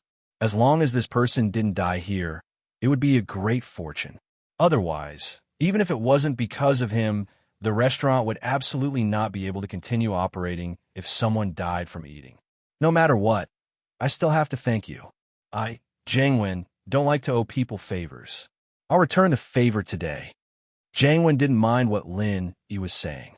The two were enemies before, and the only reason Lin Yi was willing to help was because of Meng Yao. Jiang Wen knew that very well. He looked at Ming Yao gratefully. Yao Yao, bro Jiang Wen didn't treat you well for nothing. As for Yushu, Jiang Wen had nothing to say. That was just how the girl was, messing with whoever she didn't like. Jiang Wen didn't know what he'd done to piss her off, but she never liked him at all. It's nothing, as long as you're fine. Ming Yao breathed out in relief after seeing that Jiang Wen wasn't in danger. But you should still do what Lin Yi said and pump your stomach.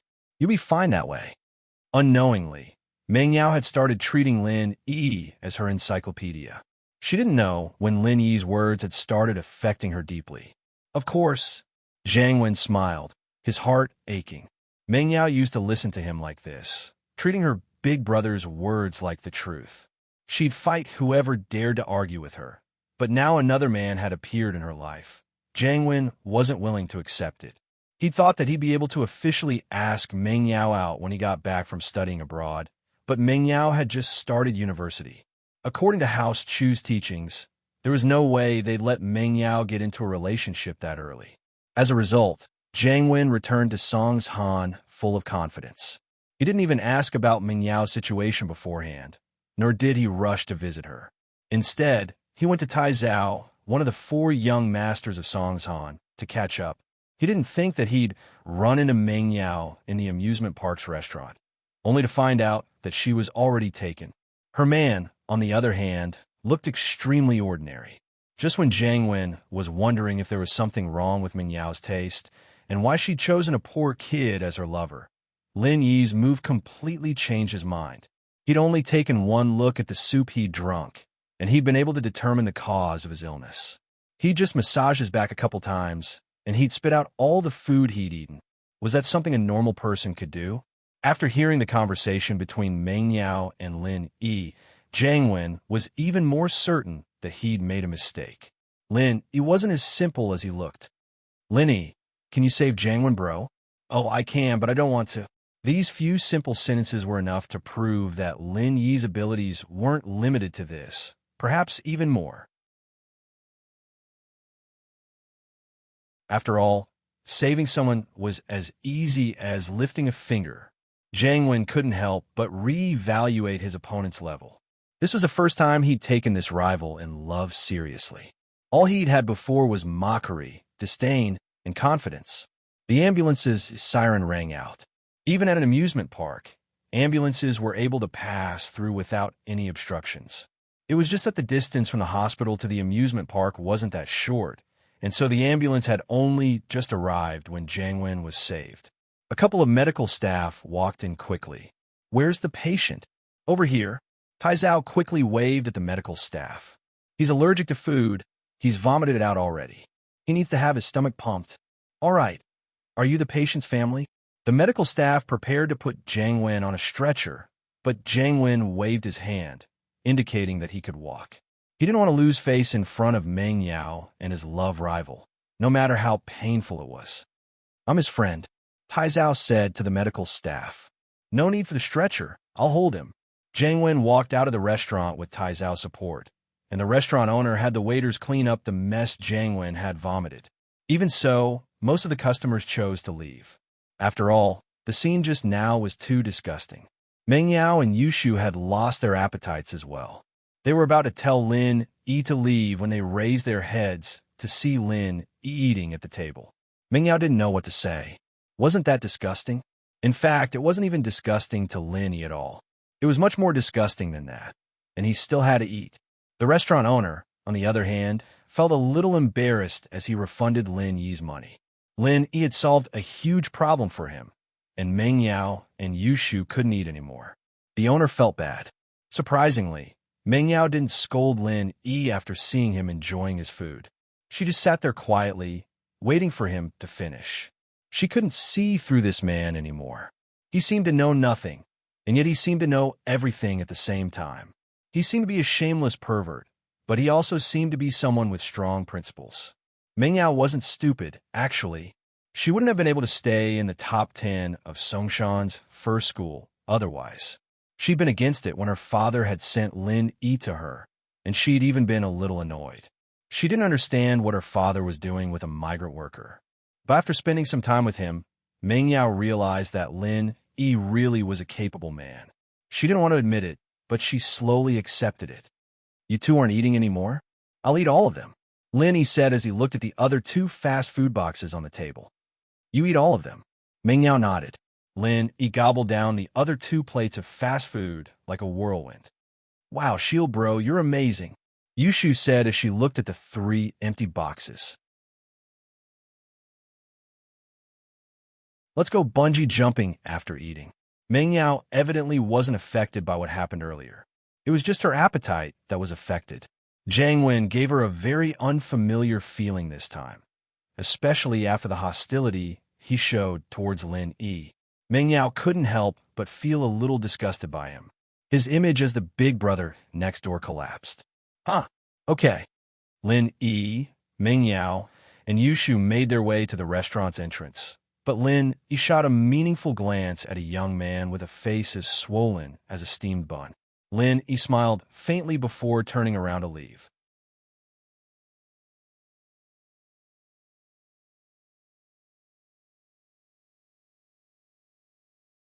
Chapter 266. Chapter 266. Plan again. I got it, Yuchu said with a dark face. His internal organs were still hurting, and while Yushu wasn't heavy, that stomp on his stomach a couple of times wasn't something anyone would feel good about. Mao Xing's face was as black as it could be. There was a bandage on the back of his head from where Yuchu's leather shoe had hit him. Mao Xing regretted his impulsiveness. He wouldn't have ended up like this if he hadn't come up with such a stupid idea in the heat of the moment. Mao Xing's plan was doable as a whole, but he'd chosen the wrong place and target. If it had been just Meng Yao alone, his plan might have worked, since she wasn't as brave as Yushu. But he'd chosen to do it when Meng Yao was with Yushu and Lin Yi, reducing the effect of his plan by half. The worst part was that he'd chosen the wrong place. Pretending to be a ghost in a haunted house was scary, but it was a haunted house, and it gave the people inside the house the impression that it was a haunted house, and that the ghosts inside were all fake. If Mao Sheng were to go scare Meng Yao at night, with no one around, he'd probably scare Meng Yao to death. Scaring people to death. These words were not just empty words. There was a precedent for this, after all. There'd been a newspaper article about a psychotic high school student who liked to go out at night to scare people, and he'd really scared a couple of people to death. Mao Xing would have thought about the feasibility of this plan under normal circumstances, since he was a cautious person. But time was of the essence today, and Yuchu was fanning the flames as well. That was why Mao Sheng had made such a grave mistake. People were afraid of being hot-headed, and even more afraid of having someone else who was just as hot-headed as them supporting them. Even the smartest person would make mistakes under these circumstances. Many criminals did things that they'd regret for the rest of their lives, under the instigation of their accomplices. Didn't they know the consequences of their crimes? No. Therefore, today's matter was based on this principle. This seemingly reasonable, but actually unreasonable plan was only able to be carried out with the support and approval of Zhang Yuzhou. Yuchu's only thought was to take care of Meng Yao as soon as possible, throwing Peng Zhan into confusion so that he could give Master Bing a big present. He was in a rush to make a contribution. Mao Sheng, on the other hand, wanted to settle things with Meng Yao as soon as possible so that his family could take over Peng Zhan Industries. Time waited for no man, and he'd act on impulse. Now that they'd calmed down, Mao Sheng and Yuchu realized how laughable and flawed their plan had been. They tried to use a newspaper report, but they'd ended up going for wool and coming home shorn.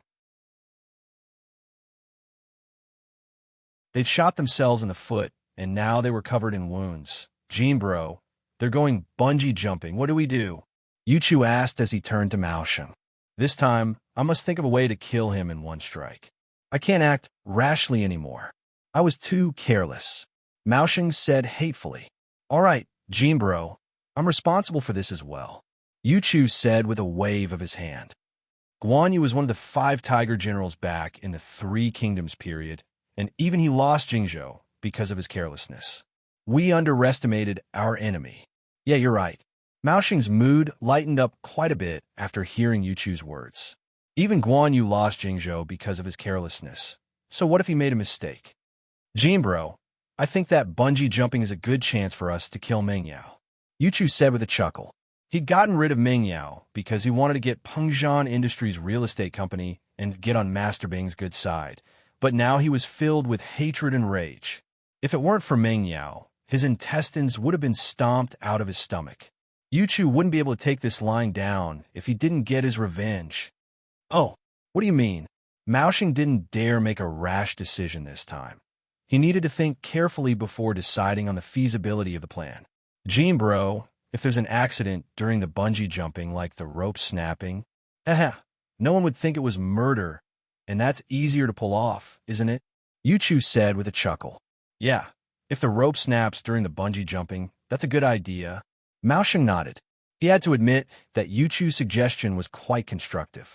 If there was an accident during the bungee jumping, the possibility of being suspected was lower, and even if there was suspicion, it wouldn't be easy to find evidence. As long as it was handled properly, most of the evidence could be removed, and the result would only be the suspension of the bungee jumping program. It wouldn't have much of an impact on the company, and Mao Xing didn't care at all. Yeah, we just need to figure out when Meng Yao is going to jump, and we'll give her a rope that's been tampered with. There's the ocean at the bottom of the valley, and she'll be washed away by the waves if she falls in. We just need to delay the rescue a little longer, and Meng Yao's basically dead. Yuchu said. It's less risky and easier as well. Yeah, bungee jumping. How about this? I'll give Manager Zhang a call and have him talk to Ma directly. The two of us won't show up. Mao Xing's head was wrapped in bandages, and he didn't want to go out and embarrass himself. In fact, he was a little too eye-catching right now. He'd attract a lot of attention if he went out, and he didn't want Meng Yao and Yushu to get suspicious. He didn't have many chances to meet Meng Yao, but they'd seen each other a couple of times at banquets, and Mao Xing was afraid that Meng Yao would recognize him. Mao Xing called Manager Zhang, since he'd been the one in charge of the haunted house. He didn't ask too many questions and contacted Ma to prepare the next step of the plan. Manager Zhang was a direct descendant of House Jin, and through Gubon's protection in the company, he'd gotten quite a bit of money from the amusement park. Naturally, most of the money ended up in House Jin's pockets, but Manager Zhang had gotten quite a bit of it for himself. He'd be dead if this got out, and he didn't dare say anything when Mao Xing asked him to. Therefore, when the mahjong player Zhang Yuzhou told Manager Zhang about his plan, Manager Zhang didn't say anything else and directly brought Ma to the bungee jumping office.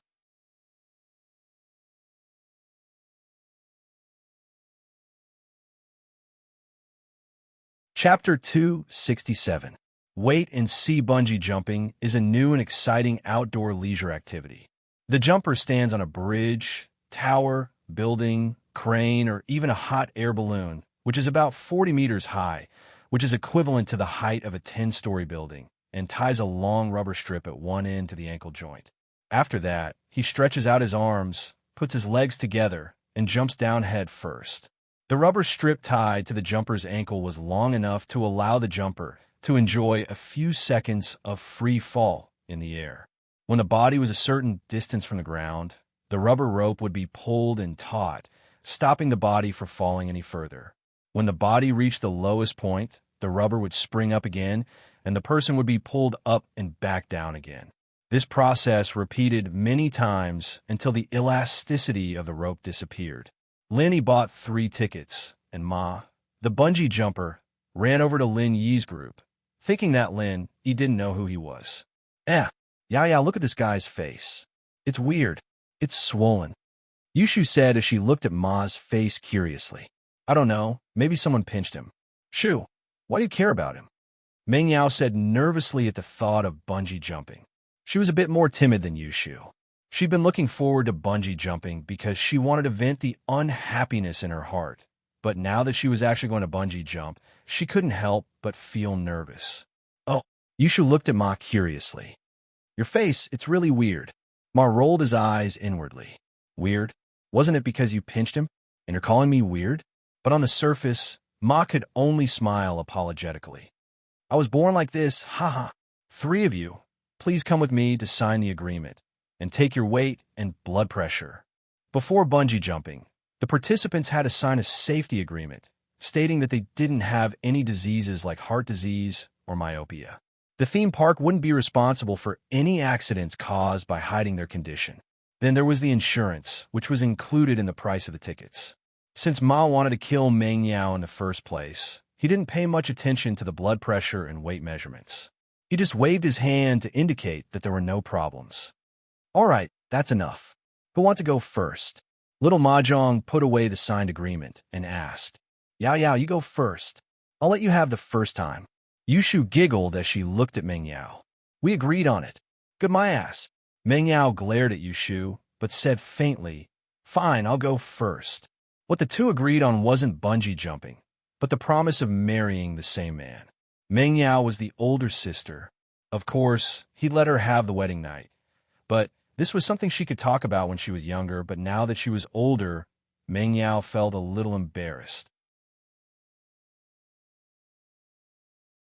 Ma was overjoyed when he heard Meng Yao's words. Meng Yao went bungee jumping first. It'd be much easier for him. Please follow me. Meng Yao and Yushu walked in front with Lin Yi at the back. Lin Yi didn't know if he should expose Ma's identity or pretend not to know. Lin Yi didn't know how Peng Zhan's arrangements were going, so he didn't want to alert the enemy. After some hesitation, he dialed up Falbert's number. Lin Yi wanted to see what Falbert had to say. Falbert, it's Lin Yi. I'm at the theme park, and there's someone trying to harm Miss Chu. Should I expose him, or? Lin Yi said softly. Hold on, I'll ask Mr. Chu. Falbert said, and the phone went silent. After a while, Falbert's voice came through again. Mr. Lin, I've talked to Mr. Chu. He said that it's best if you don't alert the enemy. He's in the middle of setting up a trap, and he's worried that the enemy might do something desperate if you alert them. I understand. I'll wait and see. Lin Yi nodded. Of course, this is under the premise that Yao Yao's safety is guaranteed. If someone threatens Yao Yao's safety, please don't hold back, Mr. Lin. Falbert added. Of course, I'll protect Yao Yao and Shu. But Falbert, if you have time, it's best if you come to the theme park as well. I want to follow them after this and see who's behind them. Lin Yi said. All right, I'll head over now. I'll drive fast, and I'll be there in about 20 minutes. Where are you at the theme park? Falbert asked. Bungee jumping here. Lin Yi said. Okay, I'll be right there. After hanging up the phone with Falbert, Lin Yi quickly followed up. He acted as if he was just answering a call from a friend. Someone at Ma's level didn't notice anything wrong at all. As far as he was concerned, Lin Yi didn't know that he was the faceless man in the haunted house yet. Lin Yi followed, only to see that Meng Yao was already tying the rope around her body under Ma's guidance. Lin Yi frowned. He wanted to stop her, but he remembered Falbert's words. He hesitated. Peng Zhan didn't want him to alert the enemy. But what if these people did something to Meng Yao while she was bungee jumping? It'd be too late, even if Lin Yi wanted to save Meng Yao. The best way was for Lin Yi and Meng Yao to bungee jump together. That would reduce the risk to the lowest, but would Meng Yao agree to it if the two of them were tied together? Just as Lin Yi was thinking about his next move, Meng Yao looked at the waves at the bottom of the cliff. She was a little scared. I want to get ready. Ma didn't want to drag it out, but he couldn't do anything about it. The rope was tampered with, and only Meng Yao could use it. Other tourists couldn't use it. Ma was reluctant, but he could only smile. Then get ready. But it's not a big deal. It's your first time bungee jumping. You'd be scared. You just close your eyes and go down, and when you open your eyes again, you'll see the world before you. Ma had bungee jumped before, so he was able to make sense of the situation. Meng Yao didn't suspect anything, but Lin Yi had seen through it a long time ago. He couldn't help but find it funny. Meng Yao's cowardice gave Lin Yi time to react. He walked to Meng Yao's side and picked up the rope Meng Yao was hanging from, wanted to take a closer look at it.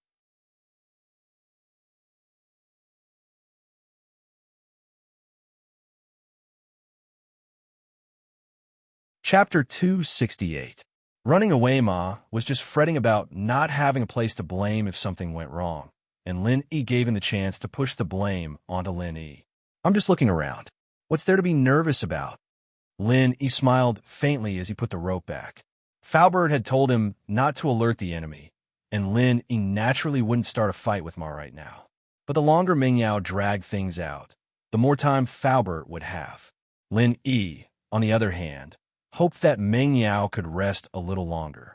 Are you done resting? Ma was starting to panic. Miss, there's a time limit to this bungee jumping. If you stop here, the people behind you won't be able to continue, right? There's a lot of rope tracks, but what if there's too many people? Then, I'll try again. Meng Yao was like everyone else who'd gone bungee jumping for the first time.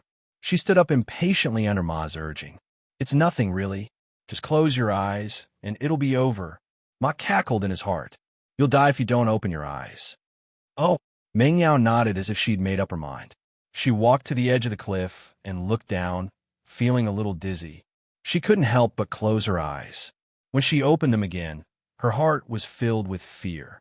No, I'm still scared. I need to get ready. Ma was helpless. He wanted nothing more than to kick Meng Yao off the cliff and save his time. But he didn't dare do that in front of so many people. The rope breaking was an accident, but if he pushed Meng Yao down, it'd be murder. Ma wasn't an idiot. There were a lot of people around, and Lin Yi and Yushu were watching as well. There was no way he'd do something like that. Miss, aren't you just wasting time? Ma said, displeased. Shoo, maybe go first? I'm a little scared. Let me get ready. Meng Yao went back to the bench she was resting on and sat down again. Oh, let me go first?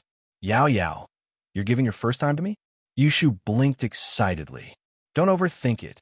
I'm talking about bungee jumping. Meng Yao didn't know whether to laugh or cry. Bungee jumping is fine too. Yushu nodded. All right, I'll go first then. Hey you, puffy face, put the rope on me. I'll go first. Bulging face? Ma almost cried at the way Yushu called him. What puffy face? Wasn't it all because of you? My face was almost ripped off, and you still dare to say that I have a bulging face? How could you bully others like that? That's a little troublesome. I've already tied her up. Ma, naturally, didn't want to give the rope to Yushu. His target was Meng Yao. After all, Yushu dying wouldn't achieve the desired effect, and might even cause the opposite effect. Why are you taking so long? I'll do it myself if you think it's too much trouble, Yushu said with a wave of her hand. Do it yourself. Why don't you go to the other cableways? Ma said, trying to stop Yushu. What for? There are other cableways, don't you see? Wouldn't I have to wait for half a day? It's easier to change the rope, Yushu said, not listening to Ma at all. Then, I'll ask for instructions. You know, I'm just a worker, and what you're doing is against the rules. My boss is going to scold me if he sees this. Ma had no choice but to bring up his lowly status. All right. Just ask for instructions then. Yushu was getting impatient, but didn't make things difficult for Ma. As far as she was concerned, there was no need to make things difficult for a lowly worker like him. Naturally, Yushu wouldn't insist. All right, I'll ask for instructions now. Ma took out his phone and was about to make the call when Yushu spoke again. Shield bro, I'm a little scared too. Why don't we jump together? Yushu looked down the cliff. It really was quite scary. She wasn't sure if she'd run away, just like Meng Yao. Jump together? Lin Yi blinked, feeling a little tempted. Of course, it wasn't because he'd be able to get close to Yushu, but because he didn't want Yushu to jump down on her own. Lin Yi had been thinking about how he could make Yushu give up on the bungee jumping when Yushu wanted to switch with Meng Yao. The Jade had been giving him warnings a couple of times already, and while the warning signal was weak, indicating that it wasn't that dangerous, he was sure that there was something wrong with this bungee jumping. It wasn't too dangerous for him, but it was hard to say for Yushu. He was worried that Yushu would jump down on her own, but Yushu suggested jumping down with him just as he was worrying about it. Yeah, we'll tie ourselves to the same rope and jump down together. That way I won't be scared anymore. All right, shield bro? Yushu was actually scared as well. She was a little braver than Meng Yao, but who wouldn't be scared of a girl jumping down from a cliff like this? Especially since it was her first time jumping down. How could she not be scared? Only that Tigress Lingshan wouldn't be scared after her first jump, Yushu thought. She didn't think it was embarrassing at all. No, Meng Yao frowned at Yushu's suggestion. Shu, wouldn't tying yourself to him be letting him take advantage of you? Take advantage of me? Yushu didn't think too much about it before, but she didn't think much of it after hearing Ming Yao's words. Didn't he do it home before? It's not a big deal to do it again, right? Yao Yao, I really don't dare jump down on my own. Why don't you jump with Shield, bro? You do it then. Meng Yao humphed, thinking that her best friend was really retarded. What was wrong with taking advantage of her one more time? Would she get used to it after doing it again and again? But Meng Yao regretted it a little after saying it. She was actually looking forward to jumping down with Lin Yi. She wouldn't be scared with him by her side, would she? Meng Yao thought back to the time they met the robbers at the bank.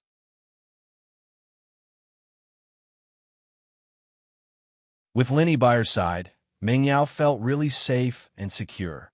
Shield, bro, don't you dare take advantage of me, Yu Shu said with a smile, not pushing it away.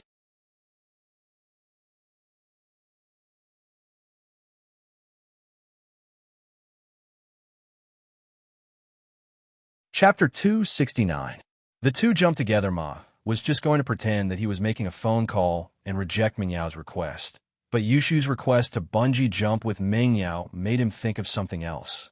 This man seemed to be one of the boss's troubles. If he could kill this man this time, it would not be a waste of his efforts. Thinking of this, Xiao Ma did not dare to act on his own. He called Zhang Yuzhou. Yuchu, bro, something's happened, Ma said in a hushed voice. Oh, what's wrong now? Yuchu's heart tightened. The plan couldn't have failed again, could it? Meng Yao was ready to bungee jump with the rope already, but she suddenly got scared and didn't dare jump anymore. Ma said in a hushed voice. Scared? Yuchu frowned. If she really doesn't want to jump, then don't force her. Don't lose the bigger picture. No, Yuchu, bro. The problem is that Yushu's planning to jump, and she's using the rope we tampered with before. Yuchu interrupted Ma before he could finish. That's not it, Yuchu, bro. It's best if we don't touch that Yushu. It'll cause big problems. Yuchu didn't know what kind of background Yushu had, but he'd heard that even Sihua Bro's backer was wary of her. She wasn't someone to be messed with easily. She's going to bungee jump with that Lin Yi. I think it's an opportunity. Ma said, Lin Yi bungee jump with her? Wait, Yuchu was a little tempted, but he couldn't make the decision on his own. He needed to discuss it with Maosheng first. Putting the phone aside, Yuchu repeated Ma's words to Maosheng. Maosheng hesitated for a moment before gritting his teeth. Do it. Yushu's death would cause trouble, but it was an accident in Pengzhan's theme park. With the Chen's and Chu's relationship, they wouldn't hold a grudge against Yushu. At most, they'd just push out a scapegoat. But now that Lin Yi's dead, it'll be much easier for us to deal with Meng Yao next time. Yuchu nodded, relaying Maosheng's message to Ma, who, naturally, wouldn't stop Yushu from bungee jumping with the approval of the two bosses. Instead, he guided Yushu and Lin Yi together. Finally done. But Shield, bro, this rope's too tight. I'm having trouble breathing, Yushu said with a deep breath. Lin Yi's heart skipped a beat as he felt the softness of Yushu's chest, and his body started reacting a little. Lin Yi was just an 18-year-old boy, after all, and it was only natural that he'd be moved by the idea of being tied up so intimately with a girl, especially a beautiful girl with a good figure. And it wasn't that Lin Yi didn't like her, at least he had a good impression of her. So, it was normal for him to have a reaction. Lin Yi was a little awkward. He was about to explain when Yushu spoke up. Shield, bro, what's that? Is it killing me? Lin Yi blinked as he looked at Yushu's innocent face. He didn't know what to say. What's wrong? Yushu looked at Lin Yi, puzzled. She understood what was going on in the next moment. Yushu wasn't an ignorant girl. After all, she'd been in health classes before.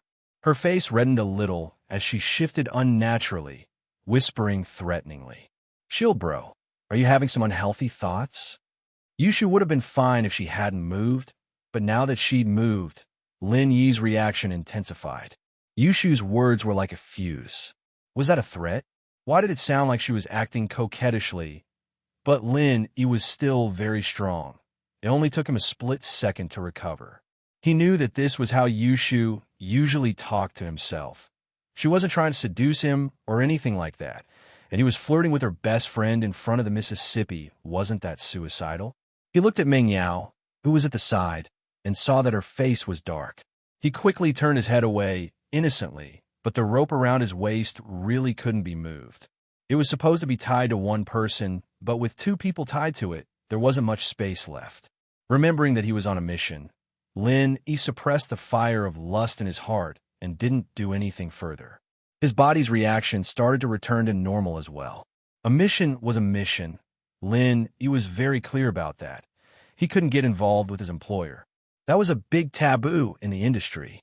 Back then with Ning, with that in mind, Lin Yi's heart grew heavy once more. Even with Yushu in his arms, he didn't have the same impulsiveness as before. This was the last mission. He hoped that he'd be able to complete it smoothly. That way, he wouldn't have to be bound by the rules of the industry anymore. Are you ready? Ma didn't have time to watch Lin, Yi, and Yushu flirt with each other. He had to get rid of the two as soon as possible and report back to the boss. All right, can we jump now? Yushu wasn't as scared as before with Lin Yi by her side. She looked down the cliff and grabbed Lin Yi's arm. Shield bro, you have to hug me later, but don't take advantage of me. Okay. Lin Yi nodded. Lin Yi would have done it even if Yushu hadn't said it.